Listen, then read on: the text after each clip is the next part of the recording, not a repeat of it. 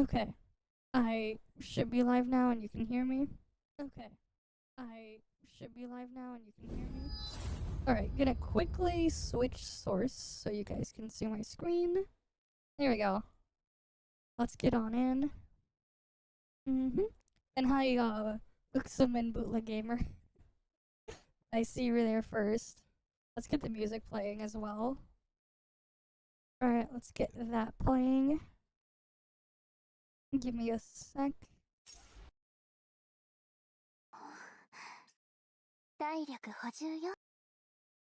Okay.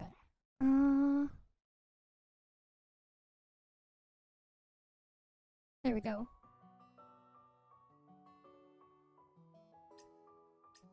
Let's get our stuff here done first. Right, we get our snowbreak done first, and we move on to the next thing. Wait, I think I actually want to do it here. Yeah, I've been wanting to dump them here.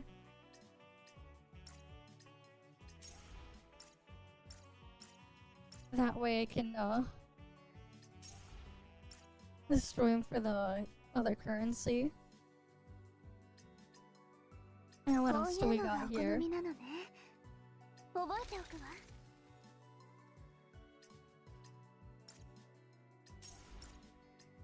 Alright, I think it was endless battle. We gotta do this 3 times. But I'm pretty sure we can just do the easier difficulty. Right, we can just get easier difficulty done.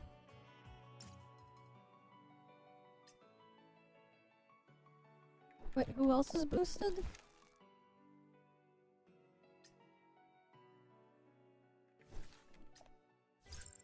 Alright. I shouldn't manga protagonist. Welcome, welcome. Time to goon? I don't know. Speaking of goon, actually, I was looking at buying some, acoustic panels, and I was looking at buying them in bulk because I need a lot of them. Right? So I went and checked Alibaba, and shit's funny. Because they were saying extra dick 5 centimeters. I'm like, bro, what? Also, that's tiny. That's way too small. At least be 3 times larger.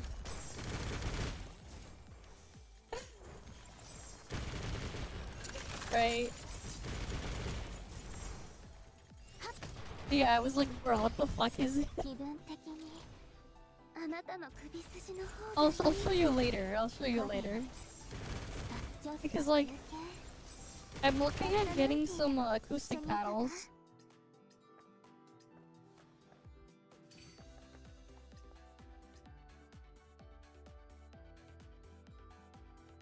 Alright, let's see.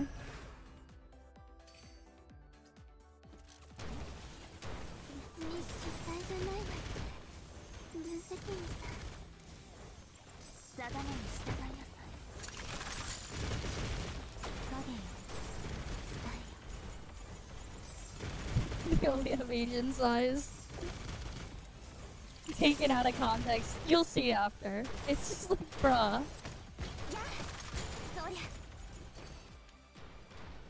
It was like a bruh moment indeed.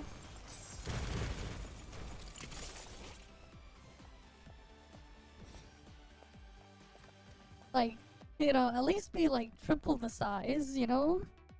5 centimeter too small. At least triple.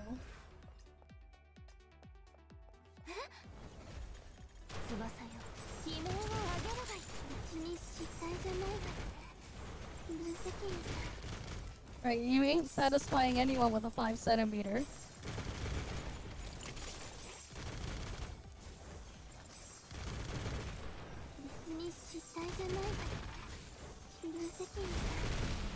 But yeah, I was just like laughing. What the fuck? But yeah, cause like I want to get some acoustic panels, and they're like $1 each. So like, I was gonna buy them in bulk because I need them to cover a wall.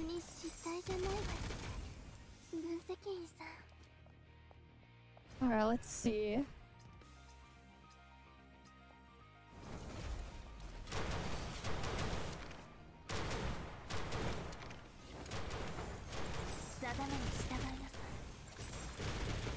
You ain't getting anywhere with that. It's too small.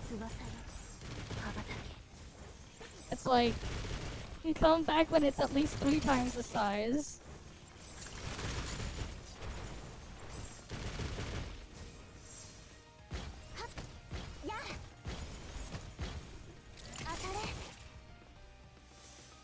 Right, they gotta come back with at least 3 times.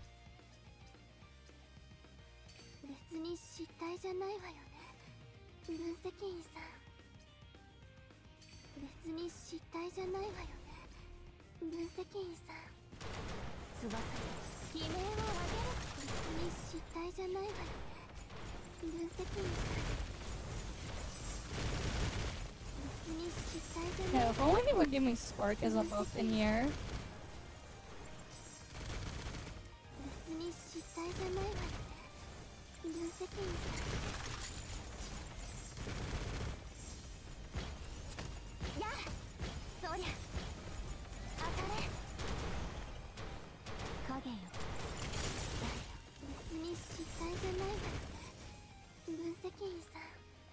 Ooh, I can lose HP to do more damage. That's what I like. Other stuff here don't matter.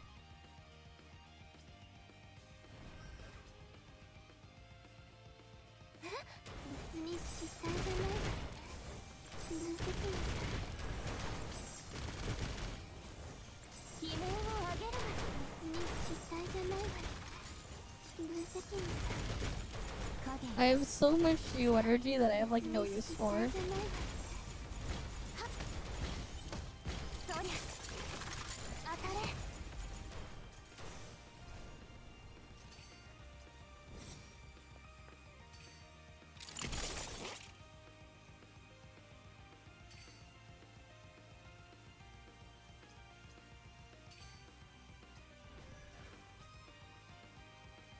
Alright. Alright. Next wave is the final wave.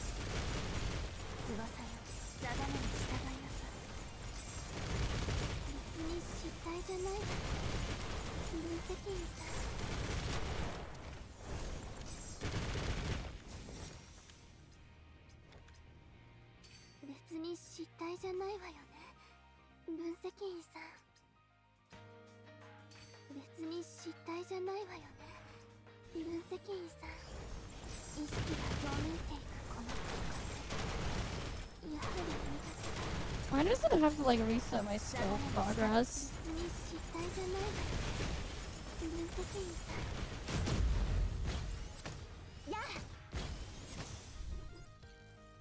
I wanna like unleash my ult, but like I can't.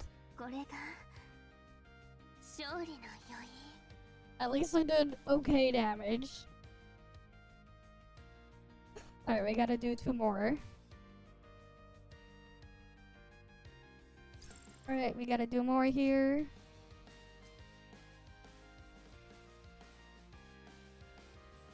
But yeah.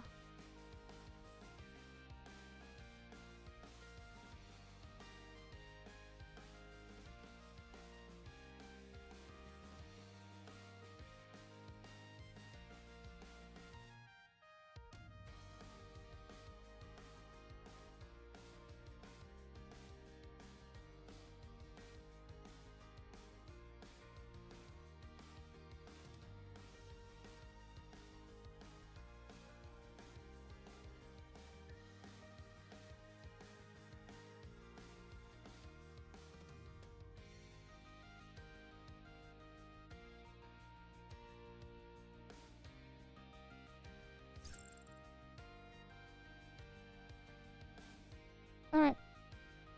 Let's get this one done.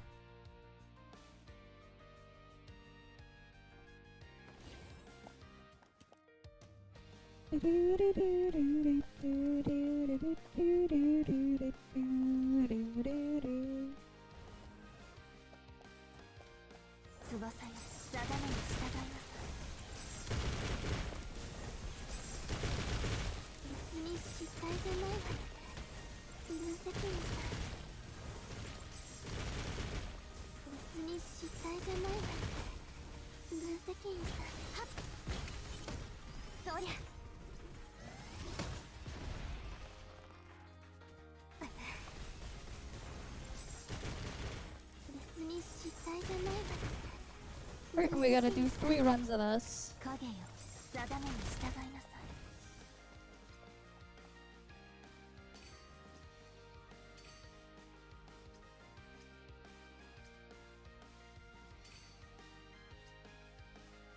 Oh, I should have taken that one.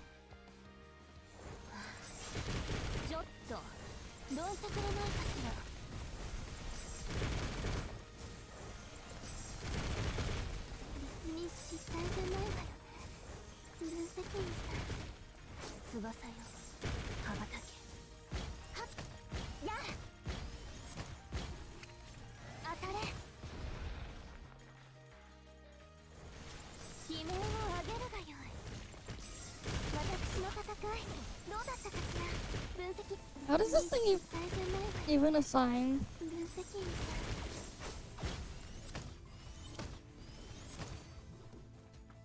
The currency point things here.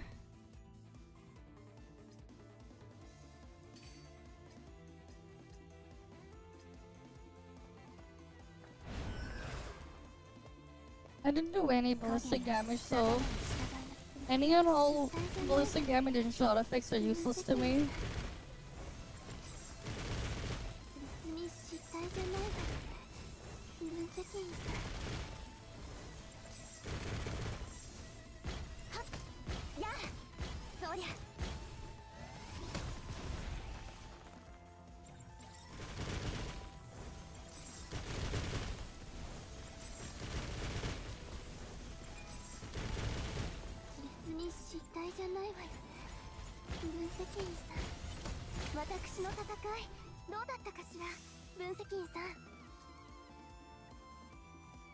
Alright, let's see.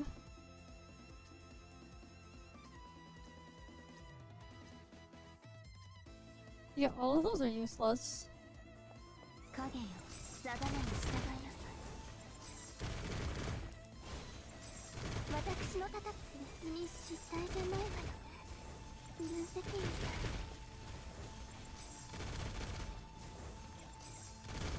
We gotta go clear all these.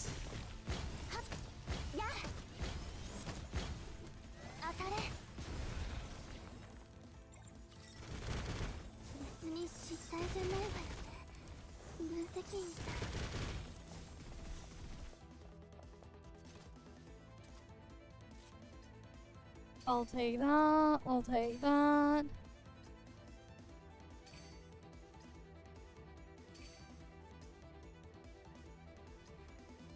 The rest don't matter.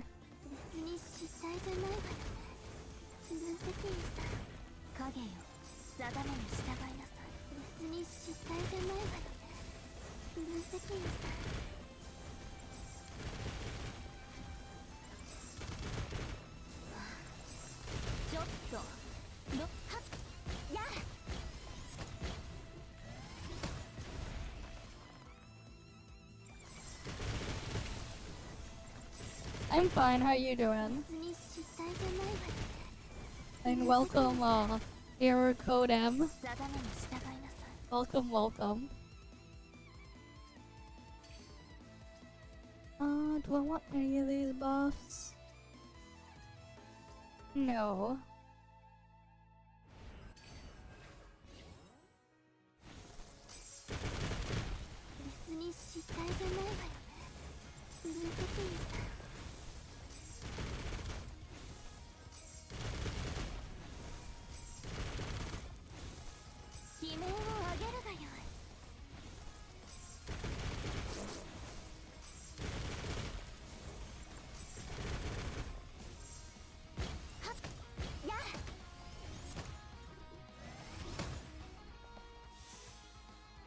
Alright, let's see. Is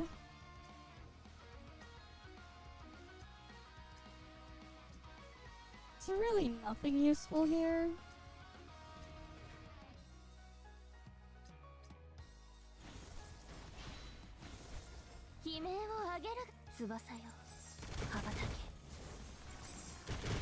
Yeah, nothing useful here for buffs for me.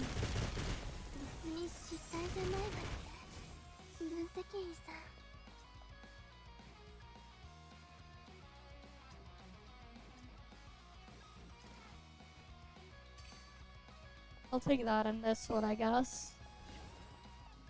What wave is this? Oh. ちょっとどいてくれないかしら。翼よ、定めに従いなさい。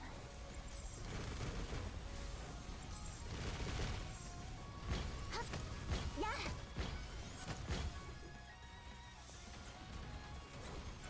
だったわ。私にもできたわ。分析員さん。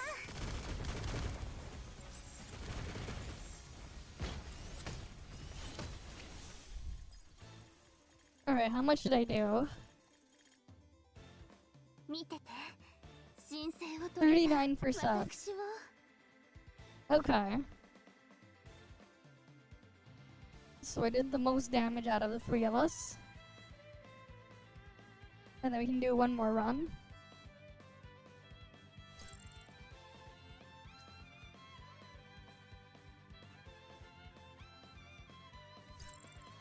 Alright, and then we'll have 3 of them done. So we won't have to do endless battle until the event reruns again. Right? やっとあなたと肩を並べて戦えるようになったわ。 Let's see what else we get. 翼よ、悲鳴を上げるがよい。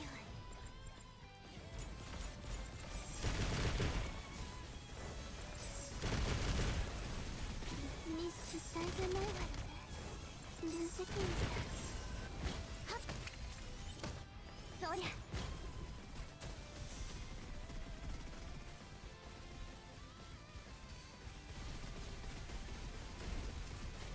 別に失態じゃないわよね。分析員さん。 Yeah, those aren't good. Let's see what else is here.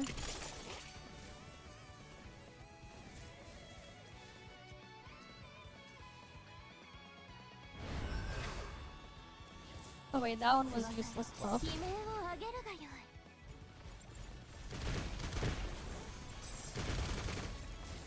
Because I'm technically not shooting things when I do this. Technically not.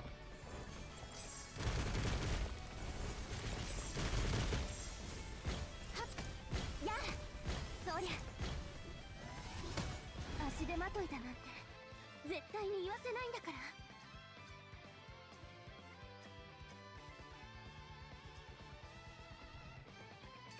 ら。 I'll take that one. I don't need anything from the list of buffs there. 影よ、悲鳴を上げるがよい。別に失態じゃないわよね。分析員さん。別に失態じゃないわよね。分析員さん。はっ当たれ。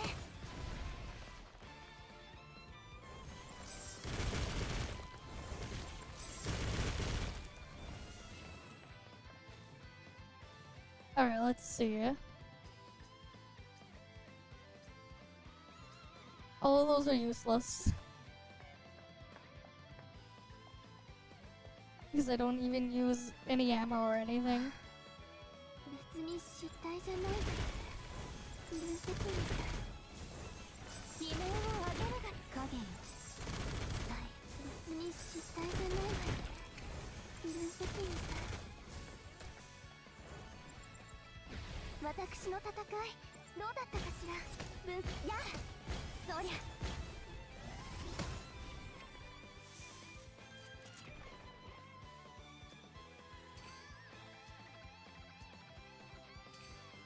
Now I get a bigger shield. And all of those buffs are useless. 別に失態じゃないわよ。 But we keep going anyways. 悲鳴を上げるが別に失態じゃ Alright, ない we're almost done here. 分析員さん。翼よ、羽ばたけ。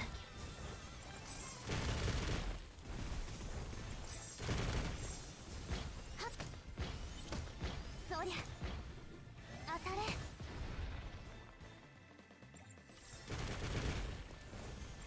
当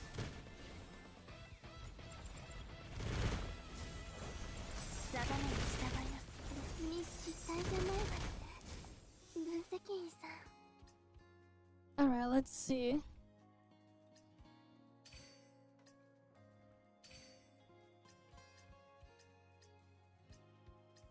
And those are all useless buffs again. 翼よ羽ばたけ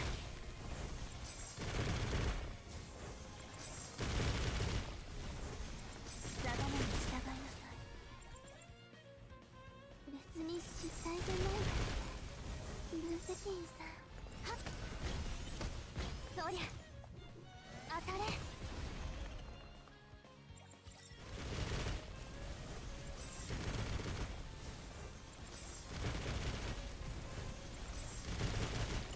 影よ伝えよ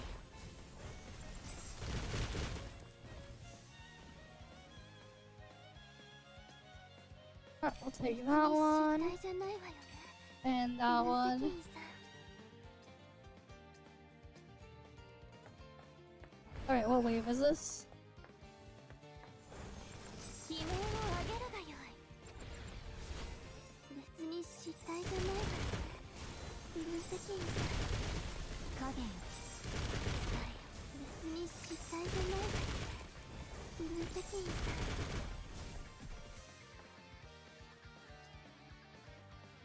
別に失態じゃないわよね分析員さん Those aren't helpful. Is it boss time now? Yeah, it's boss time. 別に失態じゃないわよね分析員さん悲鳴をあげるがよ別に失態じゃないわよね分析員さんはっやあそりゃ影よ別に失態じゃないわよ And I nuked it. 分析員さん Alright, the second hill I got nuked. 見てて神聖を遂げた私を Alright, cool. We got our 3 runs of that done. Almost done with our quota. Almost.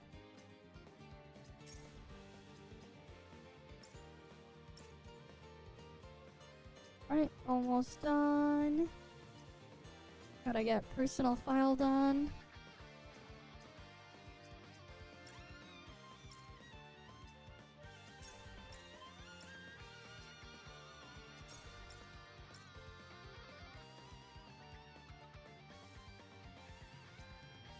Right, now we can claim the stuff here.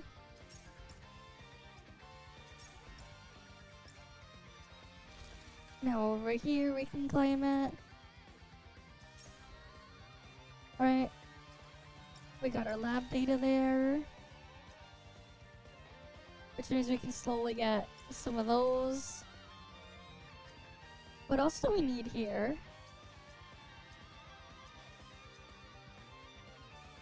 Oh yeah, it's just those minigame thingies. I guess we can do this later in the week. When all of them are available.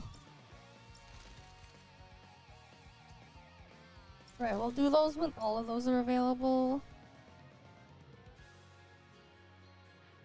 Found you at the tent.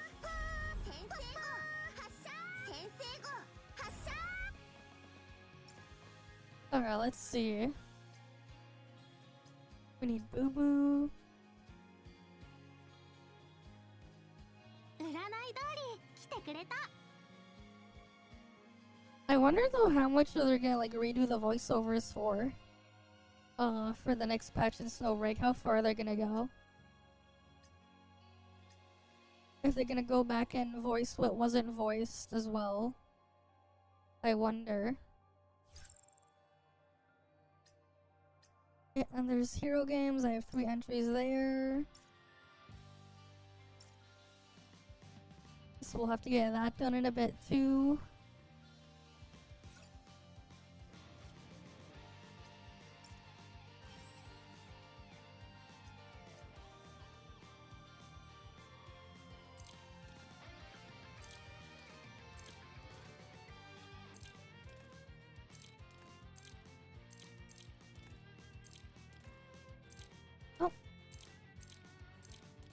I'm just gonna shove a bunch of 1 blocks in here.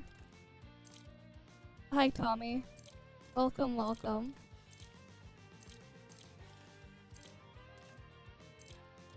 All of the 1 blocks.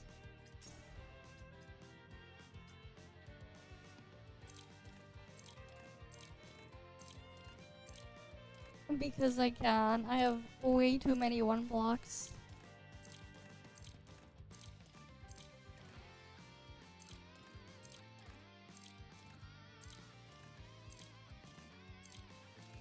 I got way too many of these.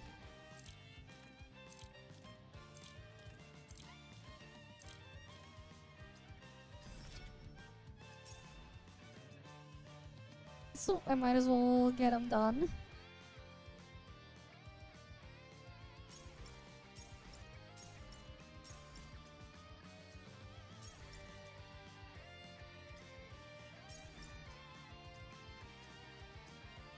Okay, I have like things to clear out.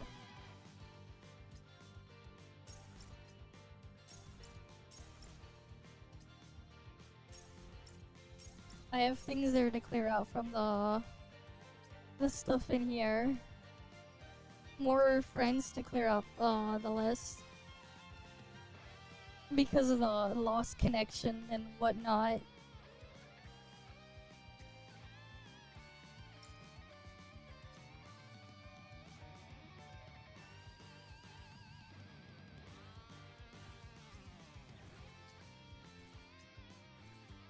Right, I wonder what's up with those lost connection accounts.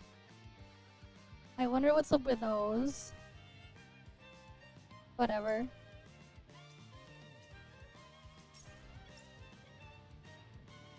Got that stuff done.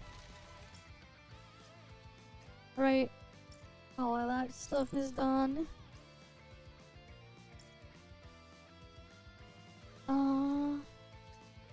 Okay, so we have these 2 for Neural Sim this week.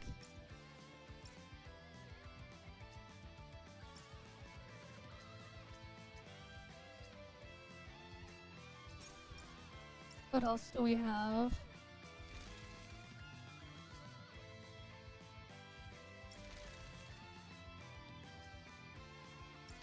Right, because I'm pretty sure I finished everything else. Right, I think I did.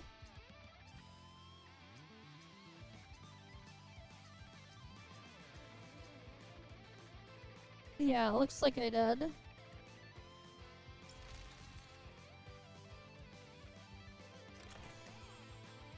Right. Nothing else here. Just grab these silver こう bucks. いうのがお好みなのね。覚えておくわ。 And then just gotta slowly go through all the other stuff.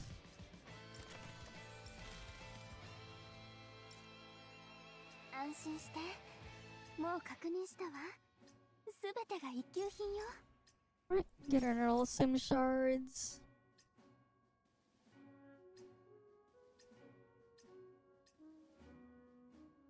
Those are there.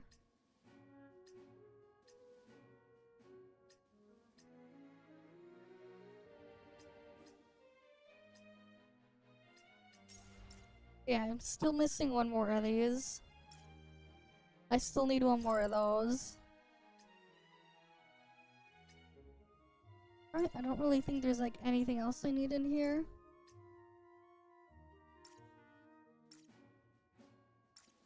Don't really think so.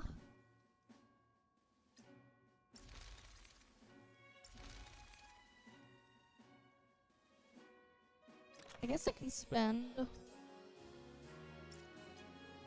that just so that number is now at 0. Alright, we can get that out of the way. And this is Roll Jet. Oh, they were just talking about the codes from the other day. And nothing else. Okay. Nothing else there in World Chat. Of course. Nothing else there. Alright, let me get the other thing ready so I can switch on over.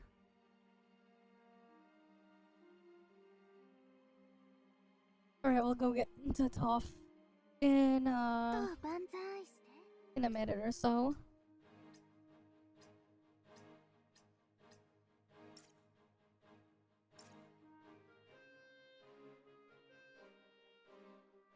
Alright. Alright, give me a sec.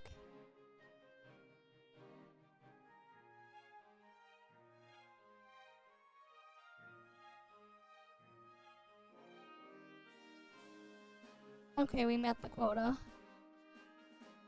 That means we're free to switch on over.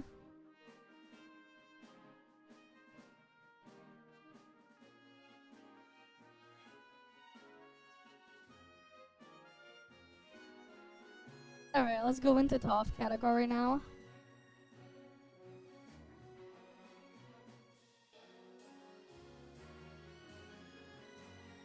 I guess I'll show you guys first, just because this will make you laugh. I guarantee it.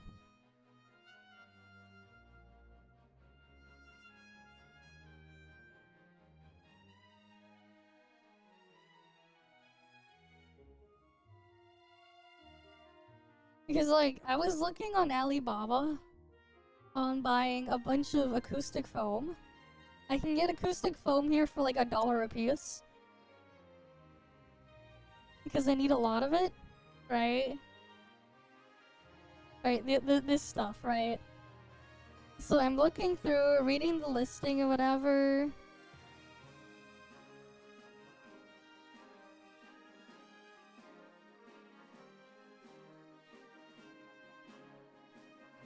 And then look what I see here. I see this. Extra dick. 5 centimeters. Where was it?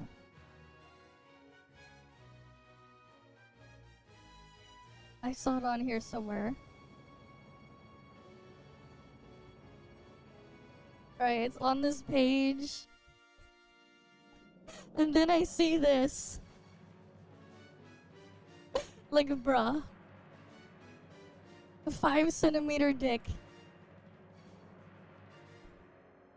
I'm not joking, man. I'm like, bro, wait, why only 5 centimeter? Right, it's like extra dick 5 centimeter.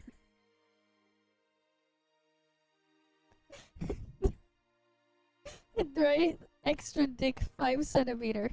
Look, bruh. But yeah, I'm probably gonna buy like 150 of these panels or something to cover stuff. I'm probably gonna like contact them and order like 150 of these. Cause like I want it for like the sound dampening and other stuff in there. So like that's the plan with these. You need that extra 5 centimeters for courage. Well, there you go. Extra dick 5 centimeters.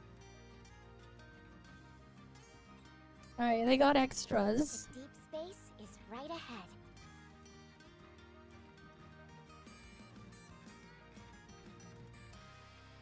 Okay.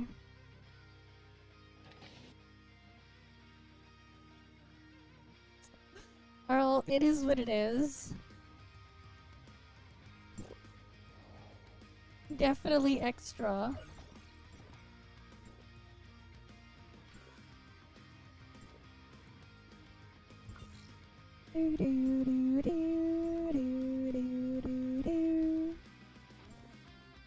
Alright, let's get our stuff here done.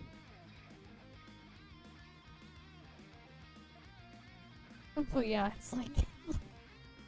it is just so ridiculous. Extra dick 5 centimeters. You can get one if you want. Oh, wait. Okay. Thought the thing froze for a sec. Well, actually, no. The minimum order quantity is 36. So, like, you would have to buy at least 36 of them. But for what it is, the price is really good. Like, it's a really good price for acoustic foam.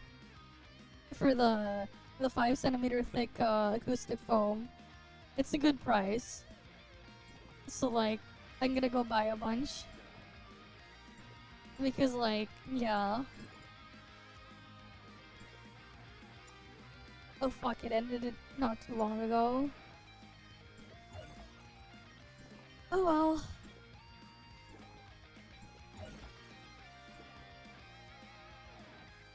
My Mustangs get super competitive when I'm busy. At the last minute. What are today's joint ops anyways? The quarantine zone, okay. But I have to go mining.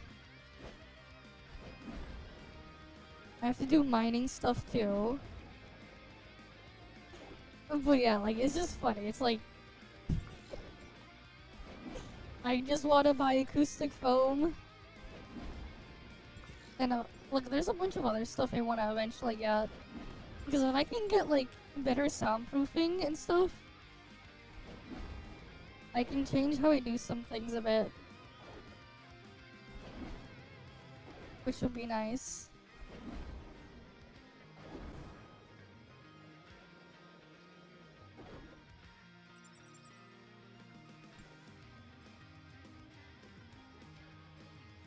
Alright.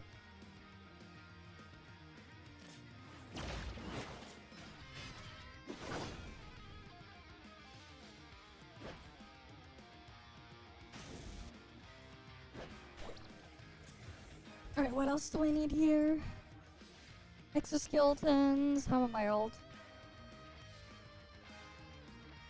Patrol droids, advanced combat mechas. Okay.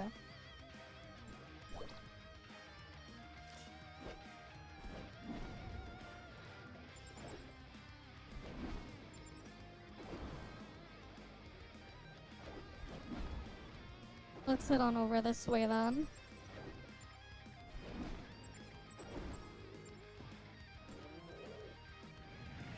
Right.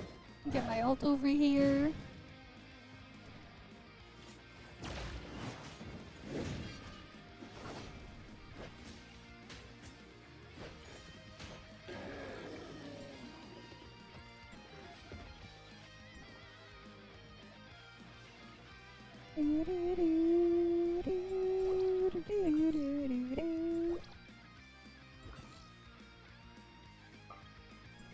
And then now we gotta go kill those exoskeleton dudes.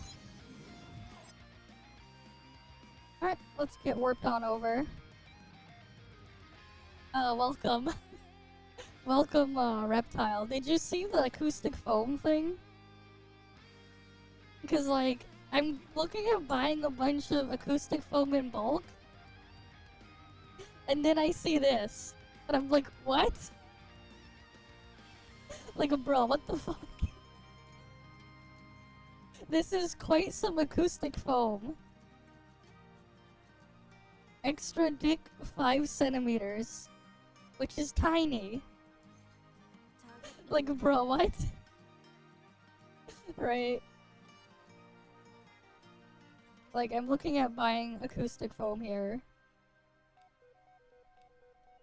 Right. It says here, each piece is $1. It's like, each piece is a 30 centimeter by 30 centimeter piece. And like, I'm looking at buying like 150 of these or something. Because I'm covering a wall with them. That's the plan.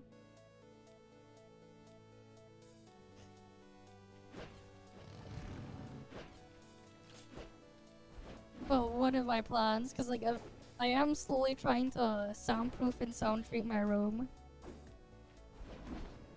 So I'm looking at getting a bunch of things like acoustic panels and stuff. But yeah, it's just funny how it's just like, I looked at the list and I'm like, bro, what the fuck? Extra dick 5 centimeters. Like, bruh, at least be 3 times the size. A 5 centimeter too small.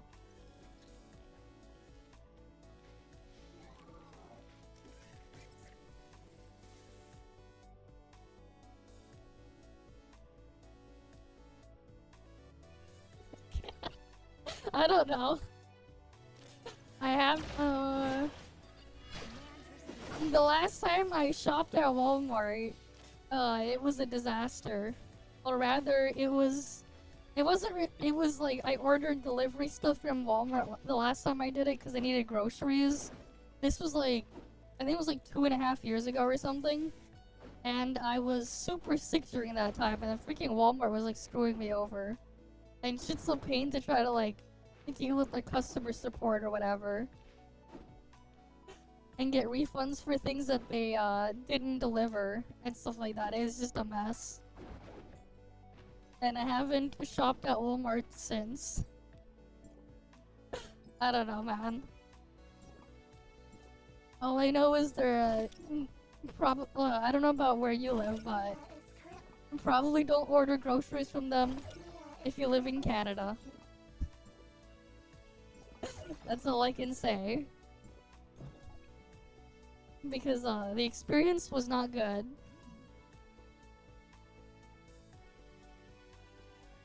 I mean, I was buying groceries and because like they offered a delivery service. This was like, let's just say during that time, I literally lost my voice. And I was extremely sick. Well, my entire family was extremely sick, and yeah. But yeah, hi Flagger. Welcome, welcome. But yeah, apparently Alibaba wants to sell me extra dicks that are 5 centimeters long.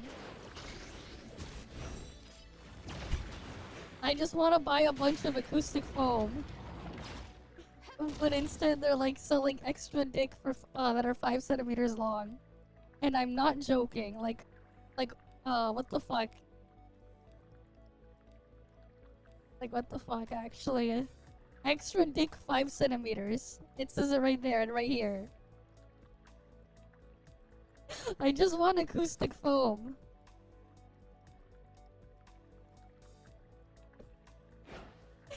But instead, that's what I see. Like, bruh. Is that supposed to be acoustic foam or extra dicks?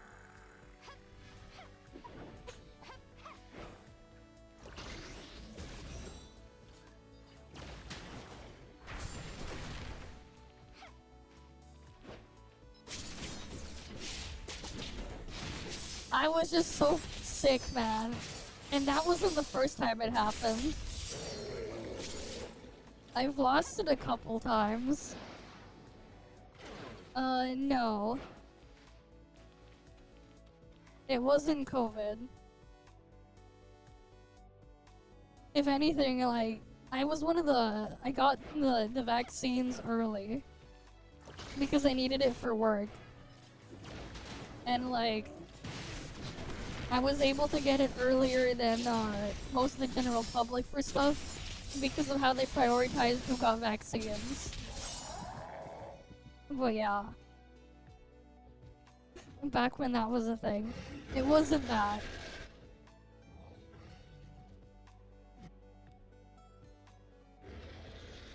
And then, it was the same thing happened again, like, last year in, like, in February. I lost my voice for a bit.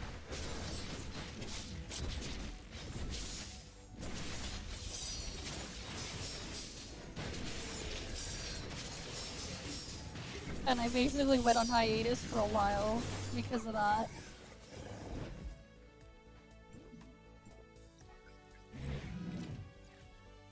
But yeah, shit happens.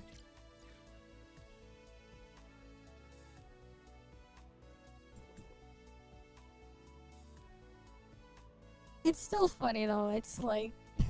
I don't know what the hell they mean by that extra dick. I just know that I need a bunch of acoustic foam. Let's just say I wasn't really able to sit up or whatever for extended periods of time and stuff like that. So like, I just took a break for like a month during those times. I just didn't do anything for like a month because I couldn't really.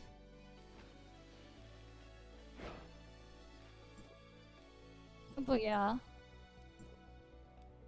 It was what it was. Like, it was better to just rest. But yeah, there's the no laughing or whatever too. That is also true. Alright, what else do we need to get done? Oh yeah, there's the event thing here.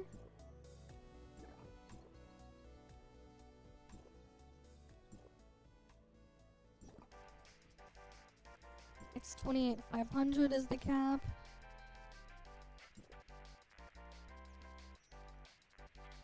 I need to get 3 pumpkins.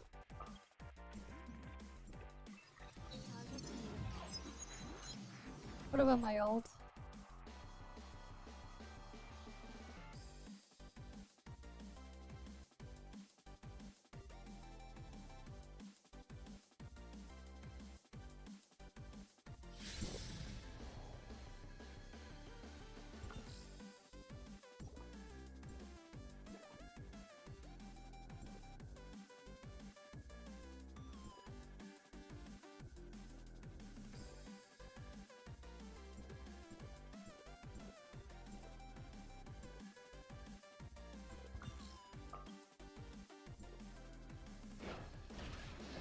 Alright, I'm gonna go get some pumpkins.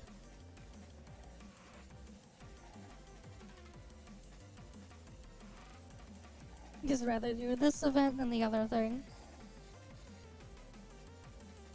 For the points I need.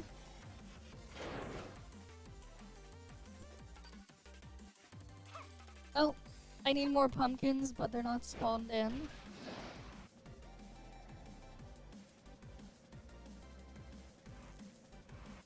Where else do pumpkins spawn?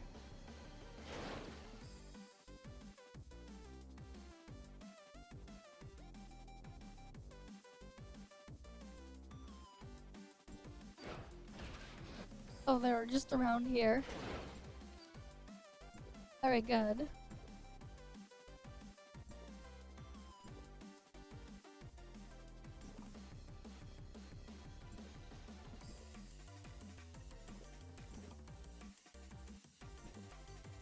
Alright, let's see. I'm just gonna grab 2 of those. And then I'll get the last one of these tomorrow, and then all these things slowly. Hi, Tira. Welcome, welcome. Have you ever been told to buy extra dicks for that are 5 centimeters long? Because I was looking at buying some acoustic foam, and I see this on the website. I see this on the website on Alibaba to buy acoustic foam. Like, bruh. What the fuck?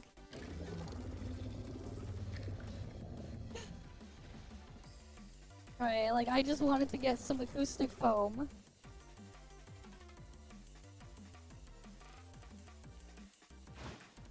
Besides, 5 centimeters is tiny. For your clown units, that means 2 inches. I don't know, I haven't tried it before. Like, I'm gonna contact them tomorrow to see if I can place an order for 150 of them. But like, I'm gonna find out. Because I need a lot of acoustic foam. Right, because they're 30 centimeter by 30 centimeters, which is roughly your 12 inch by 12 inch. Right, like, I need a lot of acoustic foam though.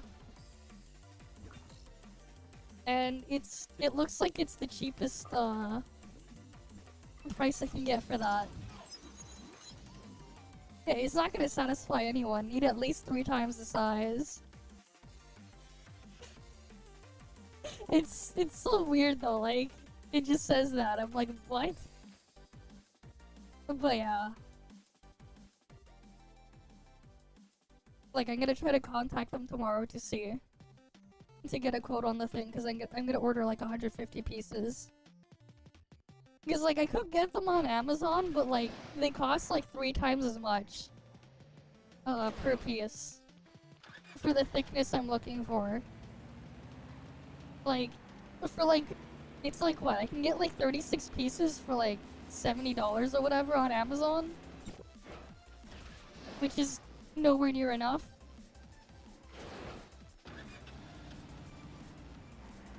I don't know.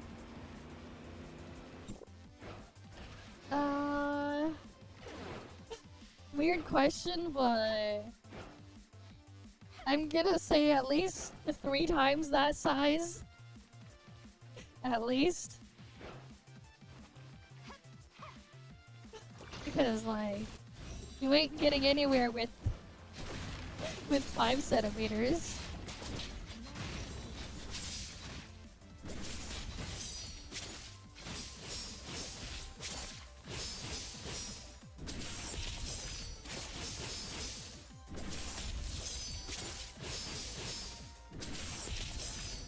Right, at least half the size of your standard roller.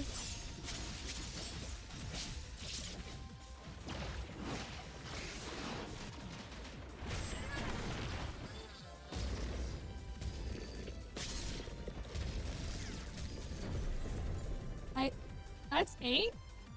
Oh. But yeah, hi there, Hawkins Force. Welcome, welcome. Yeah, I don't know the Papega units. Interesting.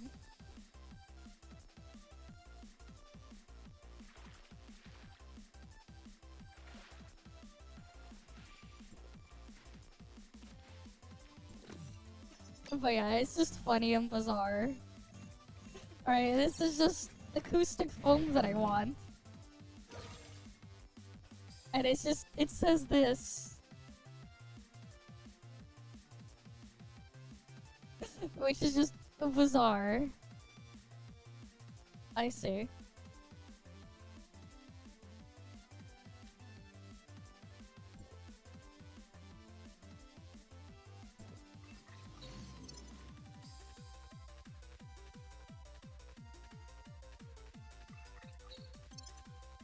Alright, I'm gonna go kill Colton. Alright, gonna get all our stuff here done. But yeah.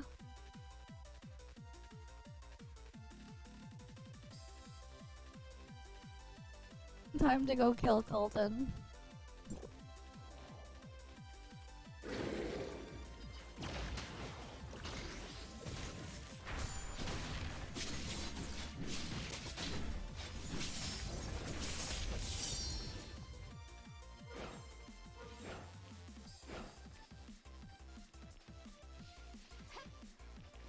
Alright, let me go warp my ult over here.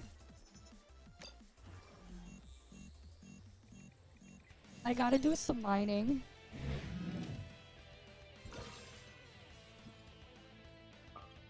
For the thing.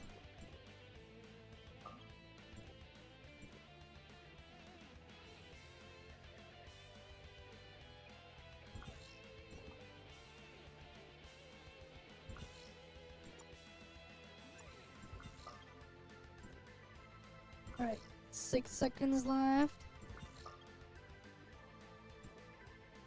God damn it, it's 0 seconds. It's like, just let me warp. If only the 1 minute cooldown was a little bit shorter. If only.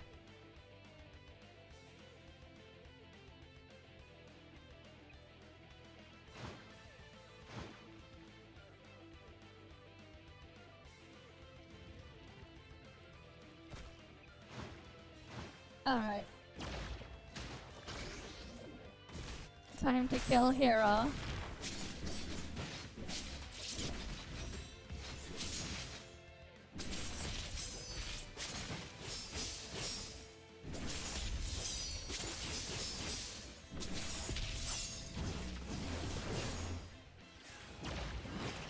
Alright, we gotta get Hera killed.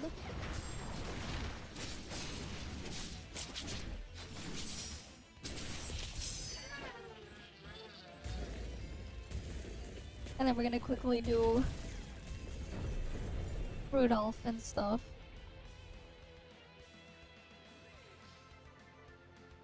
And then I have to do mining for the ores. I gotta get that stuff done as well.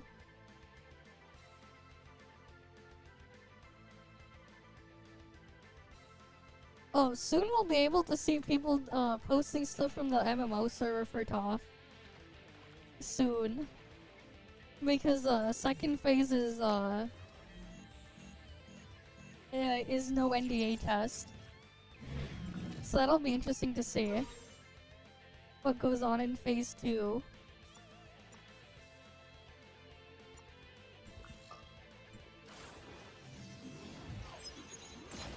Alright, time to get warped on over and kill Rudolph.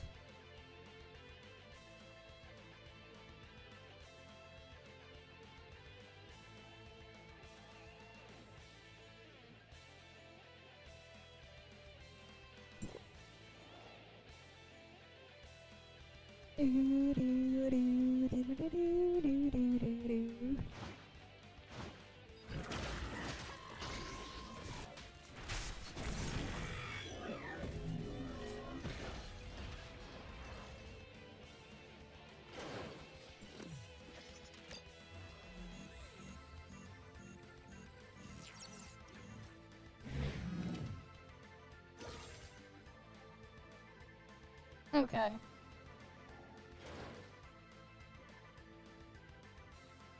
Let's go warp and kill another one. Because I do want to get my support points.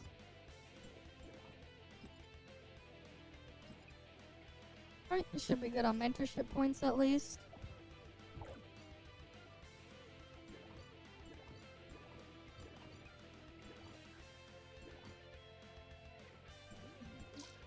How many of those do I need? I need... Alright, I need 42 more potent onion crystals. I need 42 more of these. That'll take a bit. To slowly get. Alright, when all of them are like needing me to wait to get them to respawn, then we'll do the then I'll go do mining for ore.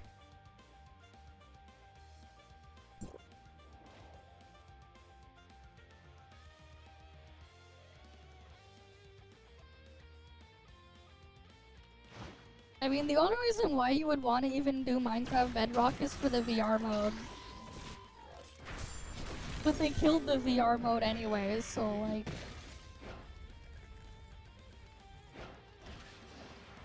Like, the Bedrock was like the only reason why you would, like, the VR stuff was like the only reason why you would want to use that one over Java. Because the VR mode used to be better. But then, like, they basically killed it. The VR mode for Minecraft. The official Bedrock VR mode. I'm pretty sure. I heard something about them, like, killing it off, like a couple months ago or something.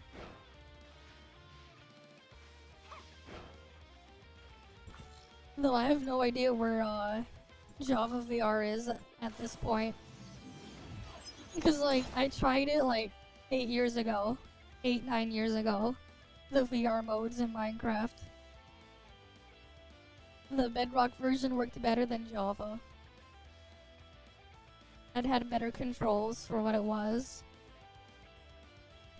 I don't know about today, though.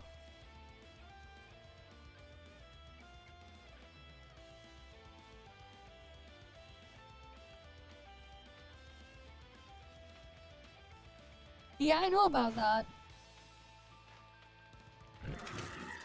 I know about the animation lag.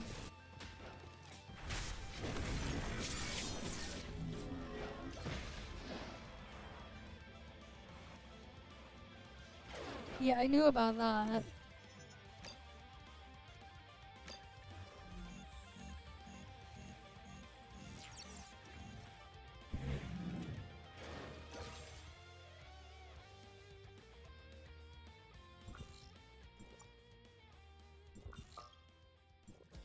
Oh damn, all of the Rudolphs are alive. Nice. I can just keep killing them. When it lets me teleport to them at least. They're alive.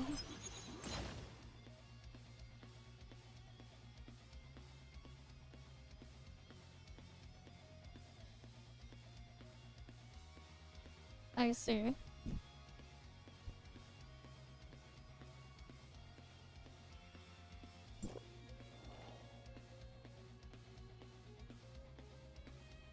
Do do do do do do do.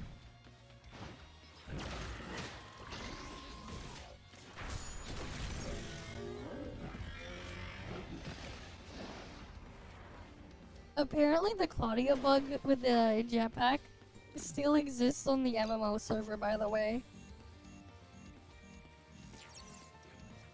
Claudia jetpack still exists on MMO server.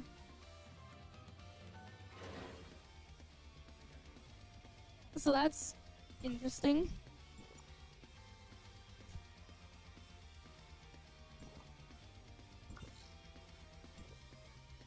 Awaiting command.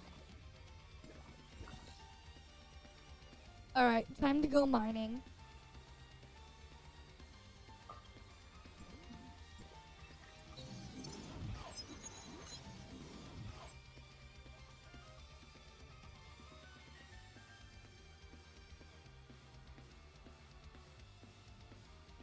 I mean, I wonder if you can, like, if they can scale it, the stuff, the renderer high enough to make use of more threads.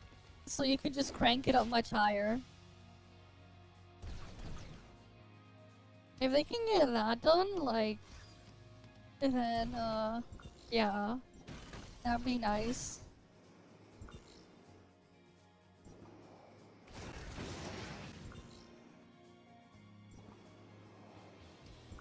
Because then you can load more chunks at once.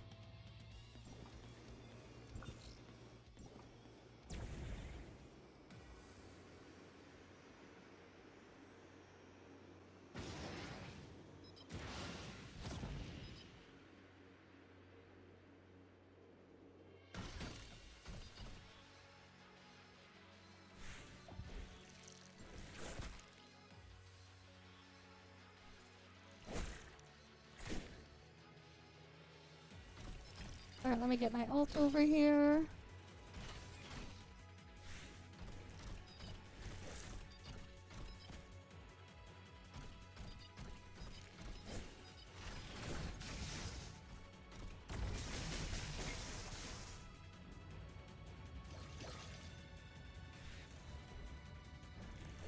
Wait. If I get them here, then my ult can't get them?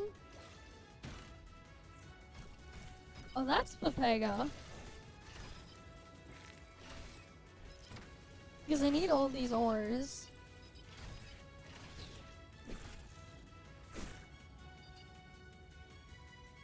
I'll just have my ult chill then. While I go mining. On here for the ores.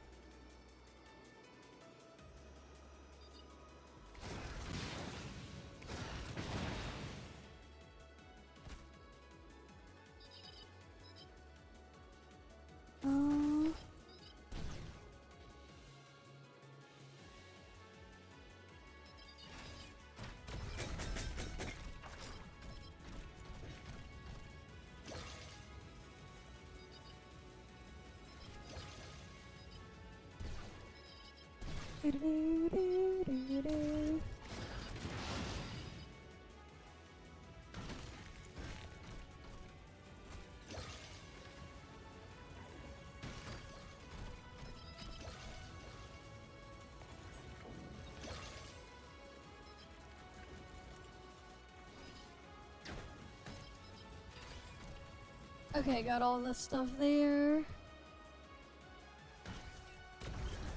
But then there's an ore here.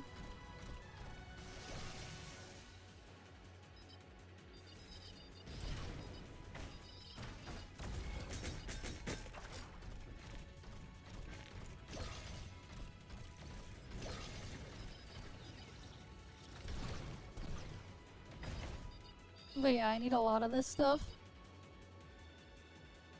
I'm not surprised.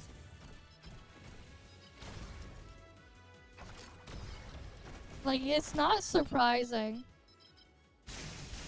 At all.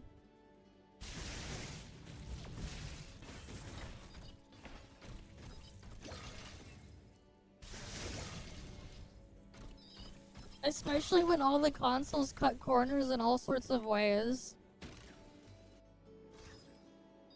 And not having to deal with the cut corners, though. I don't think Minecraft supports AVX, 512 instructions. For it to be that crazy.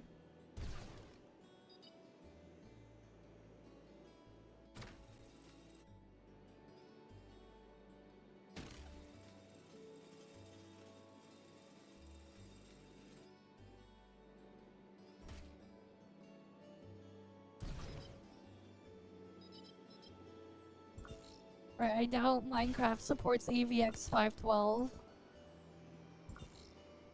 As efficient as it could be for certain things.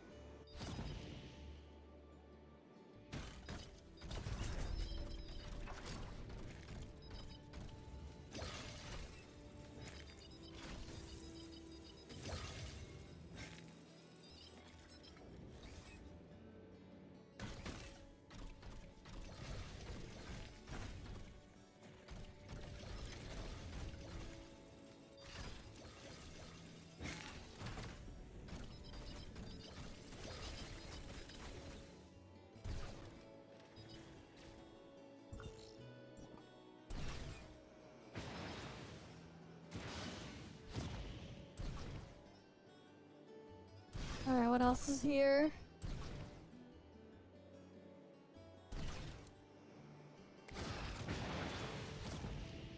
Anything else here?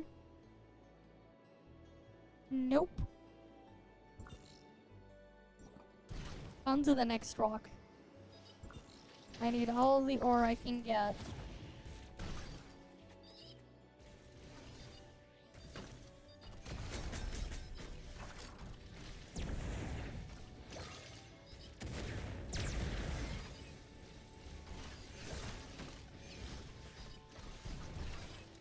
I need all the ore.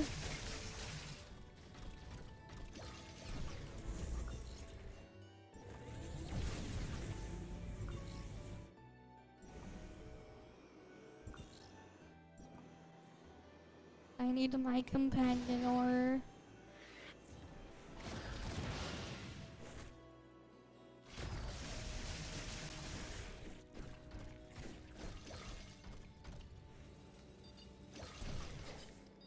Alright, got the one there. How about the next one? The one they got around here.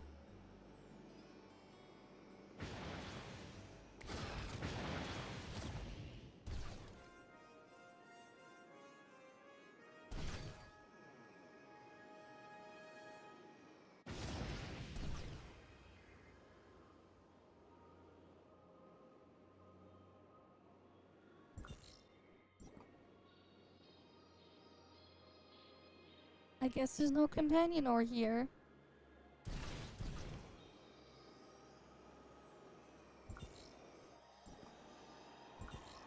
On to the next rock then.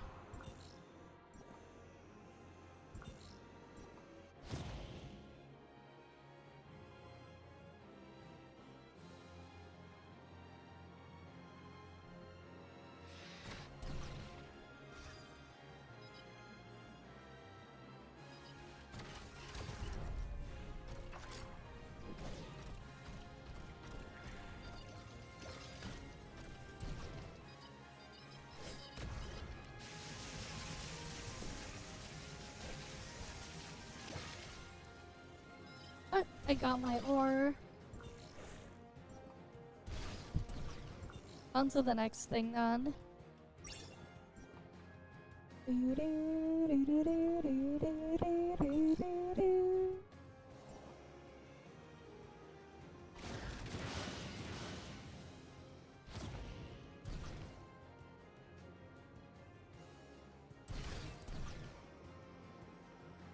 Let's see. Any companion over here?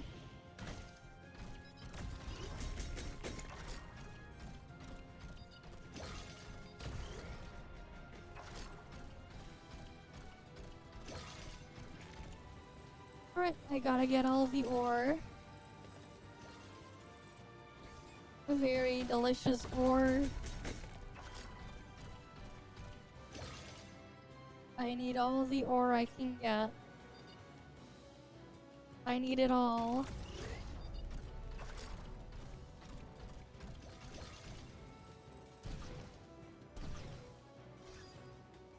Yeah, you should go beat Minecraft without mining and crafting.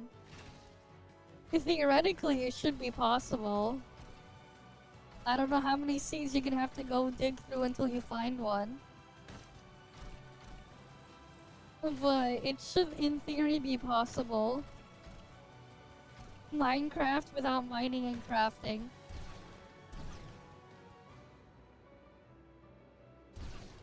It should be possible.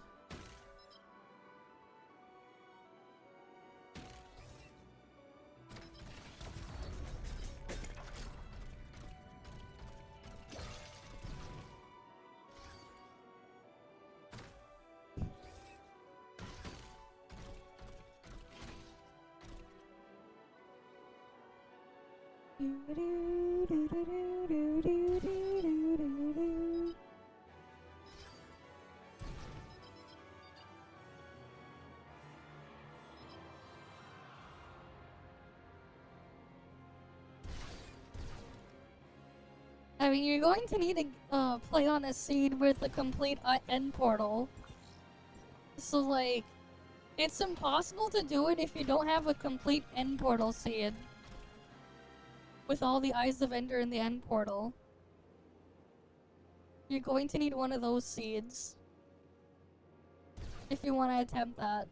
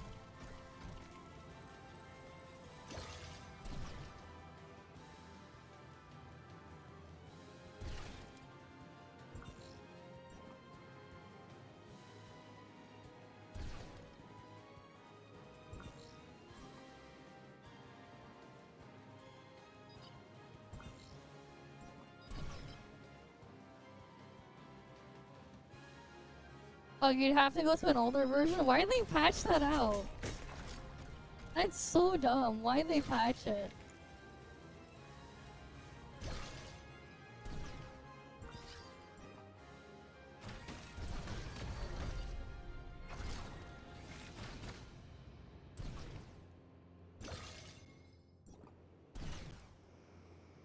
Why'd they patch it out? Really?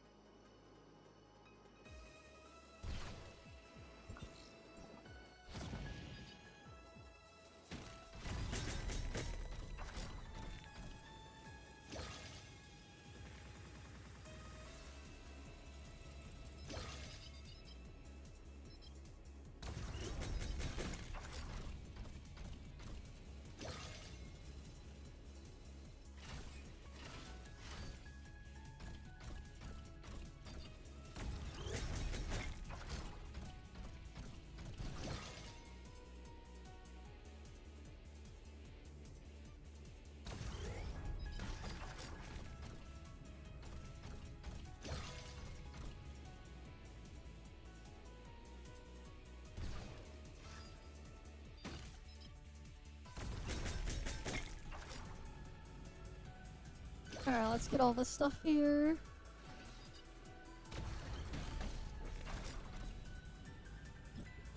How much ore do I have now?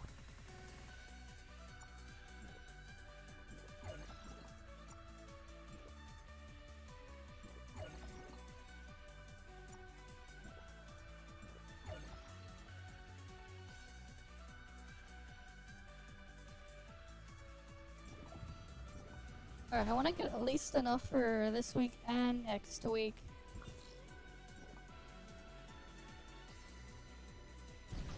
So I don't have to do this again next week.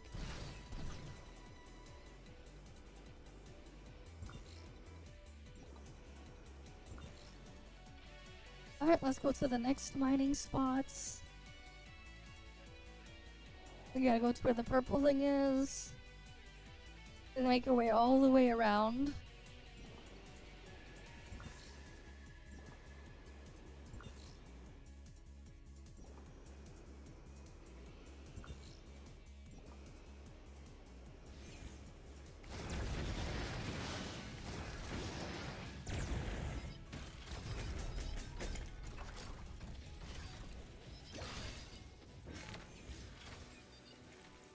Alright, got the ores. Where's the next one? Over here.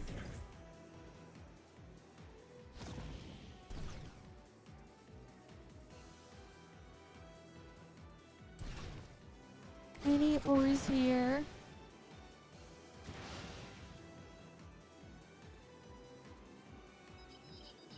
Yes, there are ores here.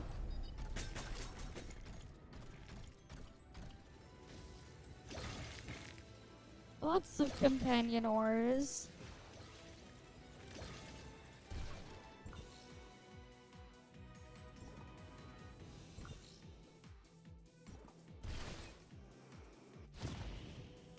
Nothing there. And then we'll go over there.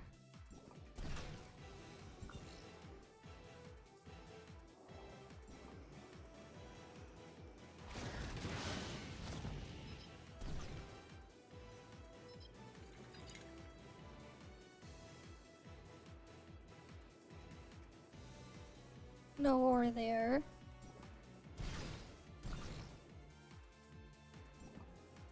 On to the next rock.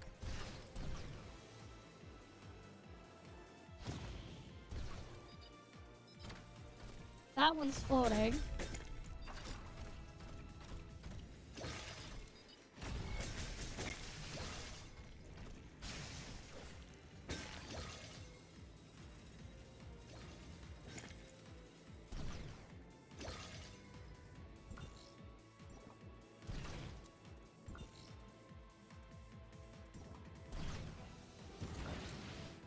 Alright, let's go to the red rock now. How many here?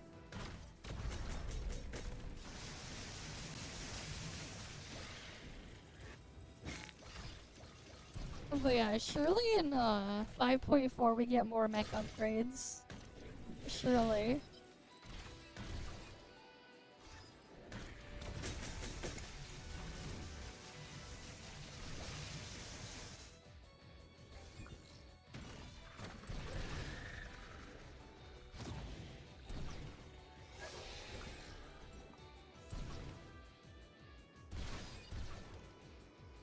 Alright, we head on over here.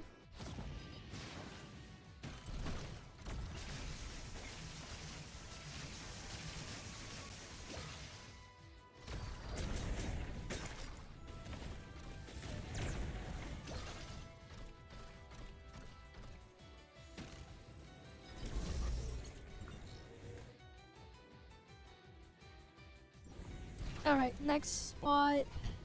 Almost done grabbing all the ore here. Almost done.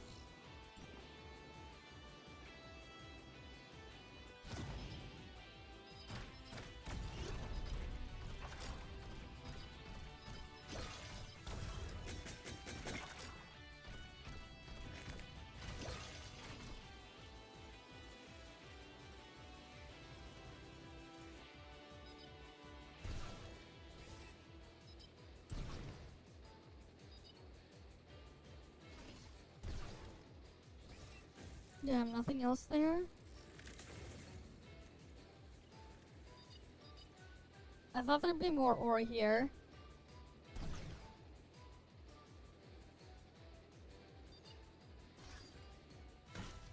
Oh, here.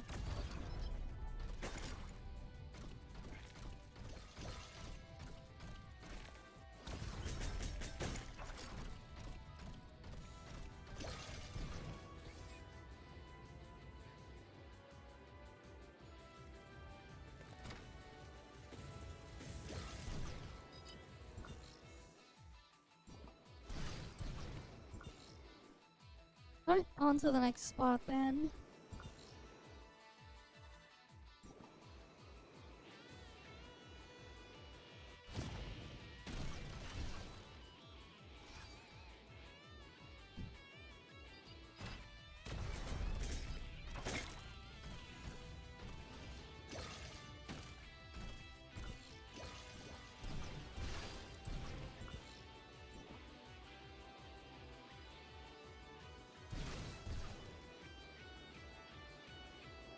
Surely there'll be ore up here.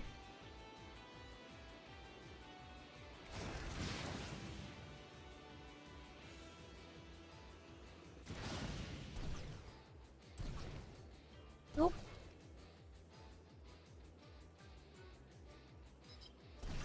Oh, I know there's ore here.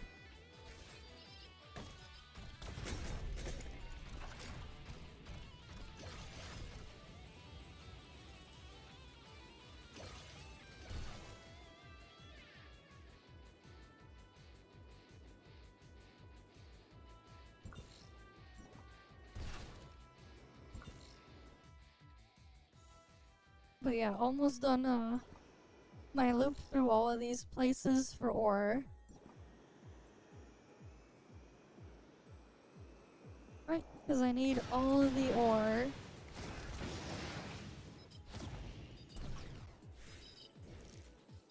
I need all of the companion ore to make more companion cubes.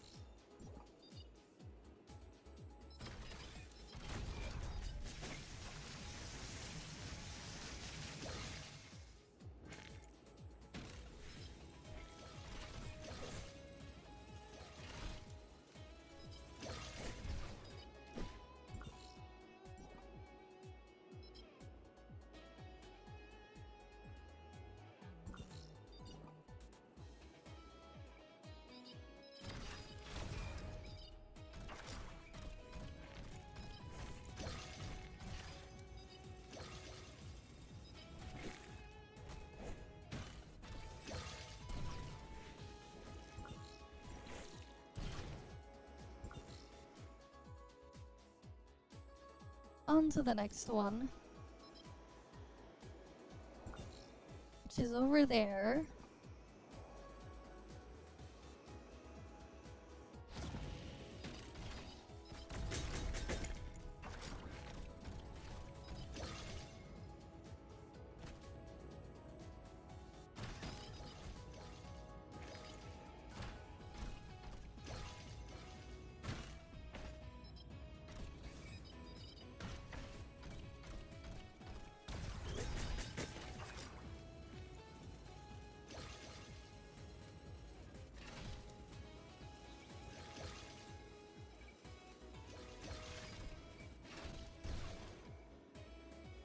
Alright, got the ore there. How about the other side?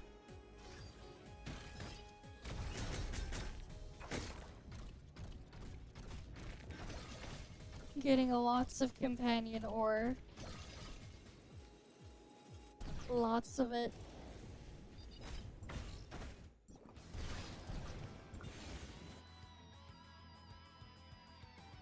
Just 2 more spots left to get the companion ore from.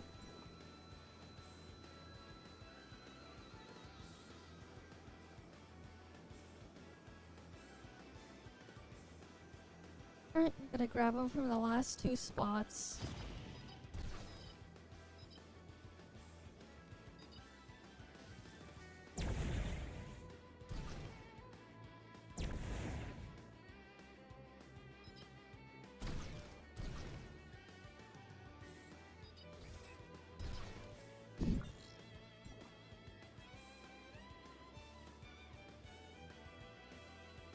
Nope, nothing there.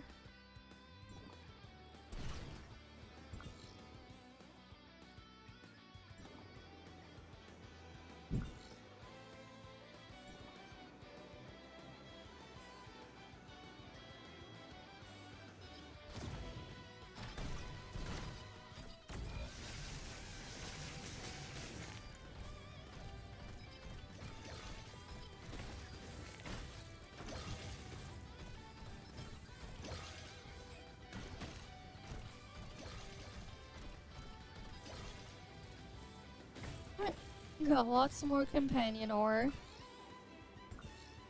Oh wait, no, I missed the spot over there.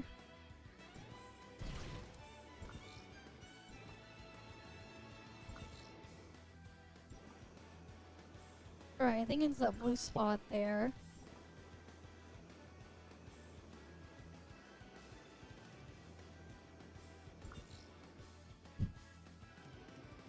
Yeah, I missed that spot.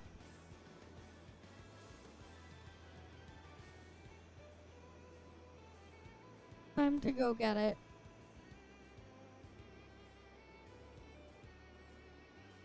Nope, nothing there.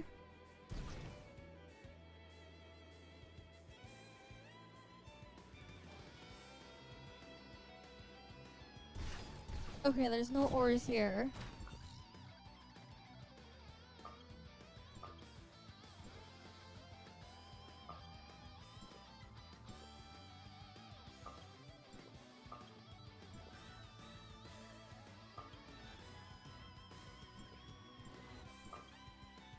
Wait, they actually put a teleport to Ordin's Tavern? That's interesting. When did they add that? That's the first time I noticed it.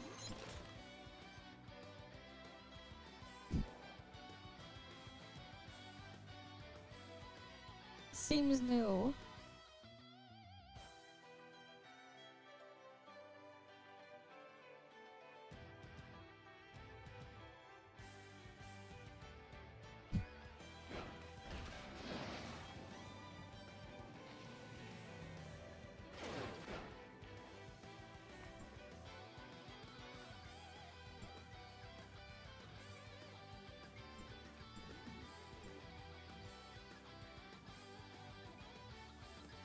Unfortunately, we didn't get any of these purple ones. Just the blue ones.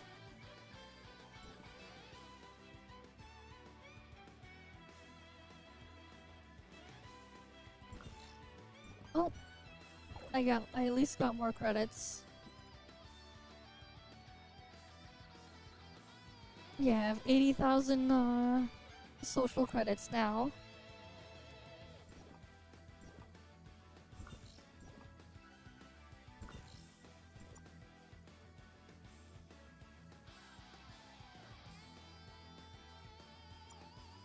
Oh, time to kill Colton. And then I'll have my ult go around, mining.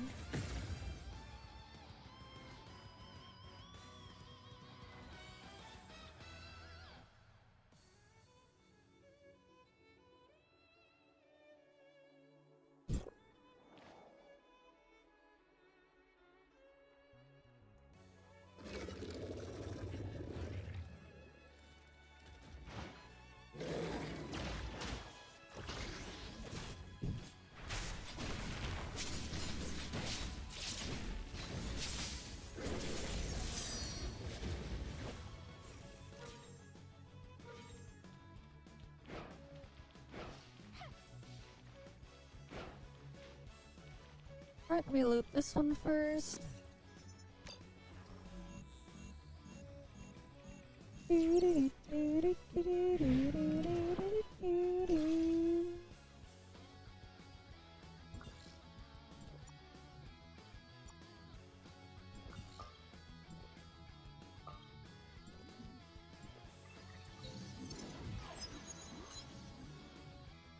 Alright, time to get here to spawn and go and kill Hero to Looter.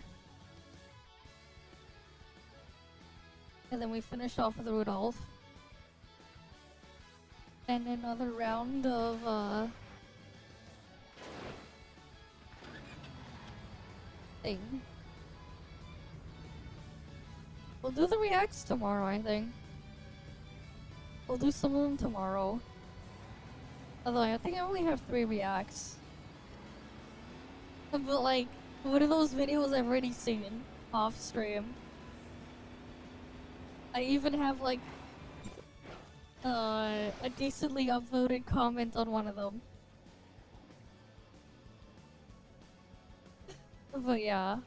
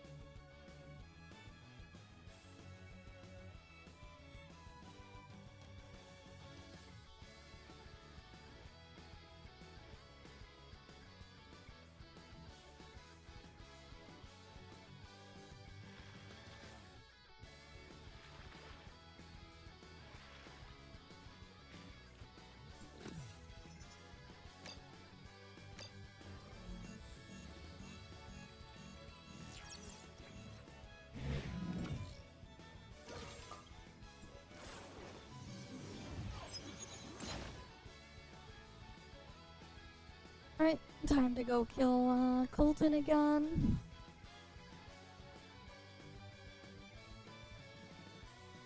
Let's get loaded on in.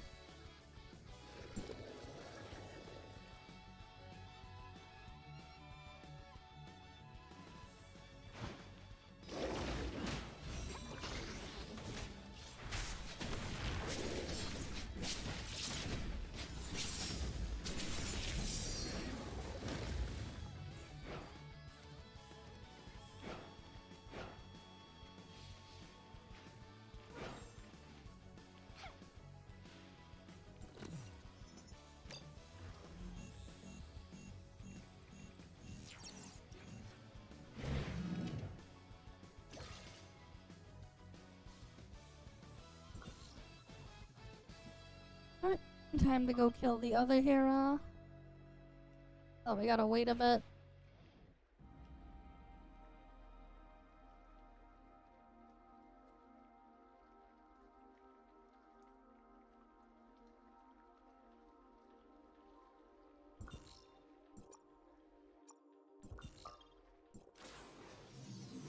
Now I can go kill Hera.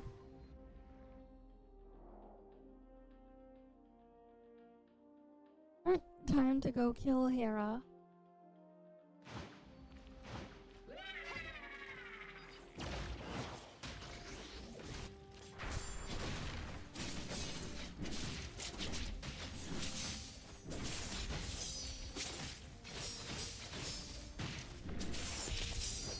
Alright. Let Hera break down.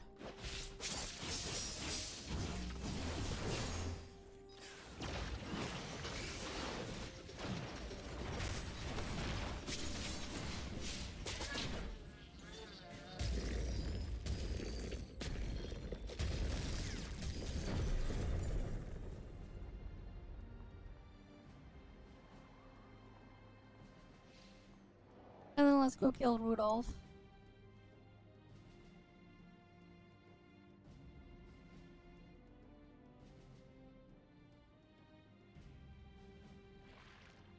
Alright, let's go get Rudolph killed.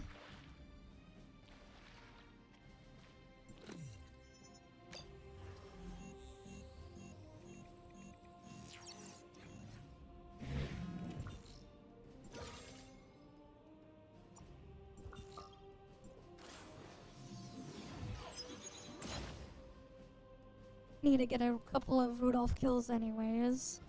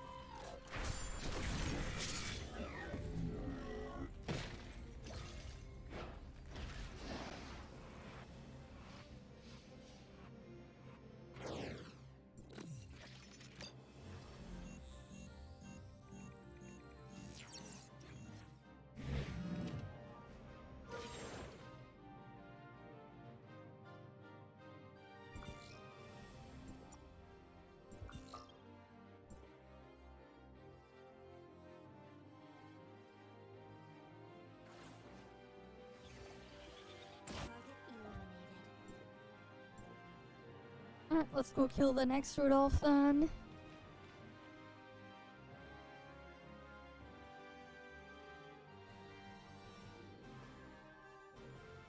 Alright, let's get Rudolph killed.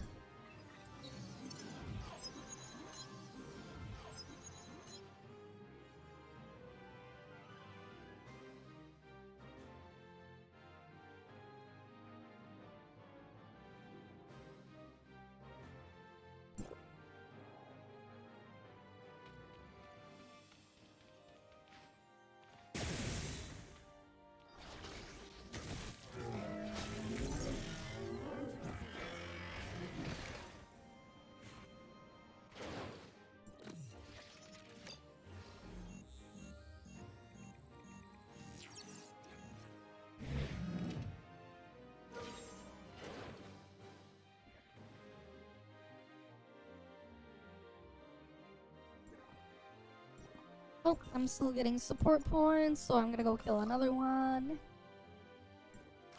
Alright, we're gonna keep going until I cap out on support points. Because I need all the support points I can get. I need them all.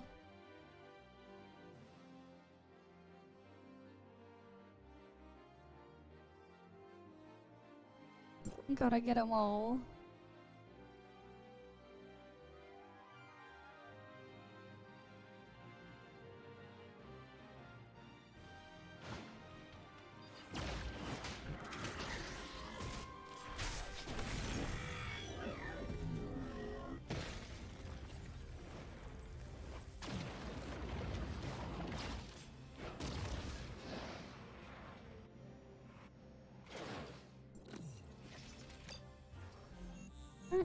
Gotta get all the support points for the vehicles and stuff. Okay, no more Rudolph for magmas. Well, I don't need magma. How many shards of Rudolph do I have anyways? Oh, so I'm missing 4 more shards and I'll have Rudolph's accessory. Just need 4 more. And then I'll have it.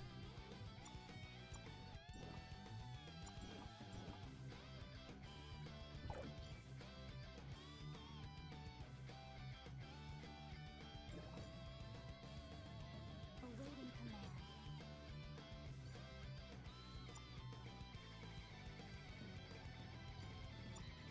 Okay, I'm missing Nokia. And then...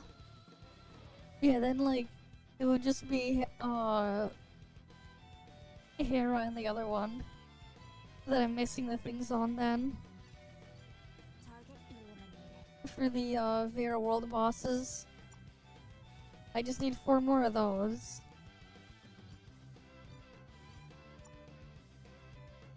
And it'll just be Hera, Nokia, and Colton.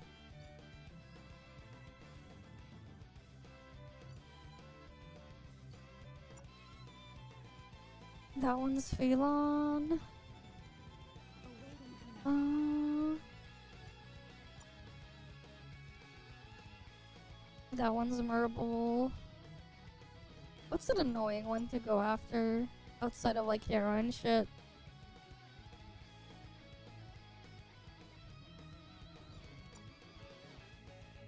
That's Tautai. That one's Black Crow. That one's Zuyan, right?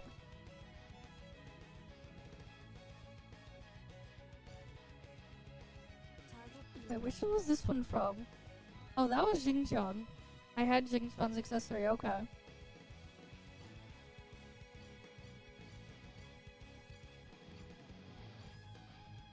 Lots of accessory things there that I still need to get.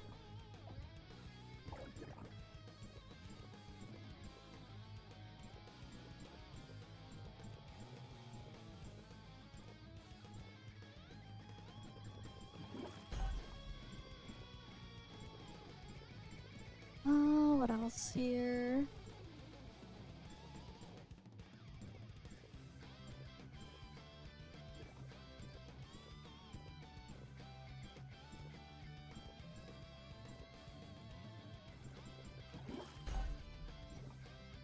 Oh damn, I'm really close to getting that one to level 60. Okay.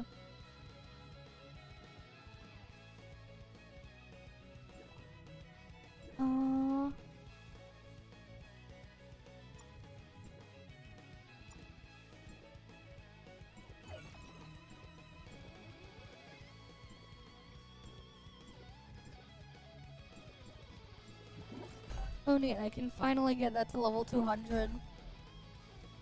Nice. Finally got that leveled up all the way.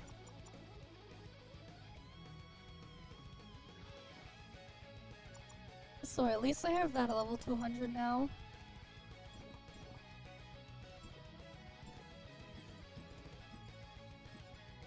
So that's nice.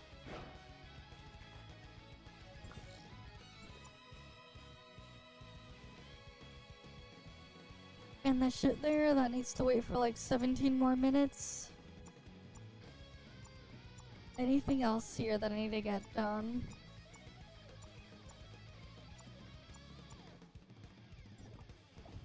I shouldn't manga protagonist. Welcome, welcome. Alright, I don't think I needed to finish anything else outside of mining or my ult as well. Because I do want to get those supercomputing mats.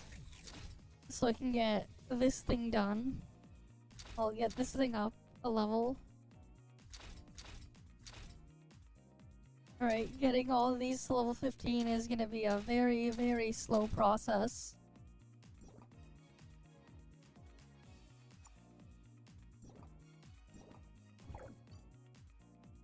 Did I make sure I got everything in the shop for my ult as well? Let me double check. Awaiting command.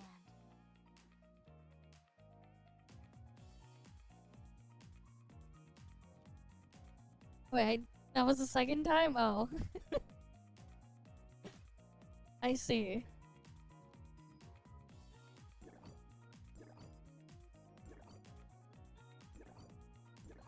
I was too focused on mining the ore and killing the world bosses that I forgot. My bad. Target eliminated. But like, it's not like there's much else to do. Everything's so dead. And they will be like super dead for a bit, for quite a bit longer, right? Even next patch is dead.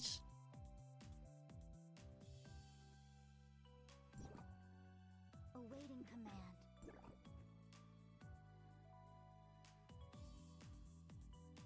Alright, like next patch is dead. We'll have thing, but like, yeah, it's gonna be dead.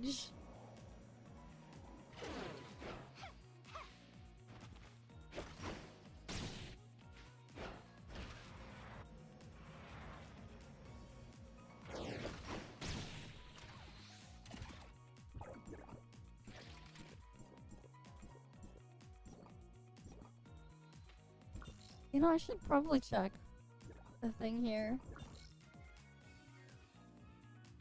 I never checked to see if I got all the antiques. Because I know auto exploration has been finding some of them for me as well. Yeah, like we have like another, what, the 23rd to the 27th, another month and a bit of dead, of like just everything being dead. 5 more weeks on top. Right, we got like 6 weeks of just nothing.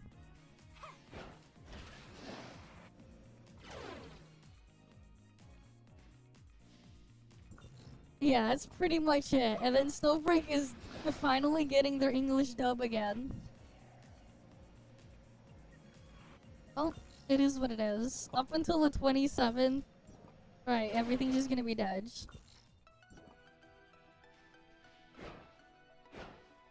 Yes, it's 5 weeks long.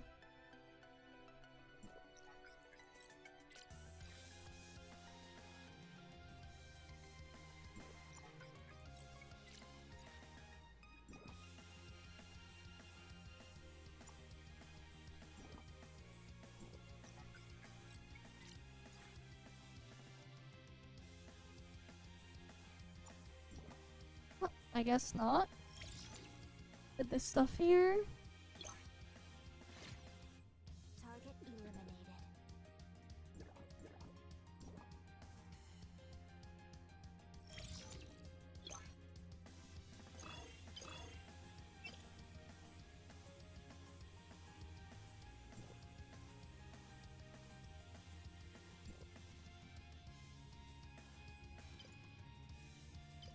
Awaiting command. I'm still missing stuff in the central district.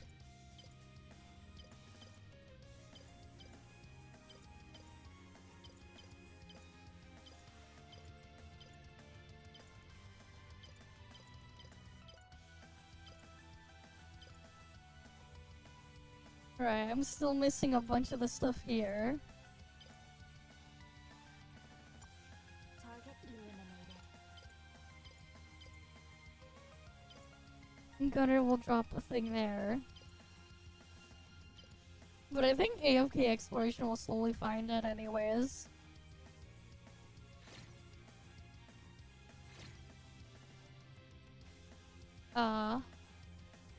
Well, I got all the things in there anyways, so it doesn't matter. Some of them are for just NPC shops, yeah. It is Pepega like that. It do be Pepega like that. It do.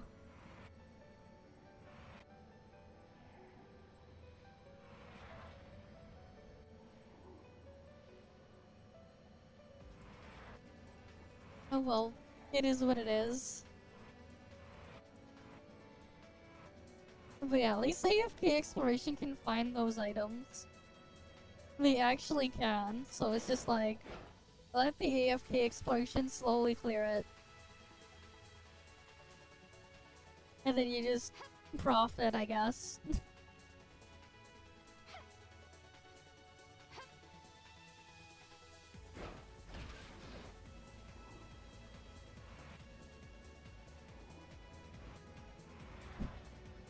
Well, that's good for you at least. Well, we'll see what we get on the 5.4. Right, we'll see what we get. Right, we'll see how Nanko is. Just a bit longer.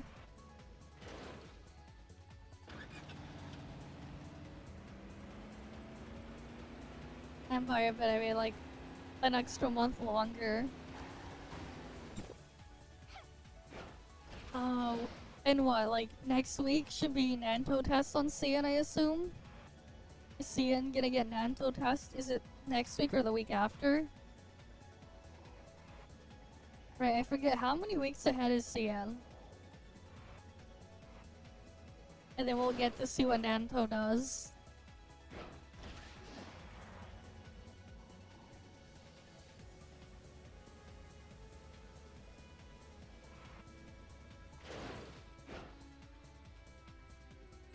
I mean, hey, at least because you have nothing to do, you can go do something else with your life. Right, that means you can go spend your time doing something else. So there's that at least.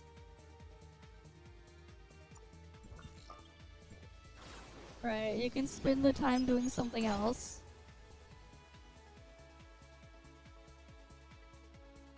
That's a different way to look at it.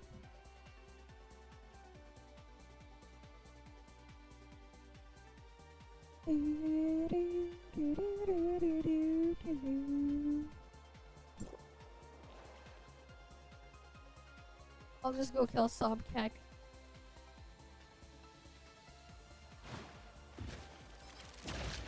I want your vehicle parts, Sobkek.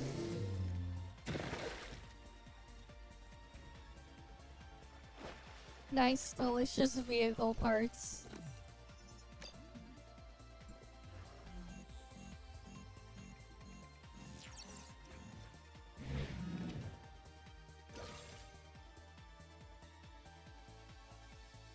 You can never have enough vehicle parts. Oh, I hit support point cap.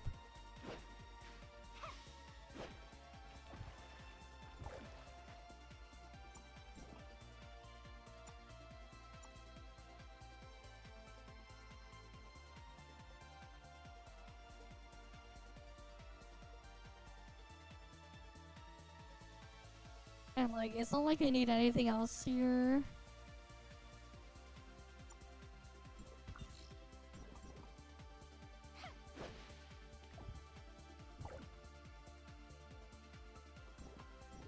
Right, and then like, I already got everything else done. Oh well, plus 3 lenses today.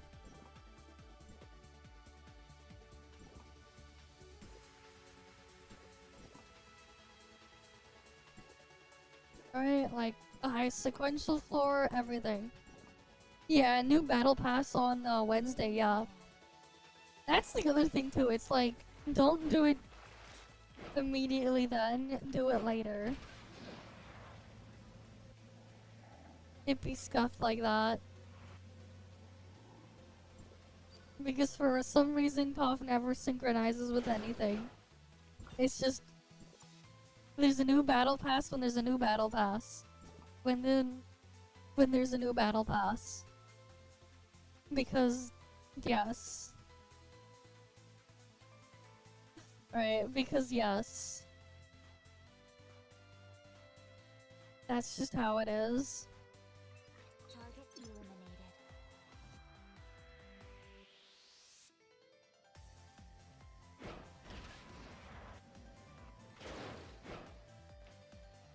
Okay. But yeah, hey, do you want some of this, Quark? Look at this. Extra dick, 5 centimeters. I swear, I just wanted to buy some acoustic foam. In bulk. But they're selling extra dick. 5 centimeters long, which is very tiny. It's more like 5 centimeters short. Why? What do you mean? What do you mean it makes sense in German? What does it actually say then? But yeah, like it did look like it's German. But I just see extra dick and I'm like, what the fuck? Oh, dick just means thick. Damn.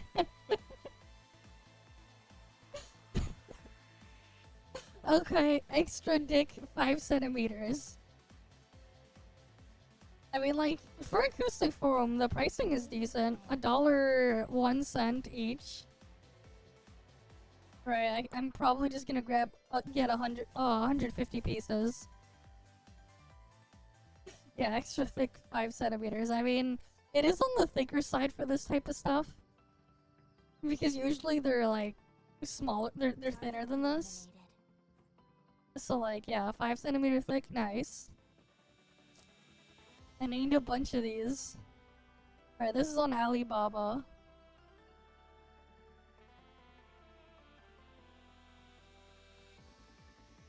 So I'll be just grabbing a bunch of these.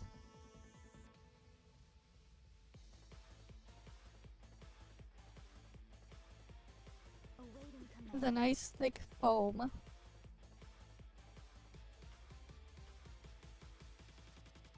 Yeah, like, I was sent this to react, but like, here's the thing. I already saw this. And look at this. Look at this here. I have a 79 upvoted comment right here. Damn, Nepal about to be run by Discord mods. What a world we live in. Right?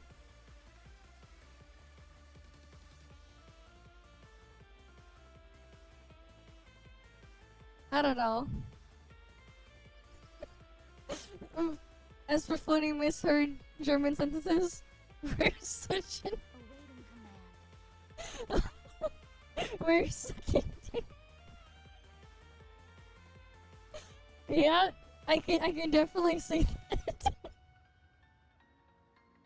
What does that even mean? What does that even mean? It just looks funny though. What does it mean? Mutahar, I want to ask you all a very simple and honest question.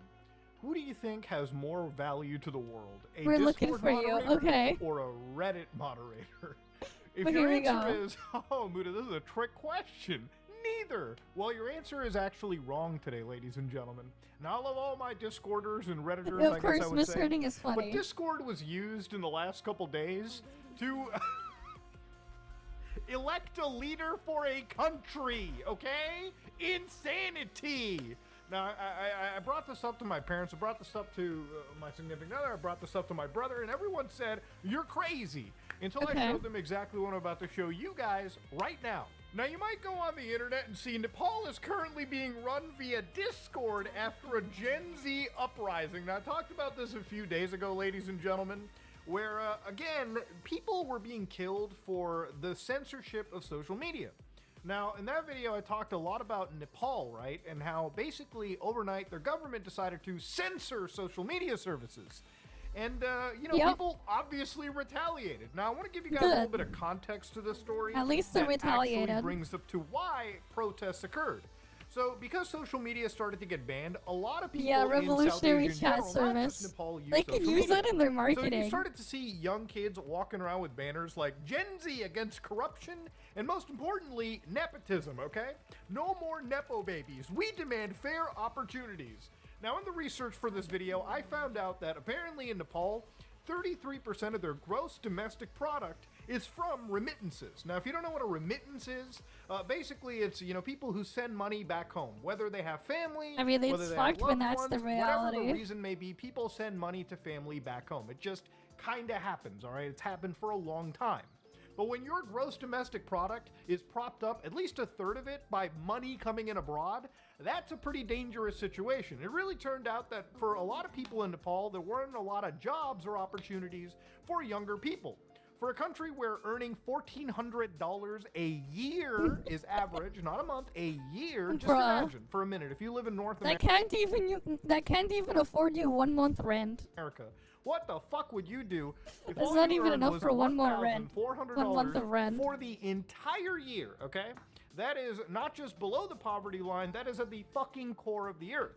So when these kids are earning that much a year and they see some fucking Nepo kid with connections possibly driving around, even if it's like an entry-ass level Mercedes Benz, okay? The fucking station wagon looking motherfucker that I see on the street sometimes. That, for these kids, is kind of like looking at a fucking Ferrari, okay? It's unattainable. When you see that level of wealth disparity, you're gonna get a little fucking mad. So I wanted to provide that context for the protests.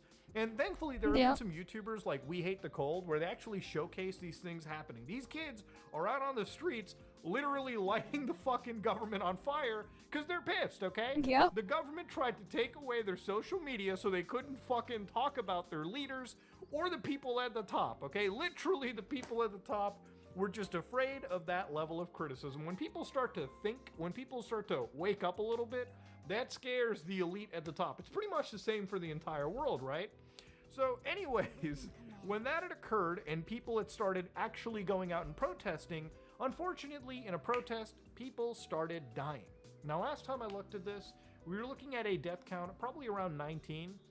The death count, unfortunately, until the very end of this, was around 51 total deaths. So 51 people had to die for a country to actually experience some level of regime change. Now, whether this is effective in the future, I don't fucking know, okay? I really hope the best for everyone. That's how I live my life. I hope and pray for the best for literally every single person, okay? That's all I can hope for. Now, obviously, Yep. you might be like, that's a pretty fucking naive way to look at life. And I do tend to agree, okay? But that's just how I mentally cope with this kind of stuff. Anyways, how did this election occur? Well, ladies and gentlemen, if you look at how the protests were happening, well, you can see very closely that, yeah, they were lighting shit up on fire. You had a whole bunch of people out on the streets. This makes almost any other protest that I've seen look like baby cakes. Now, you see that guy I mean, at down least they there got putting somewhere. something up at the gate? Well, ladies We'll and see gentlemen, what happens. looking closer at what got put up on the gate is actually fucking hilarious. That, my friends, is the pirate flag. I forget exactly which one from fucking One Piece. The country is being run like a Warhammer 40k server at this point. So, of course, where did the Discord claim come in? Yep. Well, ladies and gentlemen, this is a group called Protest Against Corruption.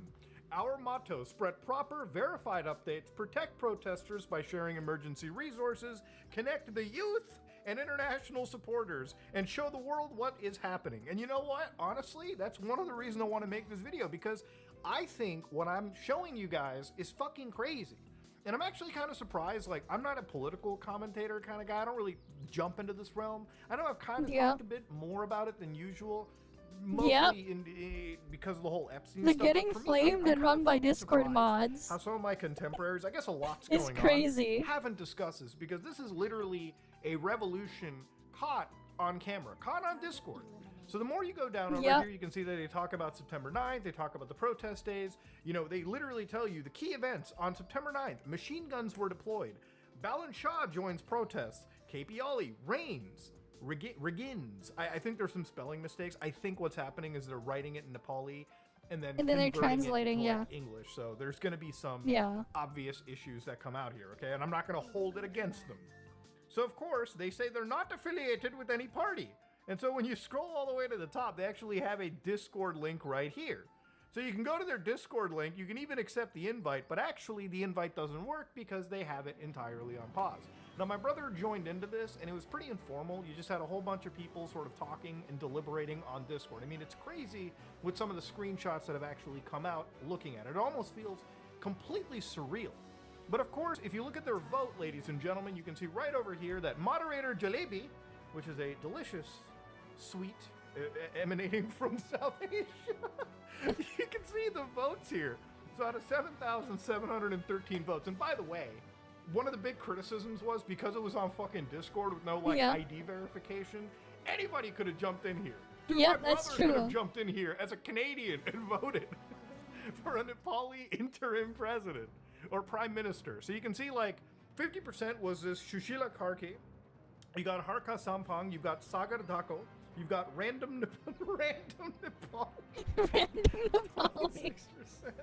Mahavipun at 4%. So again, you know, I just want to say something. I didn't capture the screenshot, but this is how things happen. People went on Discord, they voted in this Discord, and then the name, which was Sushila Karki. So for anybody that doesn't know what this name is, I'm going to bring her up real quick. This is who she is. She's a 73-year-old judge that the entire country considers to be a good person, okay? This is a good person. Okay. This is the good. So they took her name, they went to the military, and they presented it, and she actually went through a swearing session. Well, she was sworn in, and now she's the interim prime minister, of course, obviously, until she can now host another vote. So for people to wonder, okay, is this the next prime minister? Well, technically she is. Her name was brought in. She's actually the first female prime minister, which is another fucking world-setting historical event for these people, okay? They all because of Discord. Discord. First female prime minister. I mean, if they're going to be teaching history in this world, and they're going to be this is going to be in the history books. It definitely will be. This is how insane it is, okay? The 20s, for how fucked up they are, is so insane. So obviously, for the people that started the revolution, right? Obviously, you know, it's either, you have two options. You either win the revolution, or the military comes in and butt fucks you so hard up the ass you never even think about revolting to begin with. So the Nepalis revolted, and they won. I want to tell you how this sort of began, okay? People were pissed off about their conditions, rightfully so. Yeah. You know, they could bitch and moan on X, on Facebook, on Twitter, on Blue Sky, whatever social media they chose to pick your poison.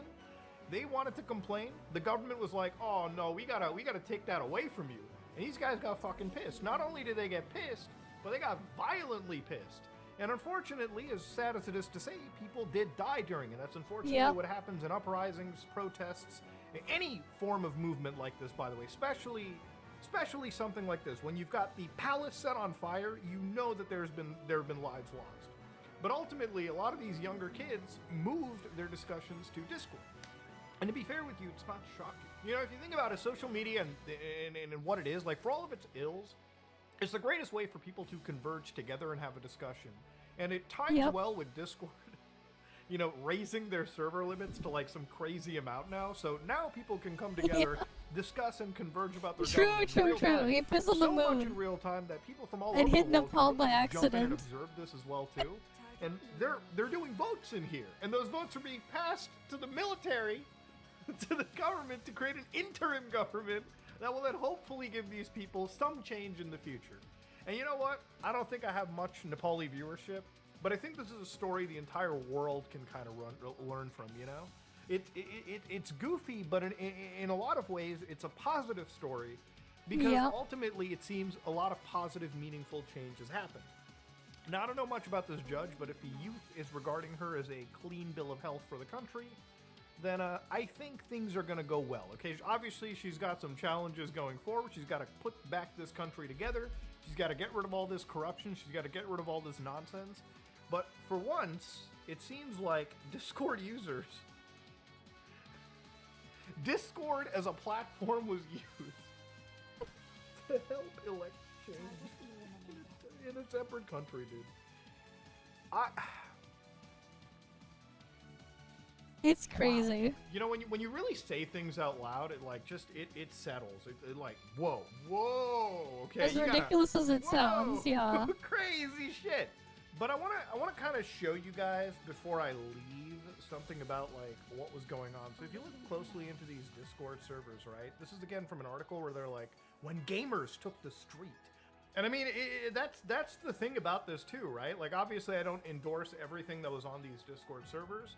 It was used to present a name to the military, but there was a lot of stuff on these Discord groups that, you know, could possibly be promoting that of violence, right? So again, you know, this is a place where a lot of fed up individuals who clearly were passionate about their country came together and wanted some change. And of course, the way you go about that change, sometimes it really isn't all that clean, okay? You can go and look at this for yourself. And one of the reasons why I think their server is actually invite only at this moment in time is because, you know, now that the dust is sort of settled, right? A lot of politicians, well, a lot of reporters, right, who are like, I want to see what the revolution looks like on Discord. Maybe there's going to be a lot of cleanup going on. You know? Probably. A lot of let's keep the violence out of general chat, please.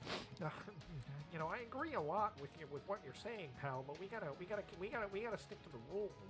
I feel like there's gonna be a lot of Janies that come in and clean shit up. But that's just my assumption for it. Look, at the end of the day, change has been enacted, and Discord is the primary tool. You can't take that away from them. God damn. But yeah, ladies and gentlemen, the Nepali protests, they are wild. So ladies and gentlemen, if you guys like what you saw, please like, comment, and subscribe. Dislike it if you dislike it. I am out. But yeah, that was truly something.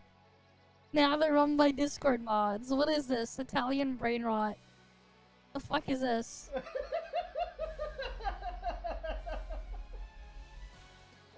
The fuck is Italian brain rot? The fuck is this shit? He's just laughing like crazy. What happened? Oh man. You know, ladies and gentlemen. Alright. What's funny? I don't get it. Italian brain rot. Ooh boy. You know, ladies and gentlemen, I feel what? I'll be real. I feel like at this point I've peaked. I don't resonate with the children these days. I don't get what it's like to be young anymore. Okay. You know, I'm gonna start off with just feeling old right now. Okay, back in the day, you know, one of the things that was really popular on YouTube. YouTube poops, like, yes. I miss those. Was YouTube poops, okay? Now, those were my fun. age, you've probably seen a lot of YouTube poops, okay? Yes, I not have. The recent stuff, but I'm not your age. Really old shit. People would just take, you know, images and like people would just literally take like clips from like TV shows and edit memes and all this crazy shit on top of it. Yep. It obviously didn't have to make any form of sense. It literally just existed to be brain rot, okay? And that's the word for today. Yep. Now, I didn't know this, but apparently Oxford Dictionary has, like, brain rot written into it, which was their word of the year, okay? Brain rot for 2024. What is brain rot? Oh boy. Our experts noticed that brain rot gained new prominence this year as a term used to capture concerns about the impact of consuming excessive amounts of low-quality online content, especially on social media. Now, brain rot is a problem for sure. It is. Obviously, you know, it doesn't even extend to just anything. You know, one of the original creepypastas that I think I read on my channel was Hotel Mario, the 13th Hotel. Somebody took the CDI images from like a Hotel Mario game and made that shit look like a horror experience, right? Yes. So you got Luigi spiked and impaled, and Mario going, "Oh, that's my brother. He's gone and dead." Obviously, look, 2 years ago, we talked about Skibbity Toilet, And, it gained Yeah. prominence. The Fuck Boom has 46.5 million subscribers. And as of 3 weeks ago, 15 million people tuned in to updates on the Skibidi universe. Now, obviously, look, Skibidi is no joke. There's a lot of effort put into it. Whether you want to say it's just source filmmaker slop, there's no way you can deny that, at least for some people, this is a cinematic experience that will be remembered for ages. I'm sure somewhere in the zeitgeist, this will remain. But obviously for today, what I started laughing at was a phenomenon known as Italian brain rot. Okay. Now, you don't know anything about Italian brain rot, just look it up on YouTube for a second. I swear to God, it is the easiest cheat code for viewership, because at least with like Skibidi Toilet, you had to take like Half-Life 2 and source filmmaker assets. Here, using the power of AI generation, we now have songs like Tralalero Tralala, the Italian brain rot song. So I guess maybe we should take a listen to it a little bit. It's only 1 minute and 12 seconds. So about the average, TikTok attention span. Let's check it out. Tralalero, tralala, shark with blue shoes, slides through the sea like he's... I don't think What?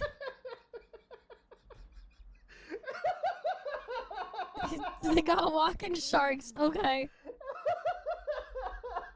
Why? Why? You know why I'm laughing so much? It's because I know for a fact in some fucking Olive Garden somewhere, there's like a 5-year-old on their fucking iPad watching. Yeah, he is. Shit. He's definitely kind of flipping so hard. It's so crazy, man. It's so insane. Obviously, if you look into the comment section for this too, I think you can tell people are having a laugh. Finally, a song I can play at my wedding and your divorce on the same day. Yep. This is exactly why aliens don't come to planet Earth. Yep. What is 44 is the best part?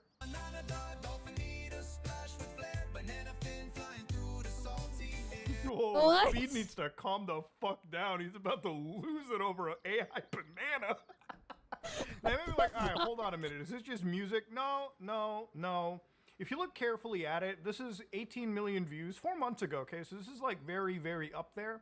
A month ago, It's so just popped dumb. an Italian brain rot. Official version, apparently. 20 million. And you might be like, what are all these fucking characters, Muda? Where do they even come from? Now, if you're somebody that plays Roblox, you probably have heard of games like Steal a Brain Rot, which is where the popularity for some of this stuff comes from. Apparently, millions of users. Right now, there is 1 million active users stealing these brain rot characters in their game, okay? And it's not just Roblox, it's Fortnite, anything with a creative mode attracts this sort of slop. But the thing is, look, man, I'm not here to like shit on anybody's like brain rot. Like I said, I grew up with YouTube poops, okay? YouTube Some poops are kids grew up goated. with Skibidi Toilet. Now kids are growing up with brain rot, Italian brain rot.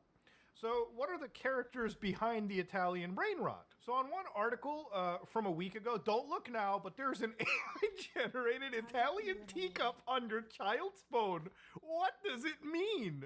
In the first half of 2025, she racked up over 55 million views on TikTok and 4 million likes, mostly from tweens glued to their cell phone. People are always like, I don't think AI is going to take over, Muda. Come on. Bro, No, they're taking over 55 now. million views on TikTok in the first half of 2025, an AI teacup. Guaranteed all this person did was go to ChatGPT and it's like, generate me a sexy ass Italian teacup in animated style. The video generated while they went and jerked off in a corner, came back, uploaded that shit on fucking TikTok and went viral. It's like the ASMR glass cutting shit.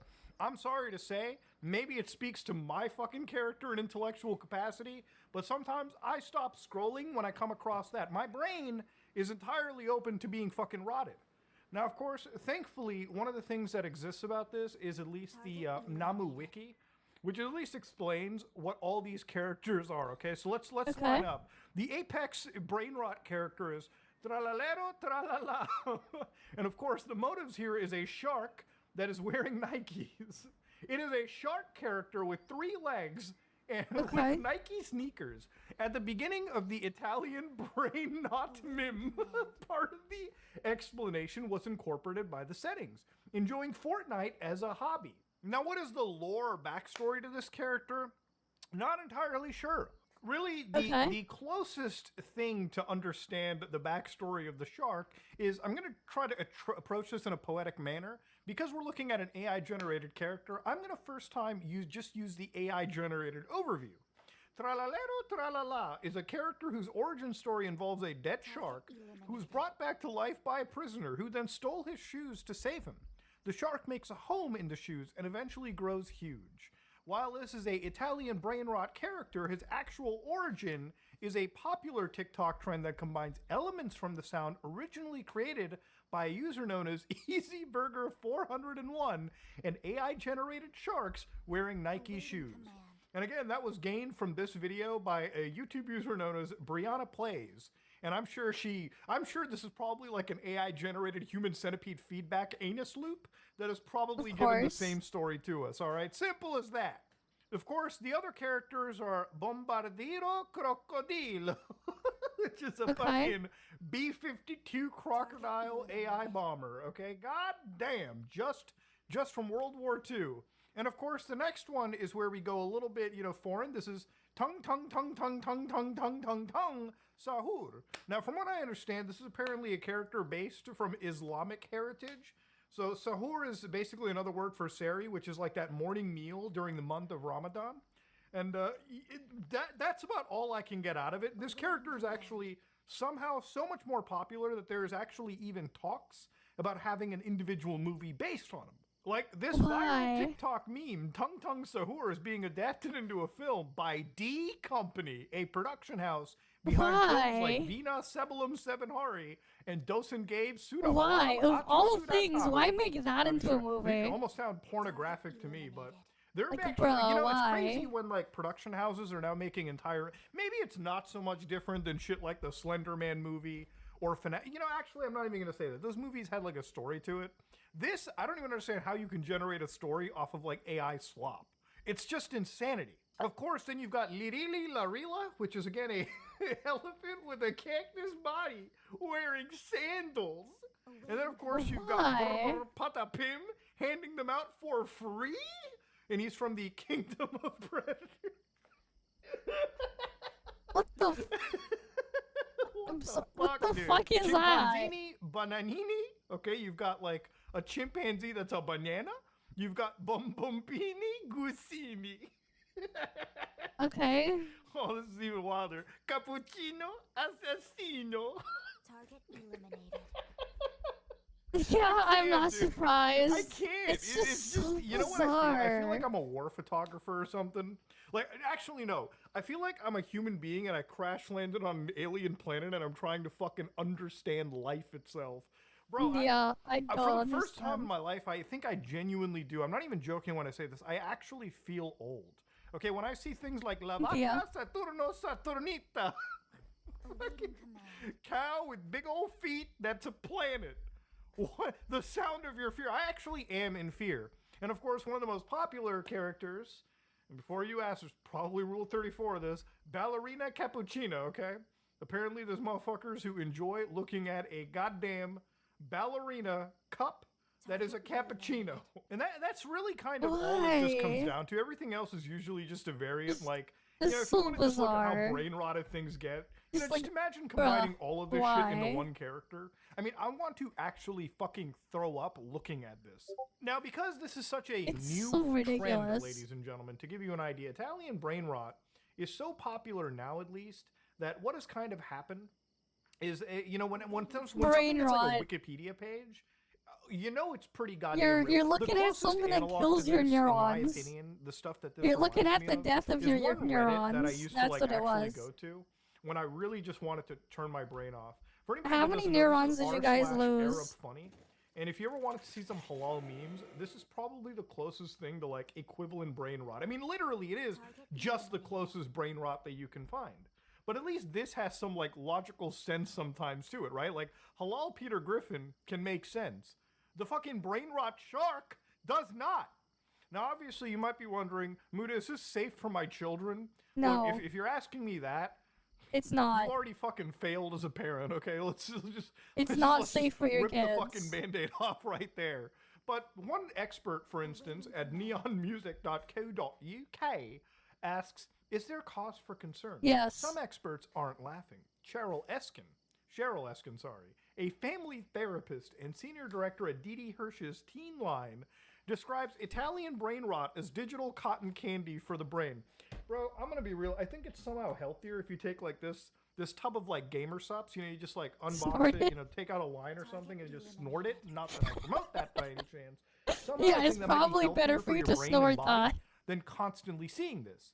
It may be funny now, but if consumed in excess, it could affect No, focus, but I know it's a. emotional I already knew it was regulation, a and how kids thing. engage with more I don't need grounded to see media. the link. I You know, already don't think knew kids who are like that they already fucking had watching merch. this kind of stuff unironically are at that stage where they're Because, gonna like, appreciate it makes things it- at it the makes news or sense. anything of that nature. If you're, There's like, the at that content itself. size. While much of it is harmless absurdity, To just make some it. clips have sparked And milk it criticism for their further. use of religious blasphemy and violent parody. The Bambarino Crocodilo character has been linked to memes referencing bombings. Oh boy.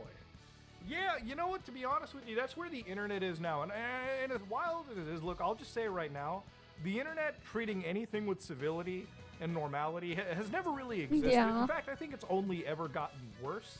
But yeah, the level of brain rot that I'm seeing over here is not so much different than brain rot that I saw back in the day. I would say what's wild about it, though, is at least brain rot back in the day usually took what was like human produced and kind of like regurgitated it around through, Yep. I would say, so, like YouTube poops were effortful. I'm not going to say that they weren't. There is effort Yep. in producing the lore for that. I'm not denying it. But making AI-generated Italian animal characters with crappy music behind it and just using it as memes it's kind of like the final stage of the internet collapse, I would say. Like there isn't really much further you can go from here. Ladies and gentlemen, tralalero tralala, the Italian brain rot song. Italian brain rot is like the cheat code. Like if you ever wanted to like achieve any form of internet virality, I mean, you're looking at all this, you can't go wrong, okay? Start covering, if you're some new YouTuber that's like, man, I want to tap into a market that just doesn't seem like it ends. It really seems like this is what's being pushed. Now, I don't know if it's YouTube pushing more AI shit onto its users or I mean, whatever, it probably but this is. is just the state of where the world is at now, okay? The content farms on the internet have just devolved into this. You know, it used to be people looking at shit like Gacha Heat. It used to be people looking at skibbity toilets. Now we're fucking jerking off to ballerina teacups, alright? Maybe. It's just. Maybe the world needs to fucking end. Yep. But there is lore for this now, and maybe it gets better, maybe it gets wilder, we'll see. You know, a month ago, a short came out, Italian brain rot children after exams. Okay. You know, AI stuff like this, 112 million views. And to be real with you, it's not just the videos. I have noticed that like literally every single ad I'm getting on YouTube now is just also AI slop. I feel like at this point, Yep. the internet, it's going to be harder to just find human-related shit at this point. You know, now I think the audience for this is slowly going to become machines. We need an internet too, okay? We need something to take over. But for now, at least you can appreciate that there is a new level of extreme brain rot out there. A brain rot to surpass even Skibbity Toilet. It's like Metal Gear Solid 5. You know that one part it's like, Kaz, we found Cypher operating in Afghanistan. Apparently, they have a new level of brain rot. A brain rot to surpass even Skibbity Toilet. Fucking brain rot Snake wakes up after his coma. It's like, Kaz, I'm already brain dead. Okay. I want to fucking die. I'm out.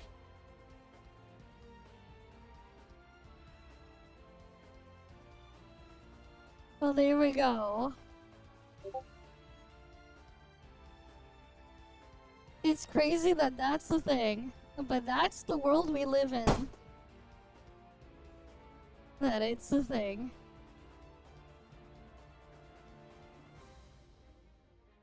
Alright, we got this one. Hey, we're not. Hey, Here. if you've been on Twitter, YouTube, or Reddit these last few weeks, you've probably noticed your favorite creators decrying that the end of the world is nigh, their channel is dying, and that you should Okay. sign up for their Patreon. The reason for this sad state of affairs is obvious and clear. YouTube, yes, those evil sausages up in their ivory tower, are very obviously and purposefully suppressing your favorite content creators, and we need to fight back to stop them. Yeah, start grabbing your pitchforks. But here's the thing. You are actually wrong about the YouTube algorithm. And look, it's not Okay. your fault that you think something because a YouTuber told you it was the case, and it's also not their fault because they think it because a different YouTuber told them, and so on and so on. In this video, I will explain why your favorite YouTubers are wrong, why they have reached their conclusion that their channels are dying, should they still panic, and what is actually going on with the YouTube algorithm. So let's get introductions out of the way. I am the Spiffing Brit. I have been on YouTube for over a decade and seen the rise and fall of many channels and the gradual changes of the algorithm. I even helped facilitate some of those changes by breaking the systems YouTube gives us. And you are of course a viewer. On average, you are probably in your early 30s and enjoy drinking tea. Oh, and you are almost certainly a dude. Yeah, my community's a real Okay. sausage fest. But with that out of the way, let's dive straight into this video. So in the last few weeks, creators have been What making did a he lot of do? fuss about their channels dying. I would say this trend hit mainstream with this Linus Tech Tips video titled Our Views Are Down. In this video, Okay. Linus and his handsome co-star discuss that their most recent uploads have performed well below their expectations and averages, in some cases getting 50% less views than normal. This is of course pretty bad for business and would set off alarm bells for anyone. If it was just one or two videos being off, then it's easy to move past. But in a world that feels more stressful, with more pressure than ever to financially provide for others, then yes, Linus actually has to take more time to worry about if his channel is actually dying. It's honestly a good and interesting video that shows how experienced a creator Linus is. He acknowledges this isn't the first dip he's seen in his channel, and he knows that it probably won't be his last. Most of his concerns come from a perspective of an employer. He talks about how less views on the channel will affect his potential earnings, and how he might need to adapt for changes in the algorithm. However, Okay. this video makes the mistake of not being hyperbolic enough. Quite frankly, it's too boring to the average viewer. After all, it's titled Our Views Are Down, not YouTube is crushing our viewership. Oh my, Yeah. how did that video get here? This is a video from Second Okay. Wind, a channel set up by some truly incredible creatives and industry veterans. Zero Punctuation and now fully Ramblematic has been a series that has run for generations, and I personally adore the eloquence used in these videos to describe whatever AAA gaming slop has just been released. However, this video is quite frankly terrible. Let What me of course happened? preface this by saying that I am a creator, and the people behind this video are also creators who I respect. I like their work, I'm not criticizing them as people, just that this video here is bad. And we'll get to why later, but Okay. first, what are their actual complaints? In What the video, happened? Yahtzee explains that their most recent videos are not performing well in comparison to previous ones. The reason is not the videos themselves, it's actually something entirely different. They believe that it is because YouTube is not actually serving the videos, and it's all thanks to this thing here, YouTube restricted mode. Okay, the According to this restricted video, mode? if you turn it on, content that could potentially be mature is not shown, and so most creators will have several of their videos not visible to people using YouTube in restricted mode. This obviously justifies the 10 to 30% drop in viewership that Second Wind are currently experiencing with their latest releases. But that's pretty much the gist of the video, so they plug their Patreon as all good indie creators should do and call it a day. But it turns out they weren't the only people noticing a view drop. Red Letter Media also make their obligatory YouTube is broken video. It's very similar to Second Wind. In fact, they made this video to support their friend Jack, who works Thanks on for that the like, channel, and Elias. to raise awareness to the very same issue. Similarly, But they yeah. reference that restricted mode is very bad, Is my and they camera also bored? point to a video they uploaded at the start of August that didn't do as well as expected. So once again, this is more evidence that the YouTube algorithm is suppressing Okay, my camera tracking got broken. I'm like, why is it acting weird? Let me fix it. Let's fix my camera tracking. Give me a sec.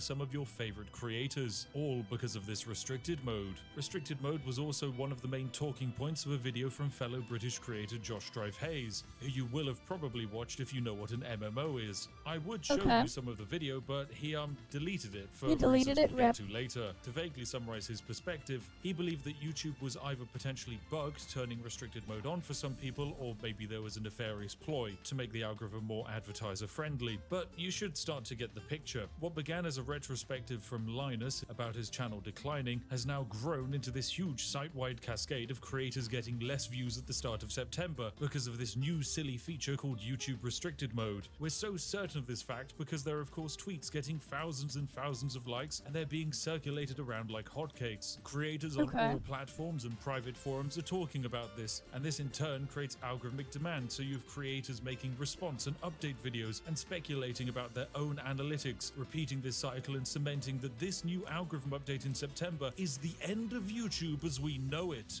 and that it's probably caused by an AI restricted mode thingy. My goodness, ladies and gentlemen, brace yourselves. I think we found the root cause of the problem with the YouTube algorithm.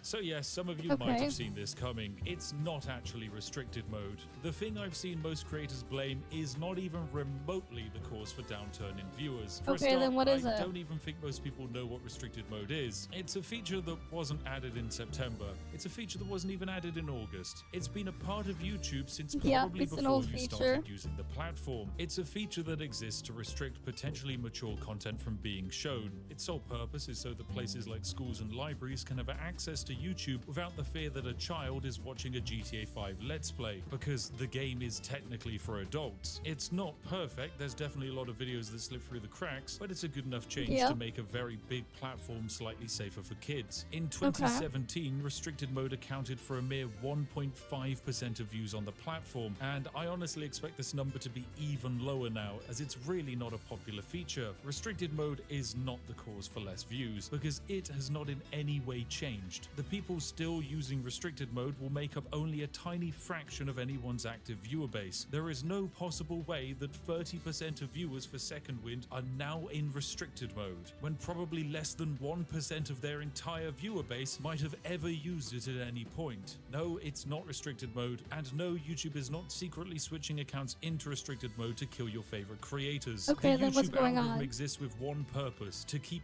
you watching. If they think the best video for you to watch is adult themed, then that's what it will recommend, because it wants you to watch so that you can get served adverts. A business as large as YouTube will not shoot itself in the foot by cutting off Linus tech tips from the magic money tree because they believe 1/5 of his videos might be too mature for a child. The algorithm will only ever kill a channel, so to speak, if it genuinely can't find anyone interested in watching that video. And given how big the internet is and how much YouTube is continuously growing year on year, I think that would be quite an achievement. But I won't argue that views aren't down for these creators. All of these creators are concerned about a genuine thing that is affecting their channel. So no, I won't lie and say that your channel is actually performing at the exact same level as it was 2 months ago, but you're probably lying to yourself and your audience if you're blaming restricted mode. I mean, even in the videos creators made exposing restricted mode, they would still have videos that performed incredibly well that were actually hidden in restricted mode. Surely if it's hidden, the algorithm would mean it performs well below your average. But of course, thanks to everyone blaming restricted mode, these clear obvious points were missed, as it's so easy to blame YouTube, which makes sense because we see YouTube regularly age restrict, demonetize and copyright takedown channels. This means that creators live in fear that they might be next, and so when they think their works are being suppressed, oh, they'll be angry. Of course, we can't hold it against the creators, and you definitely shouldn't go and be mean to them. After all, when they made their complaints and YouTube responded, they didn't listen. This is because they don't trust YouTube and any public source that comes from them, because, well, they're an inconsistent mega corporation. They tell you you're getting a human review, and let's be real, it probably isn't. YouTubers mostly trust each other, and so explanations that the algorithm is actually suppressing them, and then examples of data that go alongside it, feed into cycles that can scale to hyperbolic levels like this. Most creators don't even claim to be experts about the algorithm. I think Mike and Jay in the Red Letter Media videos say they don't know anything about YouTube probably about 5 times. After all, they're creators whose passion is for making videos, not sitting down and analyzing years worth of spreadsheets. We can fault them for being wrong about what they said, but we can't fault these people for being concerned. Fans and creators are raising their voices to defend their favorite content providers. They just don't exactly know what they're fighting against, only that they're fighting for what's good, their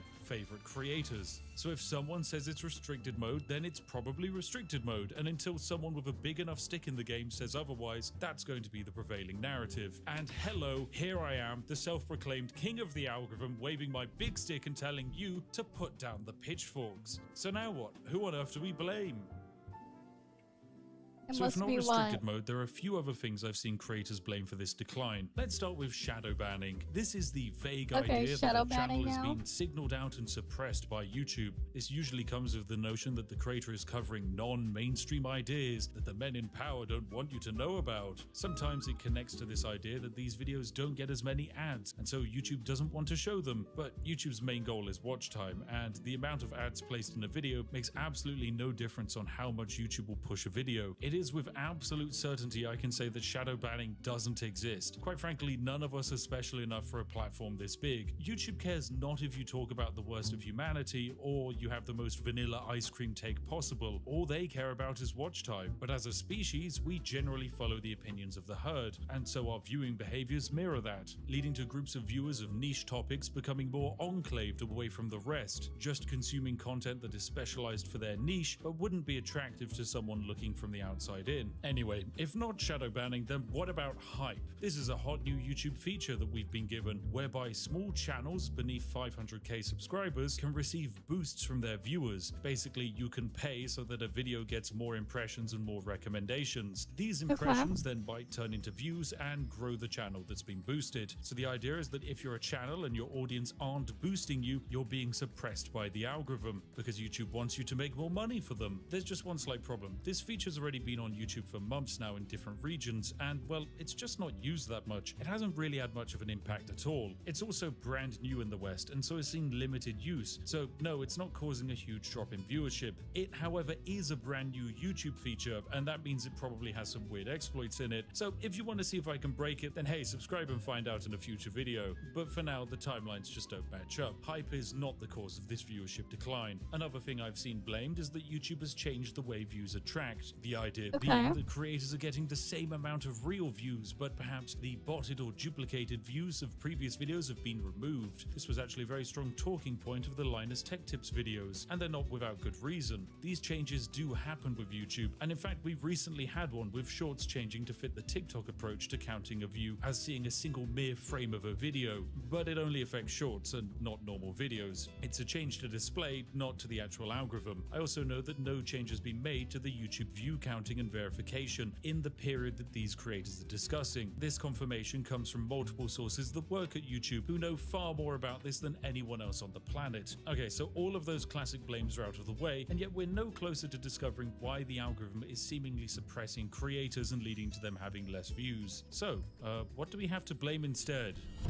Yes, welcome to the great rug pull of this episode, where I reveal that you, the viewer, were the villain all along. It might seem hard to take in if you're a creator or just an audience member, but ultimately the reason videos get views is because people watch them. Videos don't get views if people don't watch them. It really is as simple as that. The weird nebulous YouTube algorithm doesn't decide who gets a view, you do. The reason views are 10% lower on one fully ramblomatic video than another are the exact same as the reasons why views might be 50% higher on a different one. A different amount of human beings, for whatever reason, chose to watch or not watch that video. So instead of asking why YouTube is giving a video less views, instead take a look at what actually provides the views. You know, your own audience? And there are hundreds of reasons why someone who watched a previous video might not watch the next one that gets recommended to them from the same creator. In the case of Fully Ramblomatic, I will always go out of my way to watch one of their videos covering a game that I'm interested in, like Sid Meier's Pirates. It's a game I have a lot of happy nostalgia for, but a game like Ninja Gaiden just doesn't interest me at all. Sure, I might have watched the video if I had time, but I've been busy over the summer,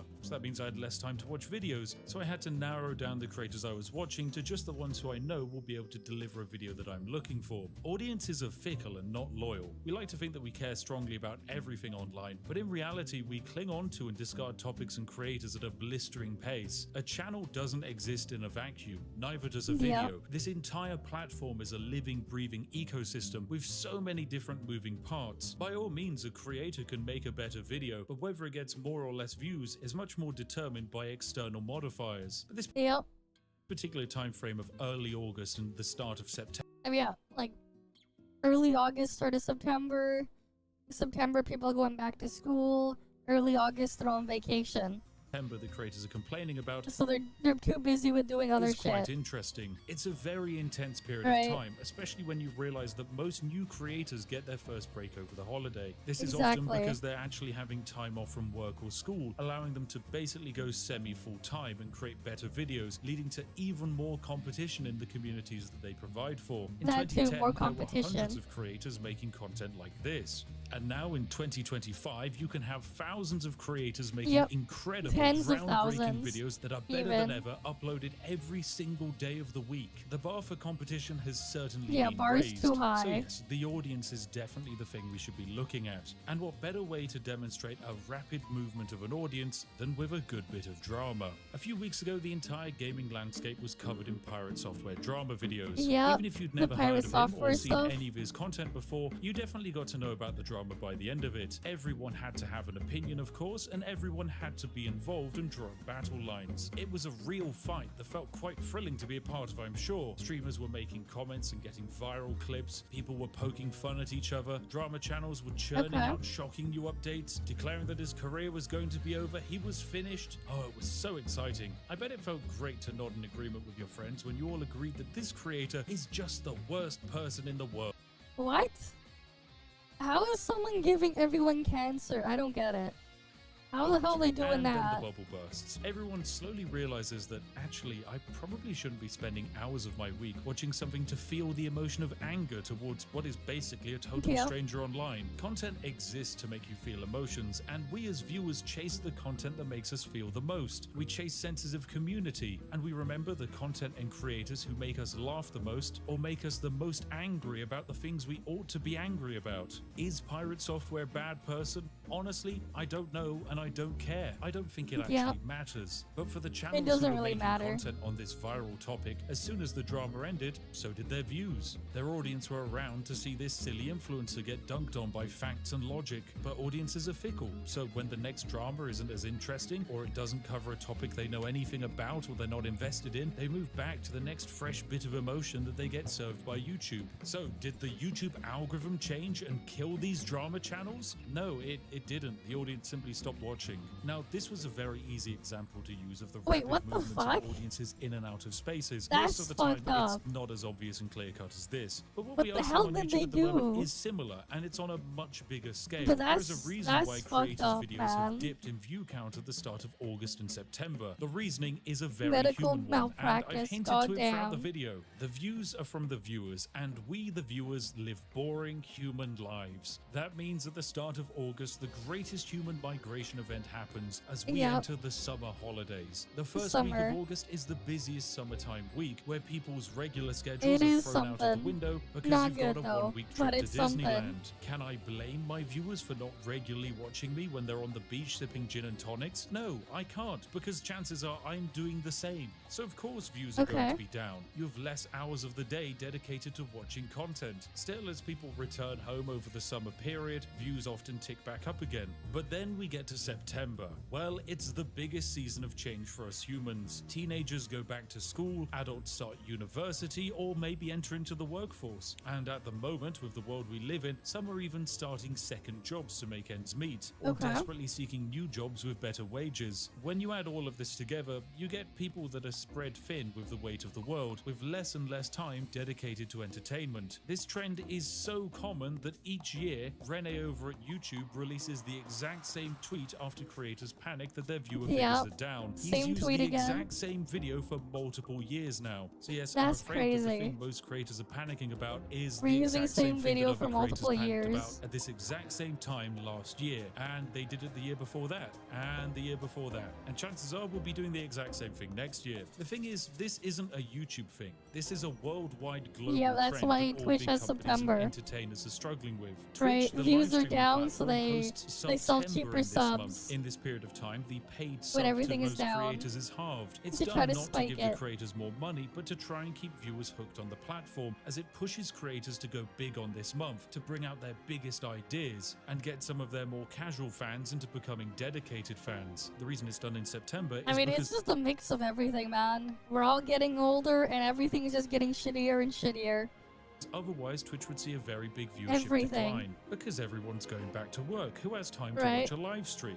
But it's not just Twitch. It's The a media mix of industry it in all. particular have been struggling with this topic for years. How do we deal with audiences not going to the cinema for a regular 7 out of 10 film? How do we sell an okay video Everything game in is a world getting of shittier. hyperinflation? And the answer most companies appear to have settled on is that you have to make everything seem like the most important thing in the world that Yep. promises to provide value to the viewer with the limited amount of time and money they have. So when big companies are scrambling to manufacture the strongest really emotions is. and grab the most We all attention, slowly getting creators are black-pilled. almost expected to do the same. We're not We're just all competing slowly with other getting creators, we're black-pilled. competing with other entertainment platforms. We're competing with the free time human beings have. There's a reason why the creators affected by the view drop I mean, it's not my fault I didn't even know who that guy was.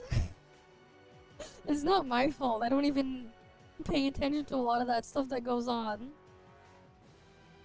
are well established, yeah. generally with years on the platform and many videos. There's a reason why channels that recently changed styles, formats, or just started taking off are doing completely fine. Viewers want something new, Yep. fresh, and worth their time. I mean, that's why now Nepal got run by Discord mods. After their protests, now they're run by Discord mods.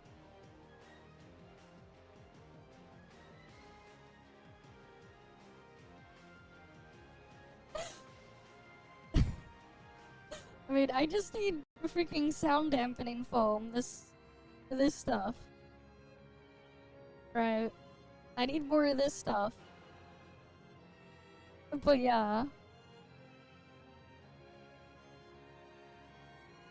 You could Exactly. spend weeks constantly chasing trends like Mr. Beast, always building up your ideas, making them bigger, being on top of the next talking point, but then you have to lose a lot of your creative identity. Is it worth it to bend over backwards to get attention and lose who you are along the way? I don't look at someone like Mr. Beast and see someone who's happy with the content they make. I see someone who is happy Yeah, with how Mr. it Beast is a performed, and that's plan. just not how I like to make my content. Holding attention is the aim of the game, and it's one of the main reasons why so many bits of media you've seen are getting spread out over multiple months in order Exactly. to maximize the subscriptions people have to maintain. Why release the hit new Wednesday TV show all in one go when you can double your subscription revenue? I do feel bad for the creators who are throwing stones at the smoke monster known as the YouTube algorithm, because it's just not to blame. I do hope that they can find some solace in the fact that they're not alone and that they've not actually done anything wrong. The most important part of YouTube actually comes up at the end of Linus's follow-up video called Here's Why Our Views Dropped. He reaches the conclusion that YouTube is about creating and having fun, and provided you're doing that,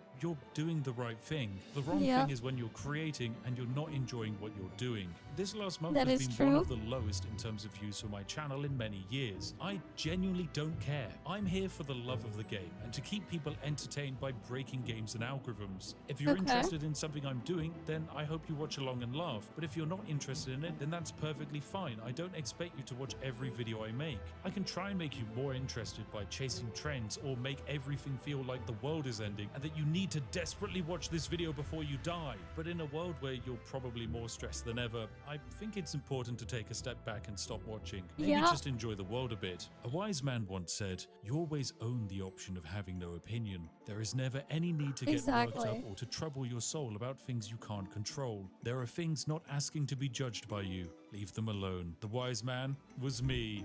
Just kidding. This is actually a quote from Marcus Aurelius, and I think it stands just as strongly Okay. today as it did back then. I wish you all a wonderful future, even if you are a loyal viewer or just passing by and you maybe only watch the occasional thing from me. I hope that you always have a nice warm cup of tea on hand. I guess you can say we reached the conclusion that you were wrong about the YouTube algorithm because you are the YouTube algorithm. The algorithm is erratic, fleeting, and sometimes wrong, just like us. How incredible. Genuinely, it's amazing. Anyway, let me just quickly check how the other creators ended their videos before I end mine. Oh, they all Okay. plugged their Patreon. Hey, you viewers, I love you, and because of that, you should 100% give me money on my Patreon, or become a channel member, or buy my merch, or just super chat me your money. If you like this channel and you've enjoyed it at Okay, there we go. I marked it off already. Well, we have everything here cleared. Linz has hijacked it again. I don't know, what do we even do now? Like, we've been live for like 3 hours, but there's like nothing to do now. I already finished the thing I was going to do, and we're out of reacts.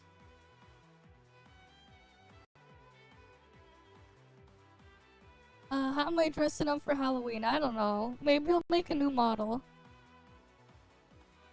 Right, everything is so dead. Time for new game. True, true, true. We'll go figure something out. I mean, like, we get tits on Friday, okay? Tits is on Friday.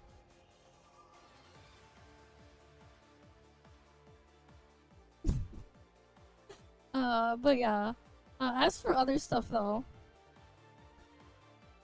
Oh yeah, like I do have. Did I ever actually fix that?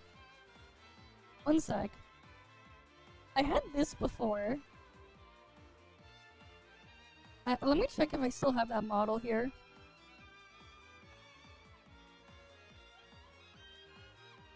I don't. I have to see if I can import it. One sec.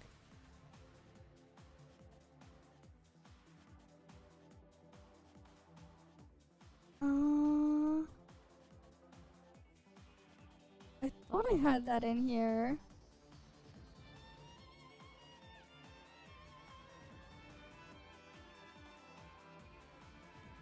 Oh yeah, I had this model. I haven't used it in so long. I made this a long time ago. And this one had even like wings and stuff. I used it for like Halloween a long time ago. I had this a long time ago.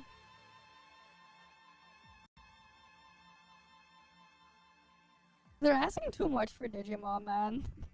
I already finished the demo.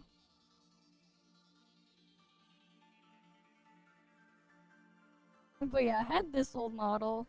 Maybe you'll update it and do something to it.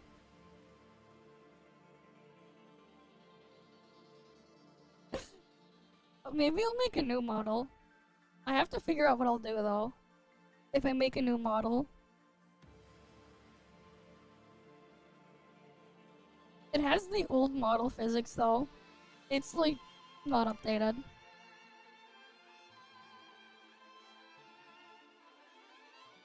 I see.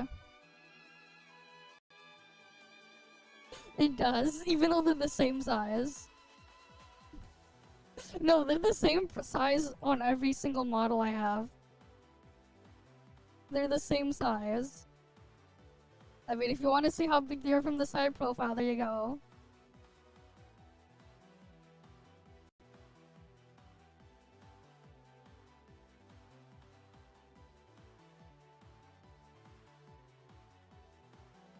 There you go, from the side.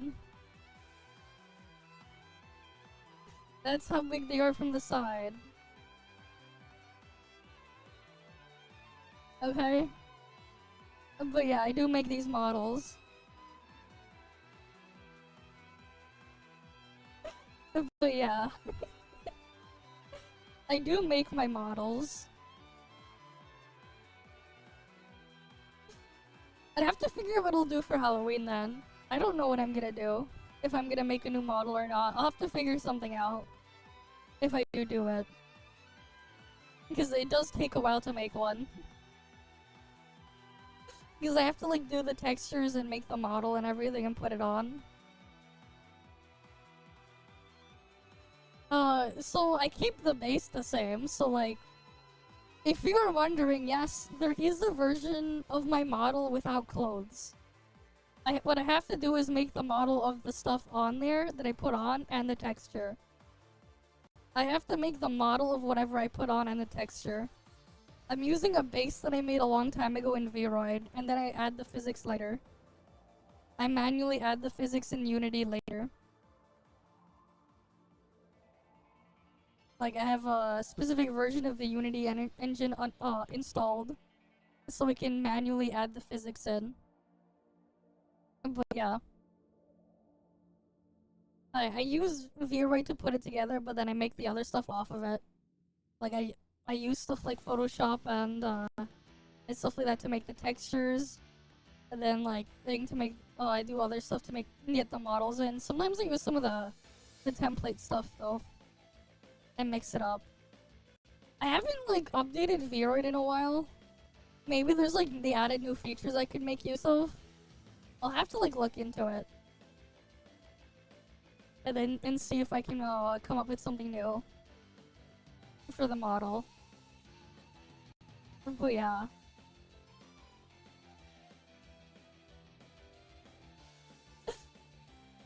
Just so you know, the nudity doesn't have a lot of the things you might be thinking of. It's just a completely blank slate with my hair on it.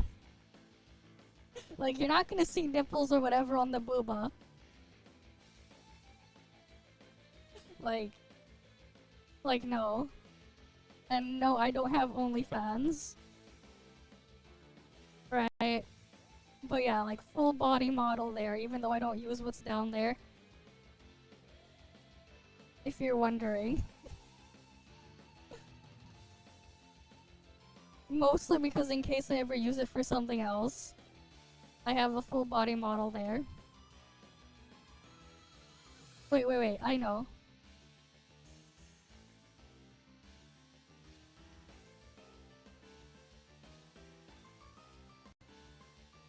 OnlyFans, right? Yeah, let me find it.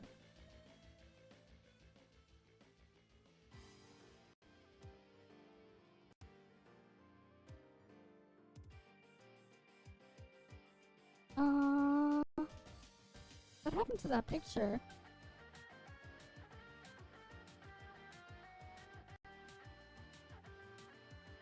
Here you go, here's my OnlyFans. What do you think? Here you go, there's the OnlyFans. It's OnlyFans, you know? What do you think? It's OnlyFans. But it's OnlyFans. All kinds of fans.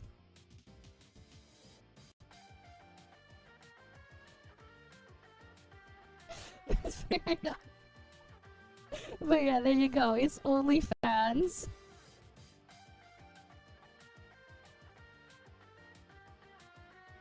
This is what happened one time when I made a steak. I messed up when I cooked a steak and it turned out like this.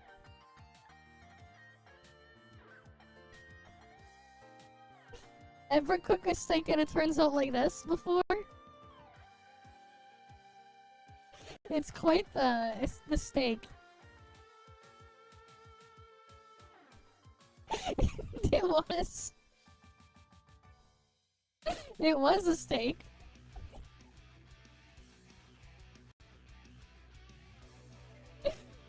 But yeah, it was a steak.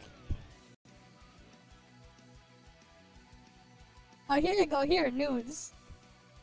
I forgot about this shit post I made a long time ago. There you go, you can get the nudes right there.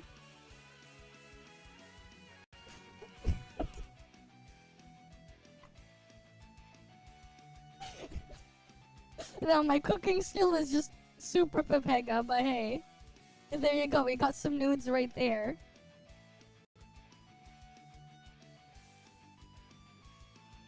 What do you think about this one?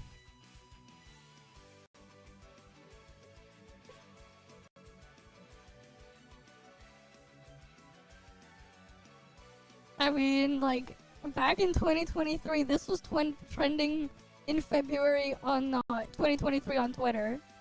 Erection was trending for some reason. Don't know why. Don't know why. Wait, remember when I made this thing? Remember when we made these? I just took all the relics and fused them together. And I fused a bunch of the weapons together. When we getting this weapon? And this relic? You guys want this relic? Is this the relic you guys want?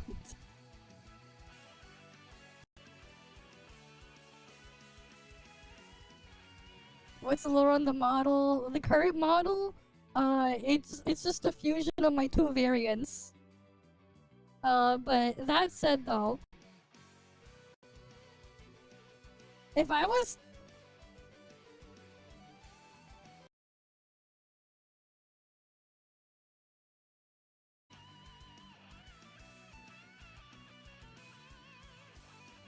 That said, though,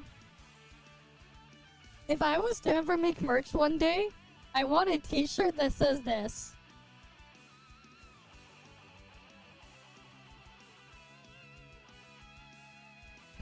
If I was to ever make merch one day, I want a t-shirt that says this.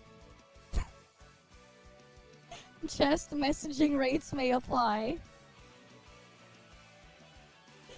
This is like the perfect thing to have on a shirt. Chest messaging rates may apply.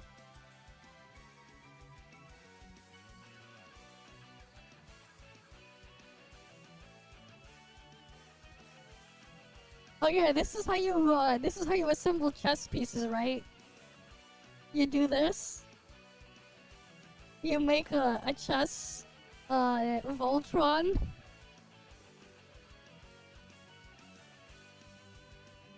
This is when I tried to make a chibi model and failed. It was so cursed, I ended up not doing it. Not using it. Oh yeah, this was around the time with Sonic Frontiers came out. And everyone was doing that shit.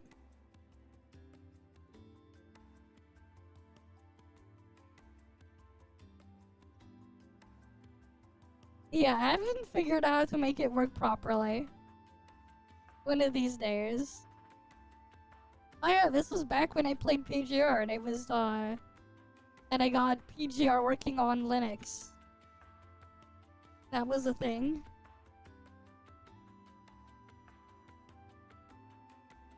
Oh yeah, I remember I posted this thing when I got my Steam Deck. Because I got one of the earlier units in Canada. And then I took a picture comparing it to my other devices. I have a PS Vita, my Switch, my Steam Deck, a Wii U gamepad. No, there was no Grey Raven. What a scam. Right, it's kind of crazy when you look at them like next to each other in terms of size. The PS Vita is tiny.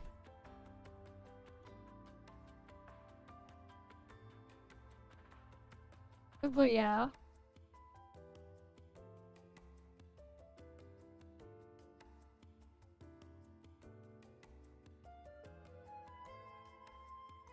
Oh yeah, I remember one time when I was looking through the YouTube suggestions, AI suggestions for content, and it told me this: make a video on car segs.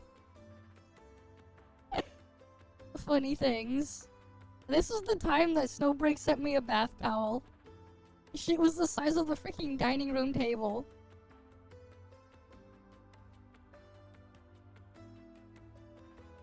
Don't know why. But hey, there's a skill issue notice.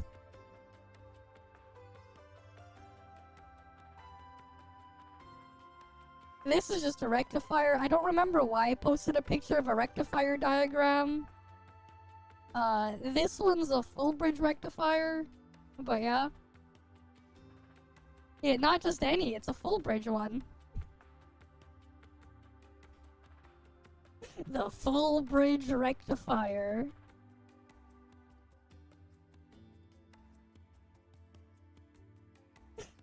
But yeah. Oh yeah, here we go. If you're wondering how many model variants I have, the answer is yes. The answer is yes. And this isn't even all of them. I have more.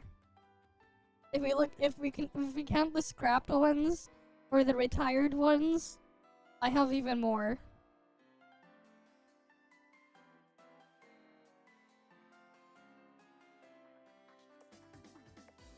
But yeah, I don't really post much on here anyways.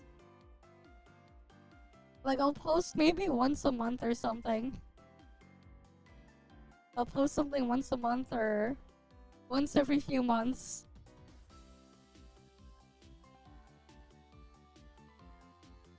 But yeah, it is what it is. Not like there's much going on right now anyways. I mean, this isn't new. Internet theory has been a thing for a while. But yes, internet is dead. It is. It has been for a long while now.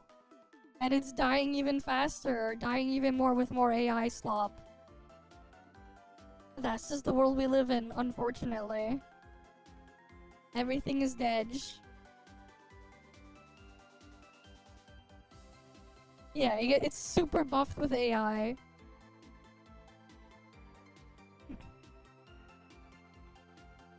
Right, it is what it is.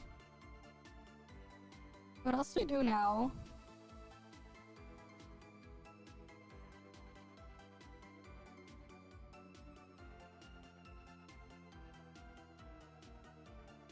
I mean, it's not that surprising.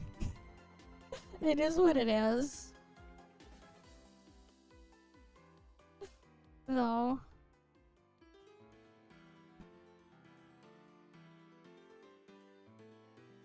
I guess we can do the rim world. Did I do the rim world? I guess I didn't. If I missed the rim world, well then I guess we do it now.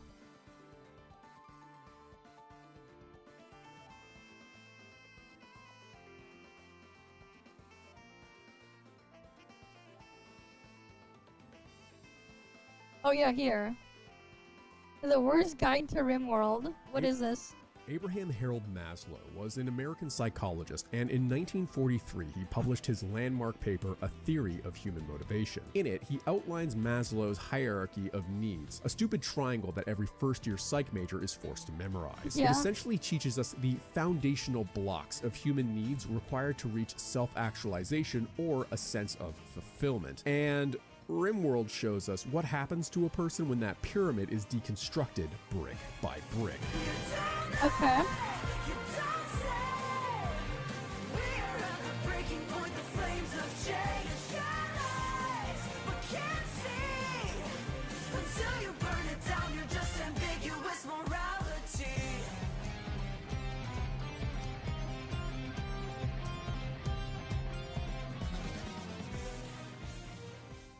RimWorld is a base-building survival colony simulation story generator. This Okay. word soup of game tags coalesces to appeal to the kind of person who thought that their The Sims eugenics-based housing policy No, what about Space Station 13?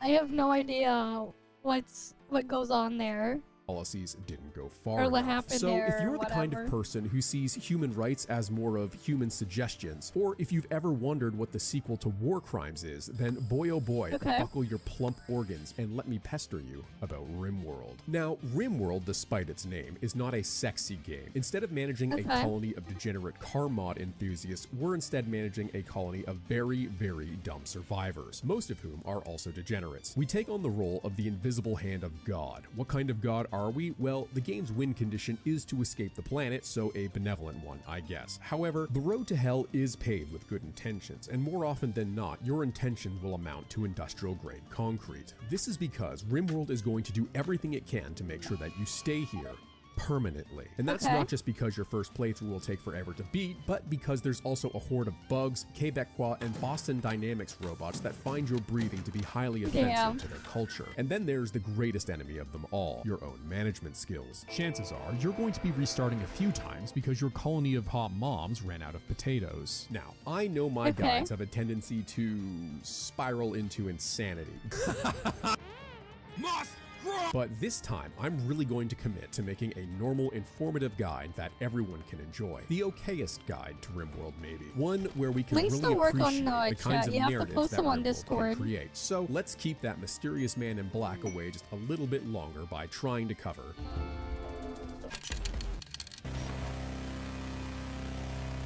We load into the game, and the first thing you'll notice is that we have a tutorial. Ignore it. Okay. Yeah, it's good, but So hit New Colony and bask in the information overload that spills forth. The basic scenarios offer different themes and challenges to choose from, but for the sake of this video's narrative, we'll just pretend that only Crash Landed exists. Next, we're greeted by 3 space weirdos. What do? Well, this game is a story generator, and these are the AI writers. However, unlike every commercially available LLM, these AIs are not Okay. afraid to write violence. In fact, it's their default default. So, much like me once a week, here's a brief breakdown. Cassandra here is a good writer who understands pacing, goals, and motivation. She's read Story by Robert McKee and watched every Overly Sarcastic Productions trope talk twice. She will ensure that you have time to understand the stakes of your world and adjust accordingly as difficulty increases. Now, Phoebe is a slice of life Tumblr fanfic. Steaks?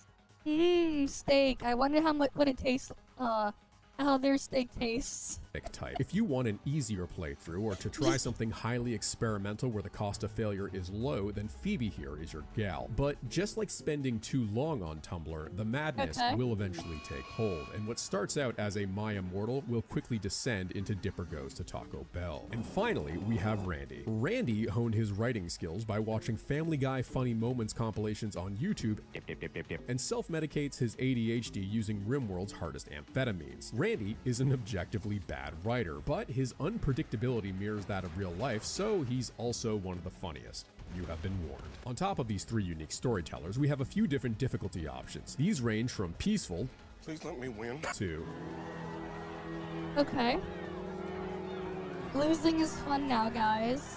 For your first playthrough, I'd recommend Adventure Story or Community Builder if you're feeling a little scared. You can also choose to commit to a single save file for the entire run or allow save scumming like a coward. But okay, we're gonna relax and be chill about this guide, so let's pick Adventure Story with Reload Anytime mode and continue on to World Generation. Behold the world. Boat murdered? No, I don't think so.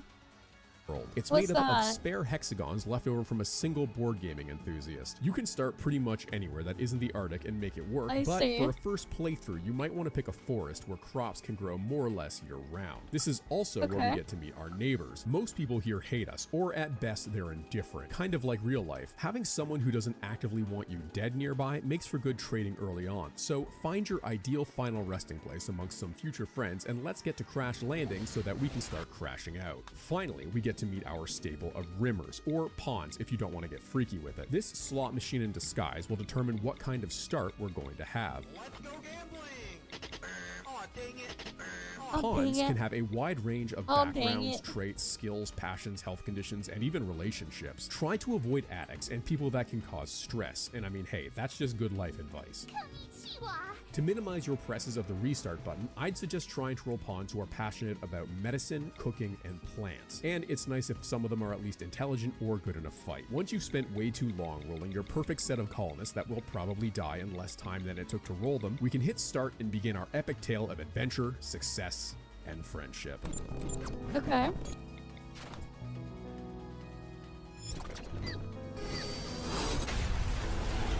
Oh, God. Alex, we made it. We're alive. Alex? No. Oh, they're No, dead. please wake up. Please wake up. Alex! Okay, so now that we're actually in game, there's a lot to get overwhelmed with at first, but honestly about 2/3 of this UI is worthless to us early on. We really just care about the architecture menu for now, and anyone else that tells you otherwise this early in the game is a dork. This is because no matter what your Okay. starting scenario, food and shelter are your top two priorities. Despite one of your colonists hoarding survival meals like they're trying to restart the Japanese rice empires, we actually have to kickstart a Japanese rice empire. So find a nice fertile area and zone that space for farmland. Clap, I'm looking at you. Yeah, I know. Even in the furthest reaches of space, you can't escape the City Zoning Commission. Now, there is Okay. a handful of different foods to choose from, but in the early game, you're going to want to side with either hashtag see. Team Rice or hashtag Team Potatoes. They're both pretty easy to grow, and some people get really weird about which is better early game. However, I ended up in Canada because my great-great-grandparents couldn't figure out how to counter a wee blight and would rather move our spawn point rather than adjust to the new meta. So instead of getting skill issued out of Ireland, let's go Okay. with Team Rice. Welcome to the rice fields, motherfucker. Now that starvation has been fended off at least for a little while, Don't they need more water though? If they're in the rice field, shouldn't there be a lot more water? Shouldn't it be nice and wet? while, we should start picking up after ourselves. We're going to want to stack all of our garbage in a neat little pile the same way a kid responds when ordered to clean their room. We can put up some shelves later so we don't wind up on an episode of Hoarders, but for now, just make a stockpile somewhere that we can build around because this is going to serve as the heart of our base. Right now, we need shelter, but we're going to need a lot of buildings before we're able to escape this planet. Therefore, I am declaring a war on trees. Once we've liberated the lumber from the vile tree nation, we'll make a nice big barracks for everyone to sleep in. If they don't like the funny noises coming from under the other guy's covers, well, they can sleep outside. The pawns are pretty chill about this early on, but their expectations will rise with the quality of our base, eventually culminating in someone deciding to try heroin because they ate without a table once. Now, while having a warm bed and a steady source of veggies is fine, if we really want to lay claim to this land, we're going to have to get to hunting. If nothing else, this is a great way to level up your shooting skill, or melee if you like to personally transition it from animal to food. Just be careful. While some animals find being turned into protein a mild annoyance, some are not going to take that lying down. Okay. In fact, they're going to make you take it lying down. But that's that. We now have a steady and consistent source of food, a warm bed to sleep in, and shelter from the elements. We're finally a real colony, and a real colony deserves a real name. Something friendly to inspire hope in those around us. Something that will show people that we want to help show them a better way. Ah, perfect. Okay, food and shelter are taken care of, and we all agree we'll call ourselves the Philanthropic Federation. I know things looked a little shaky at the start there, but we're all in one piece. We've still got a ways to go, but I believe in us. Alex. Yeah. I'm so hungry. I know you'd want me to survive, but oh God. God, I'm sorry. Damn. I'm so sorry. Now that we have something to lose, we're going to want to keep it safe. And like a cake made of armor, there's a few layers of defense we need to discuss. So what is safe? In RimWorld, it's not just pirates and cave dwellers that can end a run. Disease, boredom, 1,000 rabid squirrels, the Rim really has it all, and it's going to throw it all at us at some point. First and foremost, let's talk basic defense so that you can keep your valuables and precious few friends from being subject to unauthorized relocation. RimWorld offers 3 kinds of defenses, and they are static, equipable weaponry, and one-time use items. Static defenses are your best friend early on in the form of wooden spike traps. Just make sure that you zone the area you set them up in as no-go for your pawns, otherwise the only trapping that you're going to be doing is trapping your few allies in a vegetative state. Later, static defenses can include things like turrets, mines, mortars, and even creativity. Now, onto equipable weaponry. Much like a USA citizen foaming at the mouth, I'm talking about guns. Arming your colonists is essential for both hunting and defense, and RimWorld guns range from useless pea shooters to very strong deterrents. There's also a range of melee weapons and grenades, and you may be asking yourself, why stab when gun? Well, that's a surprise tool that can help us later. A great way to get a lot of low-tier guns early on is to trade with other raiders. The only currency they accept is bullets, but hey, ammo is unlimited, so that's fine with me. If you want the good stuff, though, you'll have to enlist a nerd and crack open the research tree. Oh, looking a little small there, RimWorld. That's pretty average. Finally, we have single-use defensive items, but those are pretty late game, and I don't want to dig too deep into that since they're kind of niche and won't come up later. Oh, that's deeper than I want to go. Remember, we're keeping this guide sane and friendly, so it's best that we just avoid such harsh things altogether. Now, much like a bisexual sword, these defenses cut both ways. RimWorld has a lot of weapons, and much like the aforementioned Americans, very lax screening and gun laws. This means the arms race is more of an arms sprint, and every faction is Usain Bolt. You see, word of your colony's wealth spreads pretty quick, and what started out as bows and arrows in a few weeks will become charge rifles and mortars. So the more gun become a problem, the more gun become a solution. But hey, while we may have the same planet-wide gun violence as a single red state, we at least have free healthcare, so long as you didn't send your colony's only doctor up against the big aggro chicken with only a revolver. So make sure that your doctor can self-tend, otherwise you're going to lose an entire run to an infected scratch mark. Now, this game takes a very libertarian approach to medicine. No license required. Anyone can practice, but some are more suited to practice than others, and that goes for all jobs. You're going to want to limit people to what they're good at and passionate about. Otherwise, you're going to have everyone running around doing doing most things poorly. That's why it's important to switch to priority mode and disable stuff that they're bad at and setting things that they're good at to priority 2. Personally, I like to save priority 1 for emergencies like when it's rancid taco night and we have to clean up the aftermath. Early on, we'll be force friending anyone that we can get our hands on, but as we progress, we can get a little bit more picky. You'll usually want to have pawns that can focus on 1 or 2 jobs that are somewhat complementary, like having a doctor who is also a researcher or a janitor who is also a super soldier. Hello again. How are you finding things? I know, it's Rice again, but... You're really gonna let me go? Well, yeah. Pluck What raiders else? from the outside of yard You're not bargains gonna from them, I sell say. me to slavers, or just take what you want. Look, I know things out here have been rough. I get it.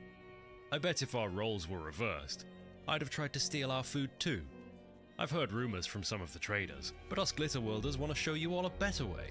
So we'll give you some spare rations and send you on your way. Or You could join us? We could use the extra help, and from what I saw the other day, it looks like you know your way around a rifle. We've had a bit of a wolf problem in the last week. What do you say? Okay, this seems a lot better than getting captured by the Frost Axe pirates, or since they're pushing to the south. Well, why don't you take a walk with me and tell me what happened? Okay. The rice tastes better outside anyway, don't you think? That's it. They're probably dead, but keep an eye out. They crashed here months ago. You think some dumb glitter worlder packed a parka? Let's just grab the tech and get out of here. Rats, don't get to question wolves. Speak to me like that again and I'll take another finger. Besides, you never know with off-worlders. Rats before wolves. Oh shit! And they're dead. Answer my questions and I'll make it quick. Otherwise, it's going to be a slow and painful infection. Who keeps sending you people? I'd rather die than talk to Okay, then how about you? You can't be thrilled about being tossed into a It trap. doesn't matter. When word gets back to the colony. Teeth marks in the bones. Human teeth marks. What are you, some kind of tracker? Yes, a hunter, and I can be useful. I can find you food. You worthless rat, I'll kill you, my... Oh, I have food, but... Tell you what, kill I see him they're and I'll content patch you up. creators? I still have some Okay. Glitter World meds with me. You find me some food and you can stay. Otherwise... You sick bastard! He's loyal to the tribe! He would never...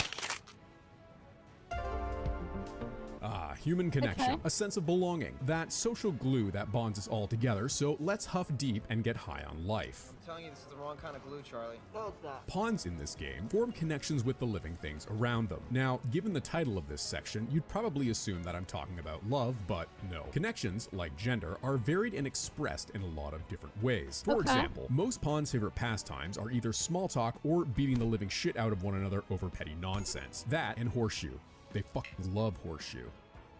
But even in the deep reaches of the outer universe, we are powerless in the face of a force as great and unknowable as love. Pawns who fall in love may also one day look toward a bright future together and get married. They may also install Tinder on one another and try and have affairs, but let's tuck the NTR tag away for the time being. Now, we are all somebody's progeny. Pawns can have existing sibling-parent relationships, and tragically, not all of our drop pods landed in the same area, so it's more than likely that at some point one of your colonists is going to get the millennial treatment, that is, have their home raided by their adult child.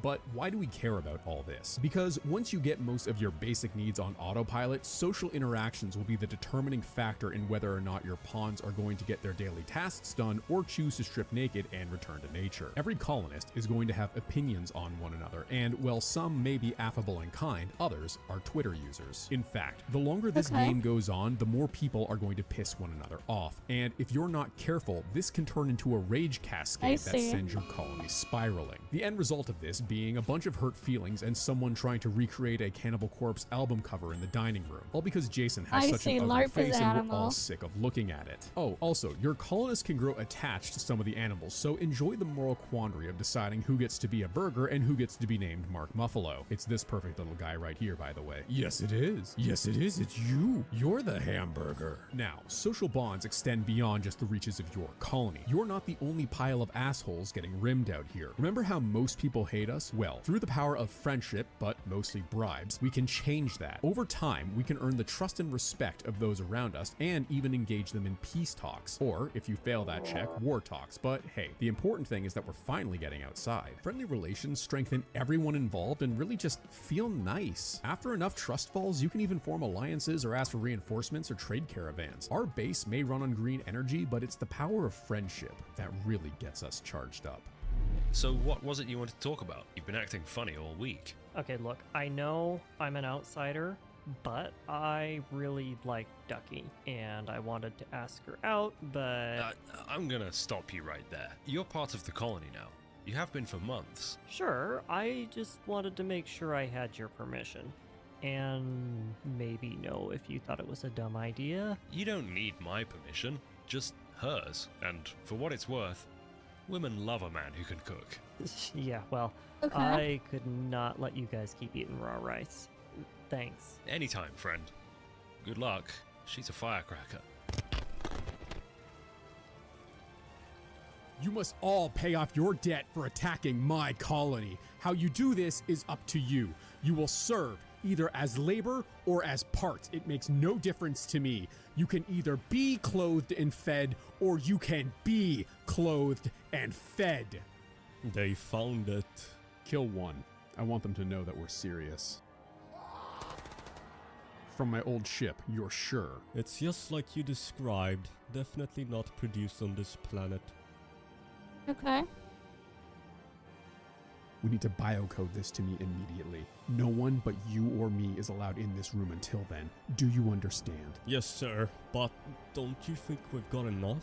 I mean, if what you've said about this is true, then we should never... The other factions will have to take us seriously now. It's time for us to go on the offense for a change. Sir, with all due respect, we're pretty well off. I know it's not glitter world fancy, but... Leave now. I just need a moment to think. It's finally our time, and I will make this whole planet pay. Alex. Okay. As your colony accrues more value, your colonists are going to be less and less satisfied with eating raw potatoes in a barracks full of people who don't wash their ass. Well, the days of hardship may be far behind us. The days of actual ship are just on the horizon, and we need to start acting like it. Gone are the days of wearing bloodied hand-me-downs from fallen raiders. Now is the era of the fancy cowboy hat. Over time, your colonists are going to expect more and more of the colony and those around them. It's not enough just to have a cowboy hat. It has to be a cowboy hat made of devil strand or synthweed. The barracks, with its permanent film of smoke leaf ash and floors sticky with booze, ain't gonna cut it. We're going to need individual rooms with beds built for lovers and enough erotic art to keep them in the mood. We're gonna need a kitchen that doesn't have more viscera than the aftermath of a raid. We're gonna need shelves. Just so many shelves. That's and you know a lot what? of Why shelves. shouldn't your colonists expect more after all they've been through? Everything up to this point has been a series of near-death misses and the occasional near-death hit. But look how far we've come together. Against all odds, we're not just surviving anymore, we're thriving. So yeah, you know what? Enjoy that Masterwork Jade statue that's greener than the eyes of your ex-lover. Start a brewery and crack open a cold one with the boys. Heck, if you get addicted, we even have rehab centers now. So go nuts, fellas. You earned it. And all of this only exists because our pawns were allowed to pursue their passions. There is a real sense of self-fulfillment that comes with being able to chase your potential. But what about reaching our full potential? Well, unfortunately, that kind of self-fulfillment can only be found on Glitter Worlds. Building and launching the ship is the ultimate final goal of any colony and our ticket to the final stages of fulfillment. That's right, much like Amazon, we've built a giant fulfillment center. But in order to reach the elusive final stage, we're going to need to research harder than a burnt out grad student and scour the planet for an AI powerful enough to charter us a course through the stars. But Cutie Pie, we have faced far worse odds than this before, so this isn't a matter of if, but when. Cue the montage. Okay.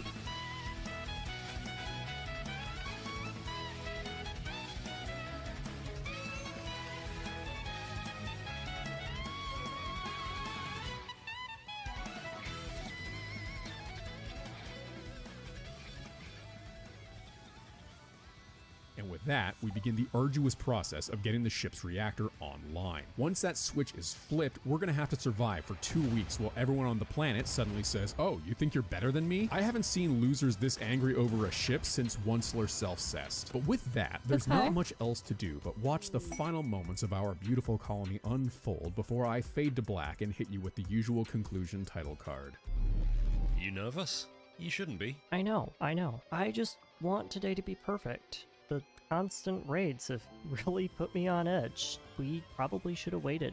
Life is too short. Besides, this is where you two fell in love. Seems only appropriate that you hold it in the strawberry fields instead of the void of space. I know, you're right. I just hope I'm enough. Hey, look at me. After everything we've been through, I've never been more honored to know someone. We'd be lost without your contribution to our colony. Okay. You're enough. I love you, man. Well, thanks. Love you too. And thank you for everything. Sir, there's a raider approaching. Of course. It's just a single raider, but signals show a larger force to the north. I'm sure the auto defenses and mortar team can... Nope. Gather the janitors, something feels off.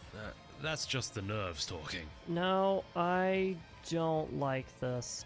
Okay, I trust your instinct. Just don't keep us waiting too long. You don't want to be late to your own wedding.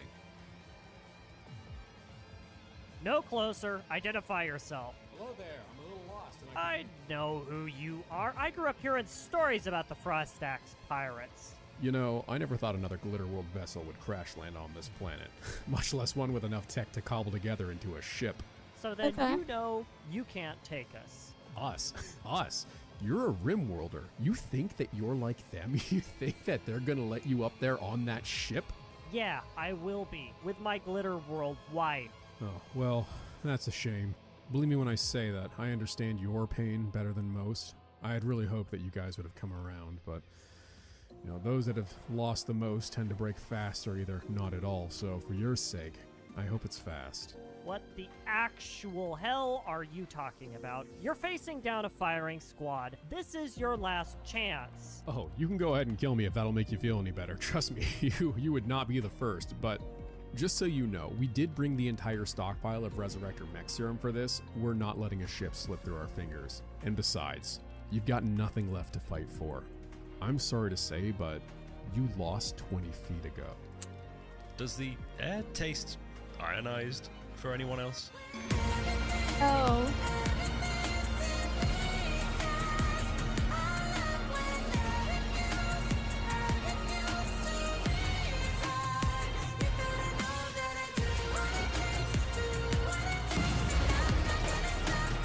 And they're dead.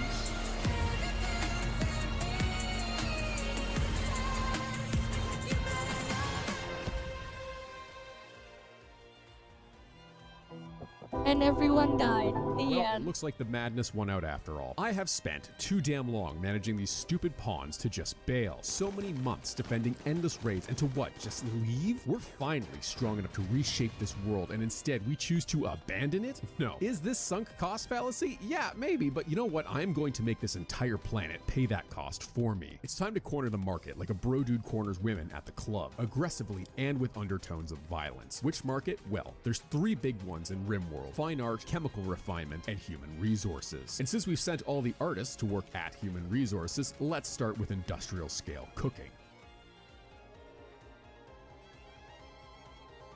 You're Goose, right? So here's what's going to happen. I'm going to... You need me alive. Why? I have something you want, but in return, you're gonna take me off-world.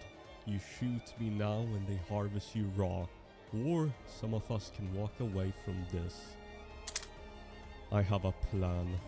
This world sucks, and Flake and Yayo can help take the edge off. Everyone wants a vacation, and by selling them these products, they can get a crippling addiction and fund our vacation instead. A colony that's too high to think is a colony that cannot turn on you. You too can have loyalty and dependence for the low cost of a handful of psychoid leaves. Now that we've created a drug epidemic, it's time to sell people the cure: prison. And while this guy may not be free, the market certainly is. But what is the value of a human life? About 3,100 silver depending on your haggling. And that's Damn. before we recycle the waste product into food and leather dusters. Waste not, want not. And don't feel too bad, because while they may be gone, a part of them will live on inside of someone else.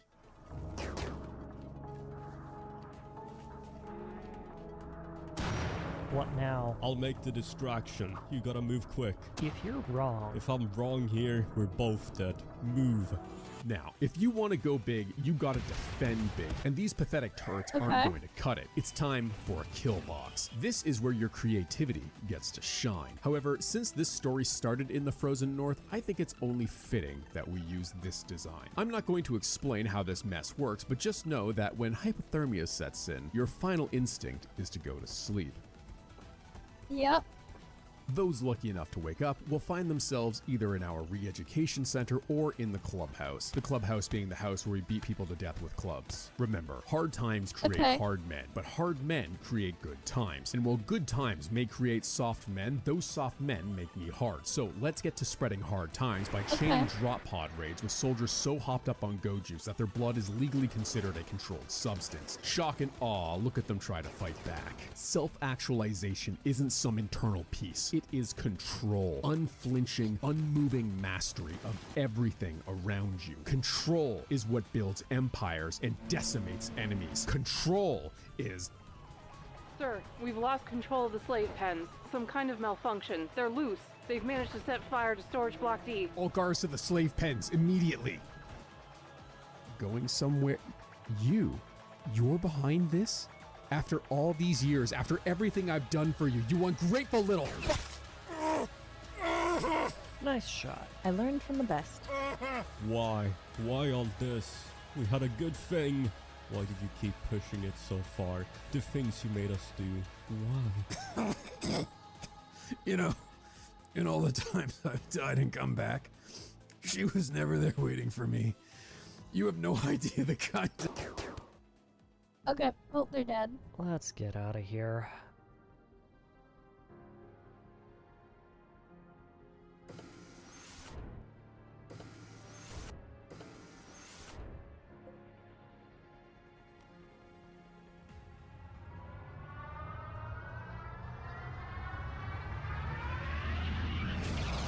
That is definitely one of the ships of all time. RimWorld is an absolutely insane piece of software that goes beyond the label of game and earns its title as a story generator. I'll admit, I rolled my eyes when I read that description the same way that people roll their eyes at me when I tell them I don't listen to music, I experience art. But the unique narratives and connections that this game allows you to create with its procedural worlds is a rare treat and a testament to good game design. Now, I've only covered the base game for RimWorld. At time of recording, there are 4 DLCs that add a lot. The base game has enough content and atrocities to keep you busy for a while. What?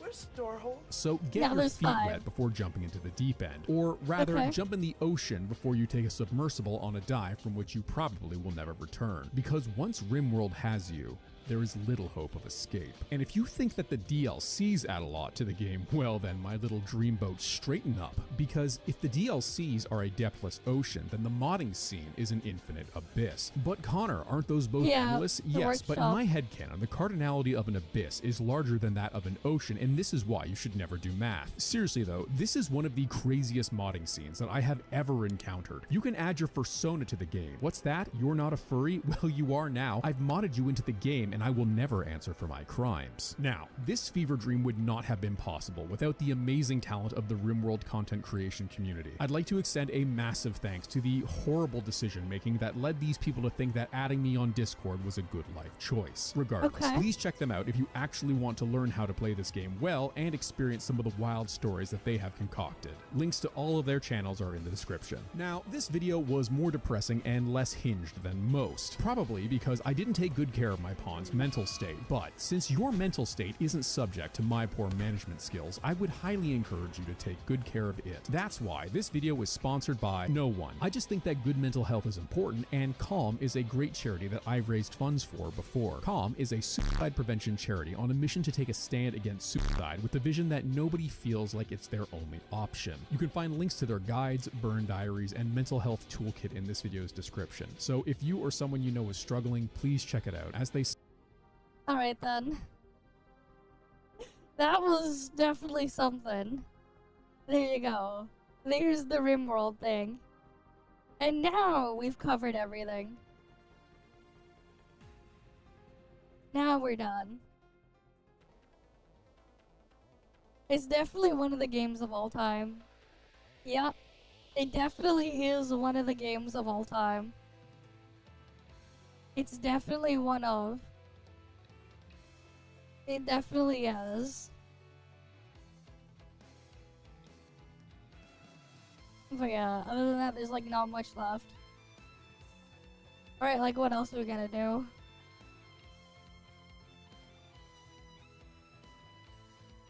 Right. Actually, you know what? Here. Why don't we do this?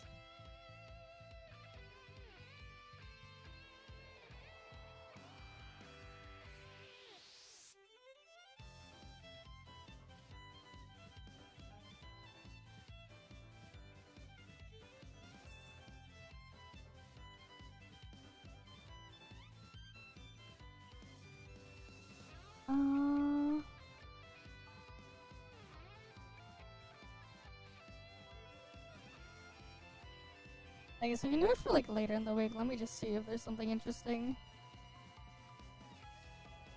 I have way too many random things on here. Because it's like, what do we do now? Like, Trails of the Sky First Chapter Remake is later in the week. So we would need other shit to fill time after I do the first few things I need. Right, and after today, there's like still like 4 more Snowbreak shit I gotta do before the patch ends, so yeah, I don't know. What do we do?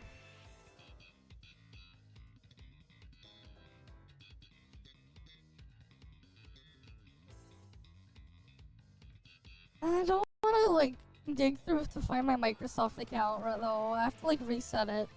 It's been like so long since I've used it. It's like I don't want to freaking add the Microsoft account to Windows. I don't want to add it to my freaking Windows 11 install. Not on here.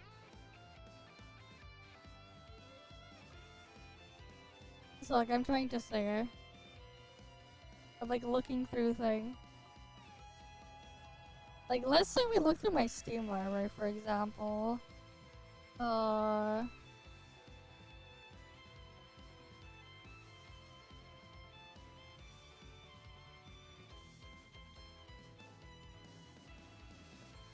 me see.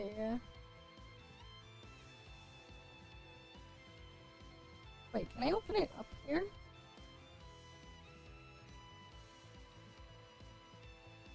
I don't have Hades. Wait, do I actually have to log in to see my library? On here? Let me check. Try to see if I can go to my profile page. And then open it from here.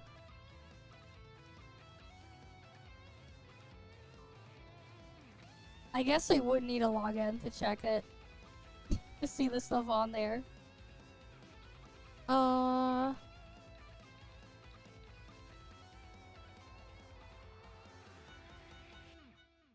Okay. How would I, like, show everything?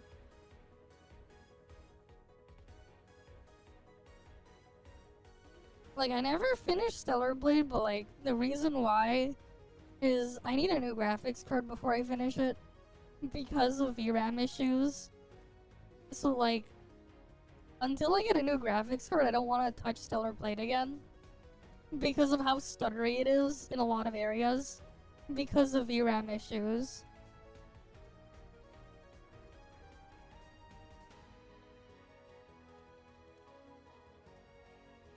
But yeah.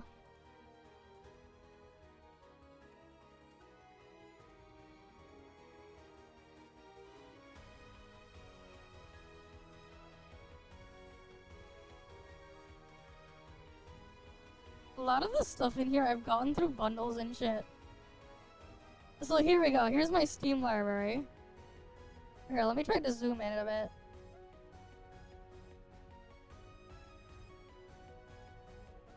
Of stuff I have.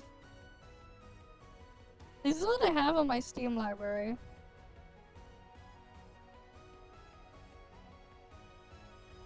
Alright, we just scroll down.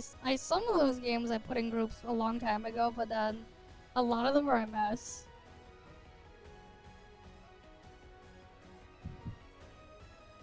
Like, I have a bunch of shit in my Steam library. Like, I got all the Mega Man shit in here.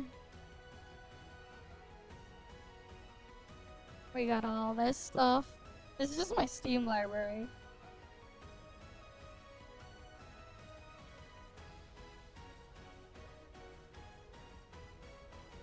And like a bunch of other shit here. Yeah, I have like most of them. But yeah.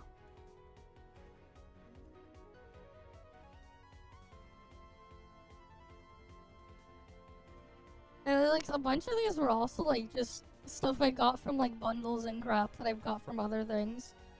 Right, because like Trails in the Sky first chapter, this thing is later this week. That's in a few days. That's on the 19th. Not today.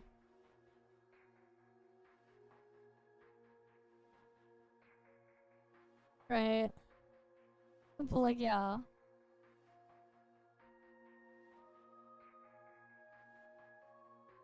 I got a bunch of stuff in here. What best acronym game had in a while? What is? What is the best acronym a game had? Yeah, I have like all these Sonic games here. I have like fucking Sonic Generations is in here twice. Oh yeah, tits. That is true. Tits, Trails in the Sky. That is true.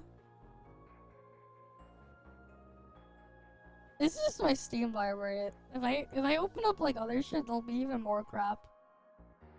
But this is just on Steam. I have like 300 something in here. But like it also counts software that I've used for things I've messed around with. So it's like, yeah.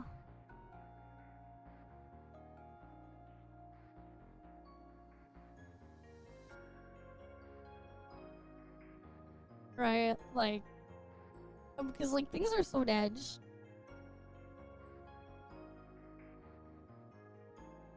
You know, things are so edge. I remember this one. This was like a sponsored game. I remember when I played this because this was something I got sponsored to play, and then I dropped it after that one stream. No, the problem is it's because of Windows 11, man. I don't want to attach my Microsoft account to Windows 11. I already went through great pains to make it so I don't have my Microsoft account attached to my Windows install, and I don't want it to change. I went through great lengths to make it so it's not touched. Because some of the stuff that I put in place on Windows 11 will break once I do that, and I don't want to deal with that. You know? There are things I don't want to deal with. So like, yeah.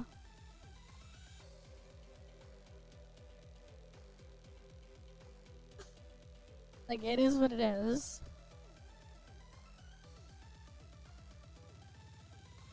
Oh yeah, Snowbreak is on there. Though I only use this version of the Steam version of Snowbreak whenever I do dailies on my Steam Deck.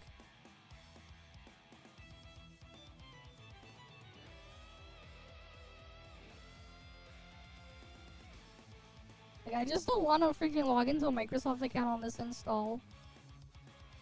On this machine. The last time I touched Minecraft was on my old computer. I'm not putting it on this computer. Though shit like this hardly counts as a game. That's just a freaking clothing maker thing. For Vroid. But yeah. I had Rocket League before it got delisted. I had stuff like that. I even have Fall Guys. The Steam version of Fall Guys is on here. Because I got that before it got delisted too. Because, like, yeah, that's the thing. But yeah. Yeah, that was a Digimon Time Stranger demo there. What the hell was this? I don't remember getting this. What is this? Oh, this was for when I was messing around in VR. They changed its name. I see. Because, years ago I messed around with VR stuff as well. Oh, I have them.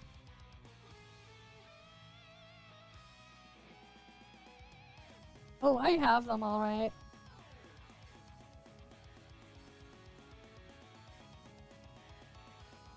I got, like, everything in there before it was delisted.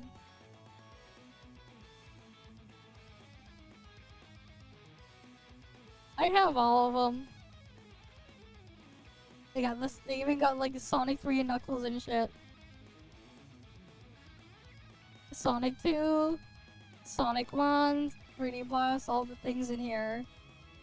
I have it. I do have it.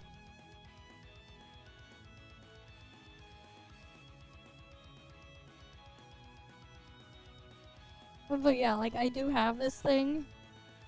And yeah. Shit's delisted, so you can never get it anymore. I don't know why they delisted it.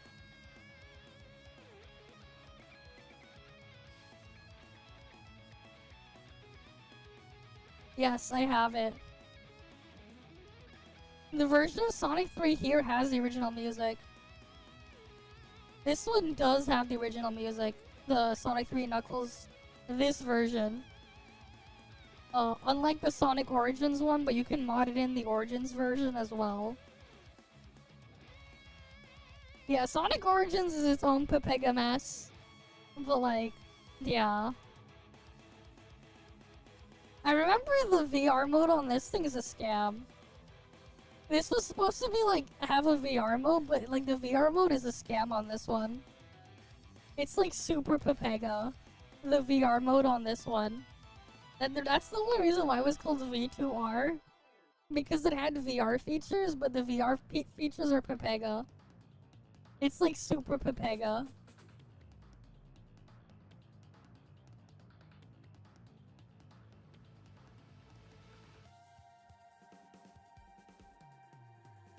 What the hell was that picture that flashed really quickly on there?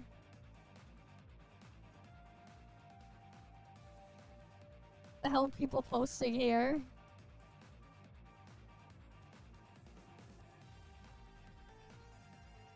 I see. But yeah, I have a bunch of these ones. I got most of these for free. Because like I did like a bunch of tests for some of these before. So like I got these for free and plus other things because I actually did at one point game testing. So like that's part of how I have a lot of these. And I ended up getting those for free there. These ones. There was like a couple others as well. Like some of those, like, and like this was like the last time I tested a game for them. I got this thing. It is. It is made for fan service. It's the kind of thing where like you turn on and listen to the brain dead dub that they have because like it's just purely for the jokes and references. That's literally the entirety of their games. It's just freaking jokes and references everywhere. So like yeah. Like as a turn-based game there's like nothing special. Like pretty standard stuff in them. They're just like basic ass turn-based games, but yeah.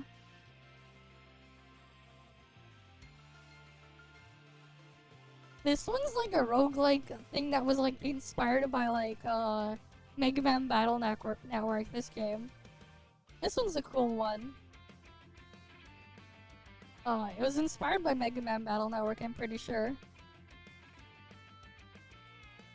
Yes, they did. But like the entire thing about Neptunia is it's all parody. Like it's all parody. But like yeah, it's just entirely just parody shit. I did pick up Persona 5 recently. I haven't touched it yet. Part of the reason why was it was in a Humble Bundle. I paid like $15 for it. So like I now have Persona 5 Royal because I got it for $15.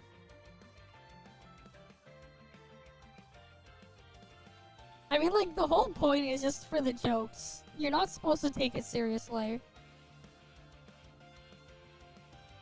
Because, like, technically speaking, if you take it seriously lore-wise, it means the conquest ending of the second game, the bad ending here, is canon.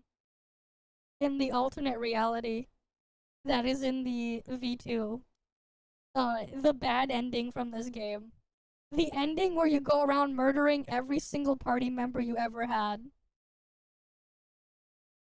The ending that gave the original version of this game an M rating because you go and murder all your party members so you can kill the final boss. It's technically canon. You can even find the weapon you get from that in V2. But yeah. If you're ever curious, look up Conquest Ending. It is quite something. It is quite something. The Conquest Ending. Because yes, you go on a spree murdering every single party member. And it was graphic enough that, yeah.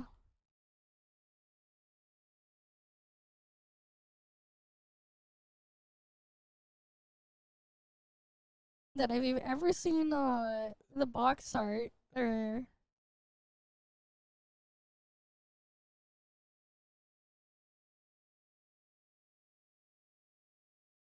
it got an M rating.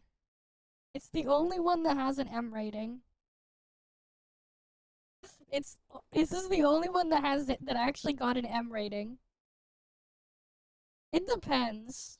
It depends on how it's structured. If it flows in organically enough, it's fine. Otherwise, meh. It depends. But yeah. The reason why I got an M rating is specifically because of that ending. And Genshin is just really bad. That's his own other problem. Oh, but yeah.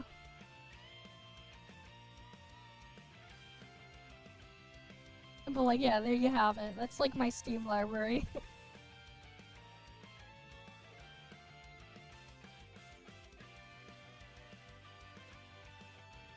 Right.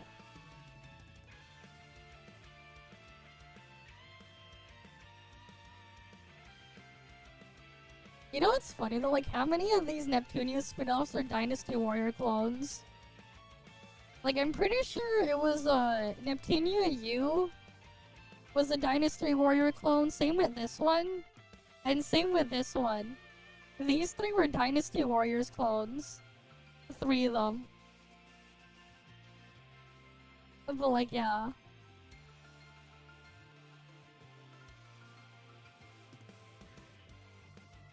Yeah, like, and I have all the Mega Man games here. Because of course, well, I don't have X Dive, but like Mega Man Legacy Collection 1, 2, 11 is there. Mega Man X Legacy Collections are here. The Zero ZX collection is also here. And the Battle Network collections are here. I got those. I got lots of things.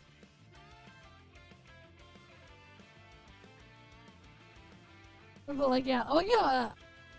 Remember Nornium? I wonder what happened to Nornium.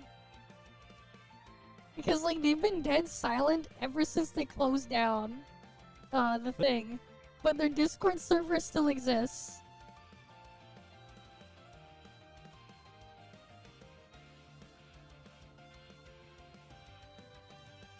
Yeah, but it's not real MMO, so it's whatever. Who cares about simulator? You come back when it's a real one. But like a lot of those like fake MMO things, like they end up falling flat for what they are.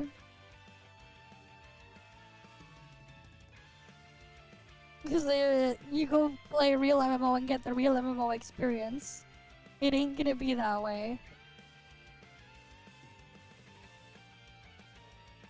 But yeah.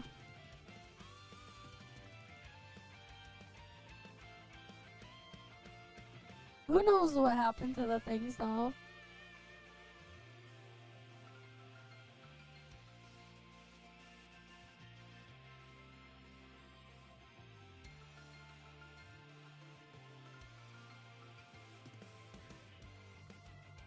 Yeah, well, does it have people randomly spamming anal in world chat or whatever? If it was real MMO experience, you're going to see people like posting random troll crap in chat, and then like linking, and then spamming anal plus linking something else. Like random achievements or items or whatever.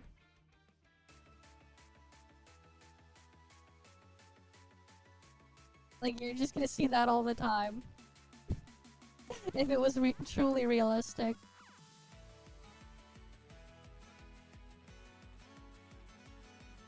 Well, like, yeah.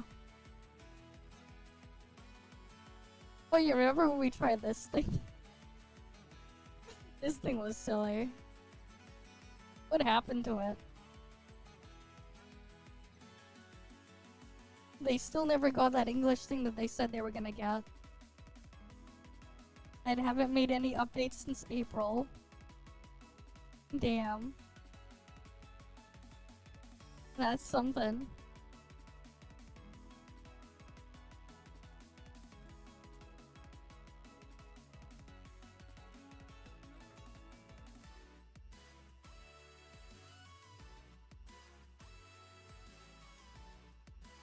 Wonder what happened to it.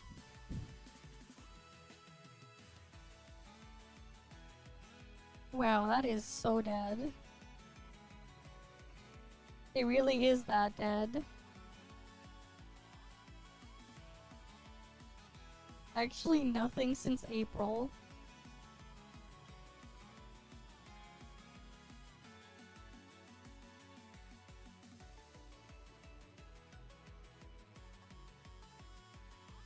That's crazy. I wonder what happened to it.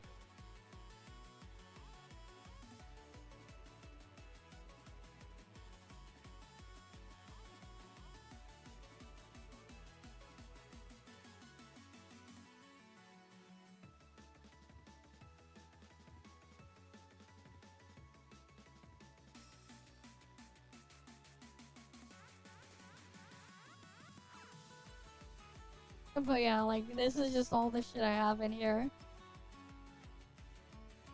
It opens up more if I open up my Heroic Games launcher. But like, yeah. This is what we got in here.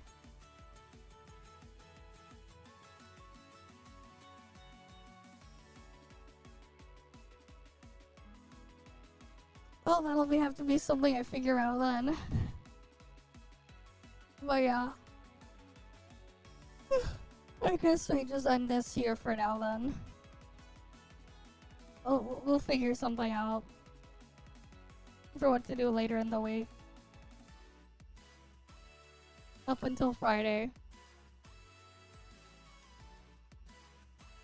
Because, like, it's not like there's anything else.